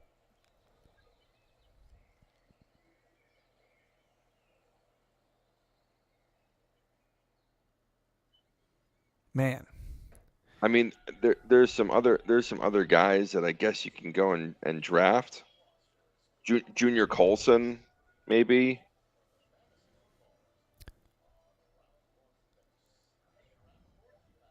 I don't The fantasy football is live on NFL Plus, doing their draft special after this. Good for them. Round of applause to football podcasters out there. Fantasy football is on an NFL Live, NFL Plus. Picks in for San Fran. We're trying to do numbies here. Yeah. We appreciate all you guys for sticking through it. Yeah. It's been a long night. It's fun. I don't have to be up at 5 a.m. I will be up at 5 a.m. I was being sarcastic. I very much have to be up at 5 a.m. Okay, and yeah. I have to catch a flight tomorrow afternoon. See, I'm going to be up at 5:30 in the morning to then go work out. I'm not. I gotta get in my car and drive to site. Yeah. I don't want to be in your shoes tomorrow. The things we do for commitment. Very true. Niners like their pick. Everybody's hugging and clapping.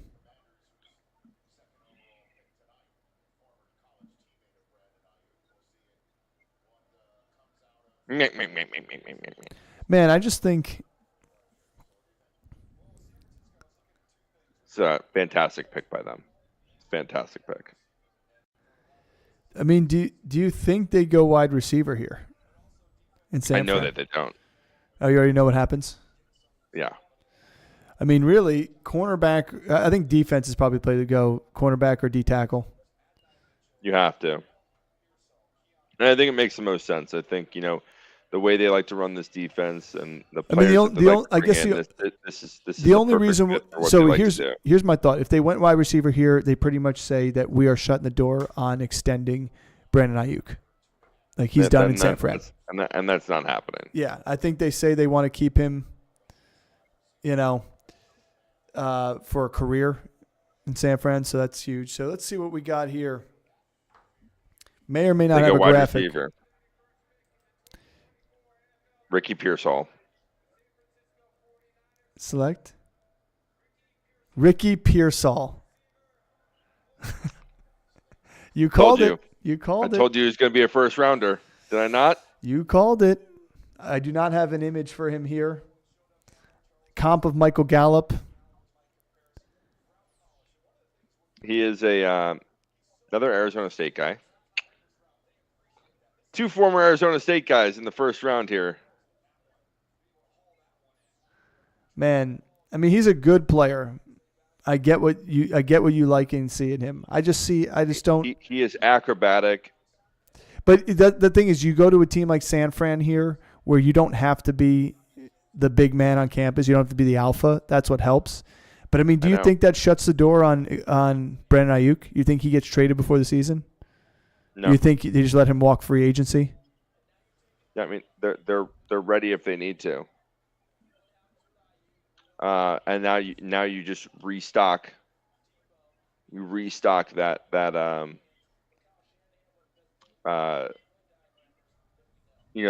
room, that wide receiver room. Yeah, I mean, you hinge. And to be honest, this is something I've said for a number of years. I don't think Debo's a traditional right wide receiver. And so now you do have 2 traditional wide receivers. Carolina Panthers are on the clock. Carolina Panthers traded up. Trade. Carolina Panthers. They have 2 picks in a row. They did not trade their first pick in the second round. No, I think they just said they trade the first pick at tomorrow night's draft. Oh, they didn't switch it on the board. They did five, now. 5 trades. But I said 4 to 5. 4 to 5 trades. Yeah, so they get a 6th-round pick. Buffalo gets a 2nd and a 5th there. Wow. Okay. They move 1 pick down. So do you think they? So what do you think then? I mean, do you think they get why Cooper DeJean and then take a receiver at your next pick? I mean, if it's Carolina moving up, I can't imagine they're getting a receiver here. They have Thielen, Deontay Johnson, Mingo. I don't see them going receiver here. So if you're Buffalo, you're not really afraid. I don't know. Pick is in.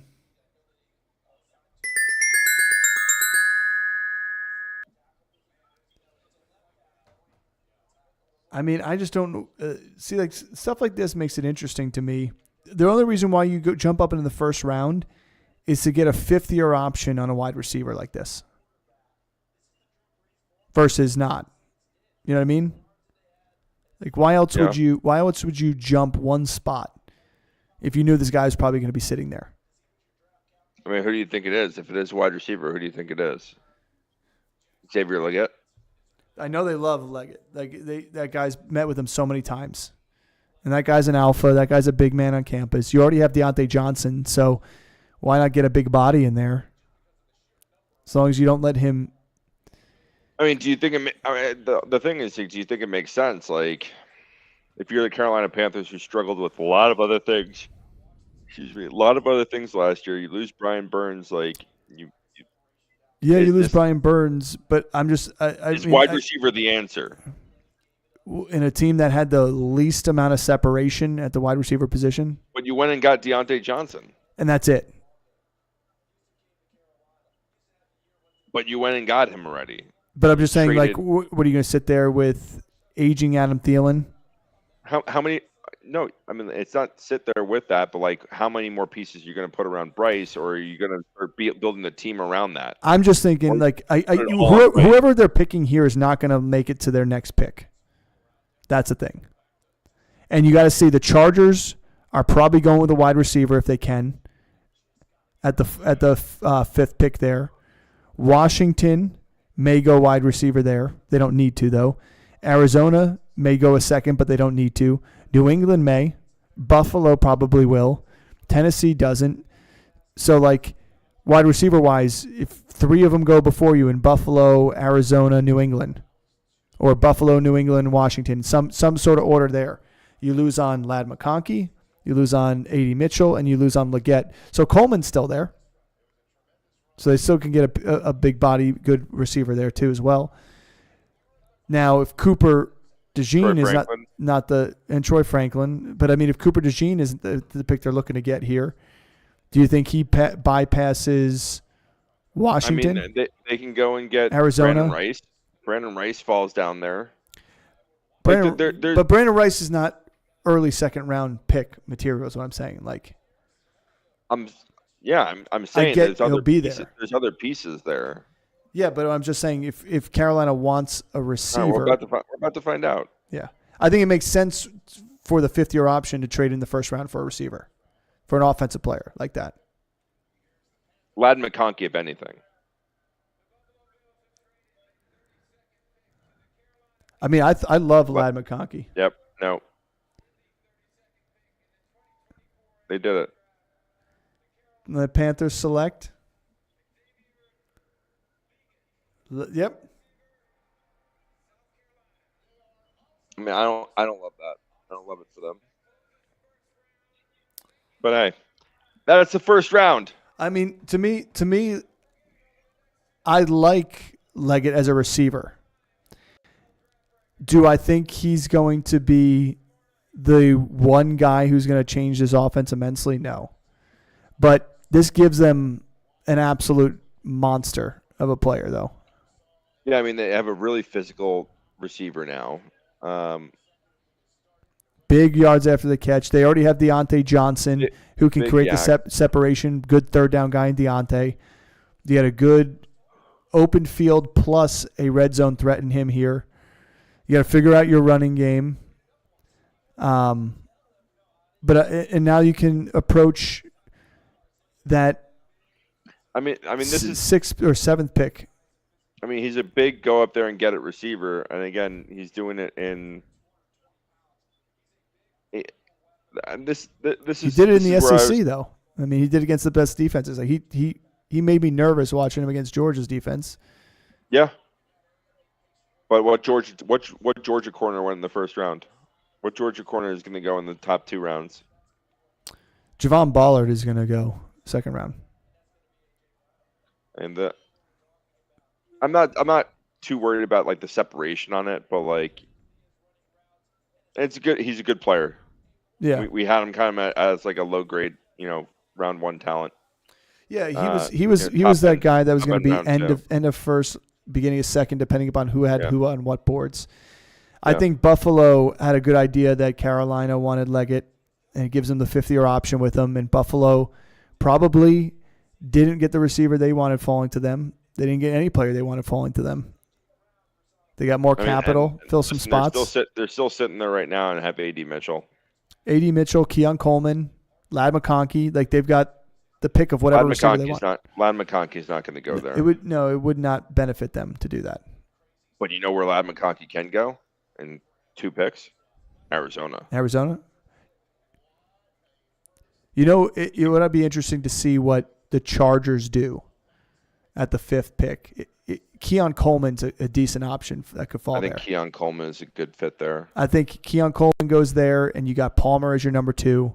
Yep. I think that's a great option for him. Yep.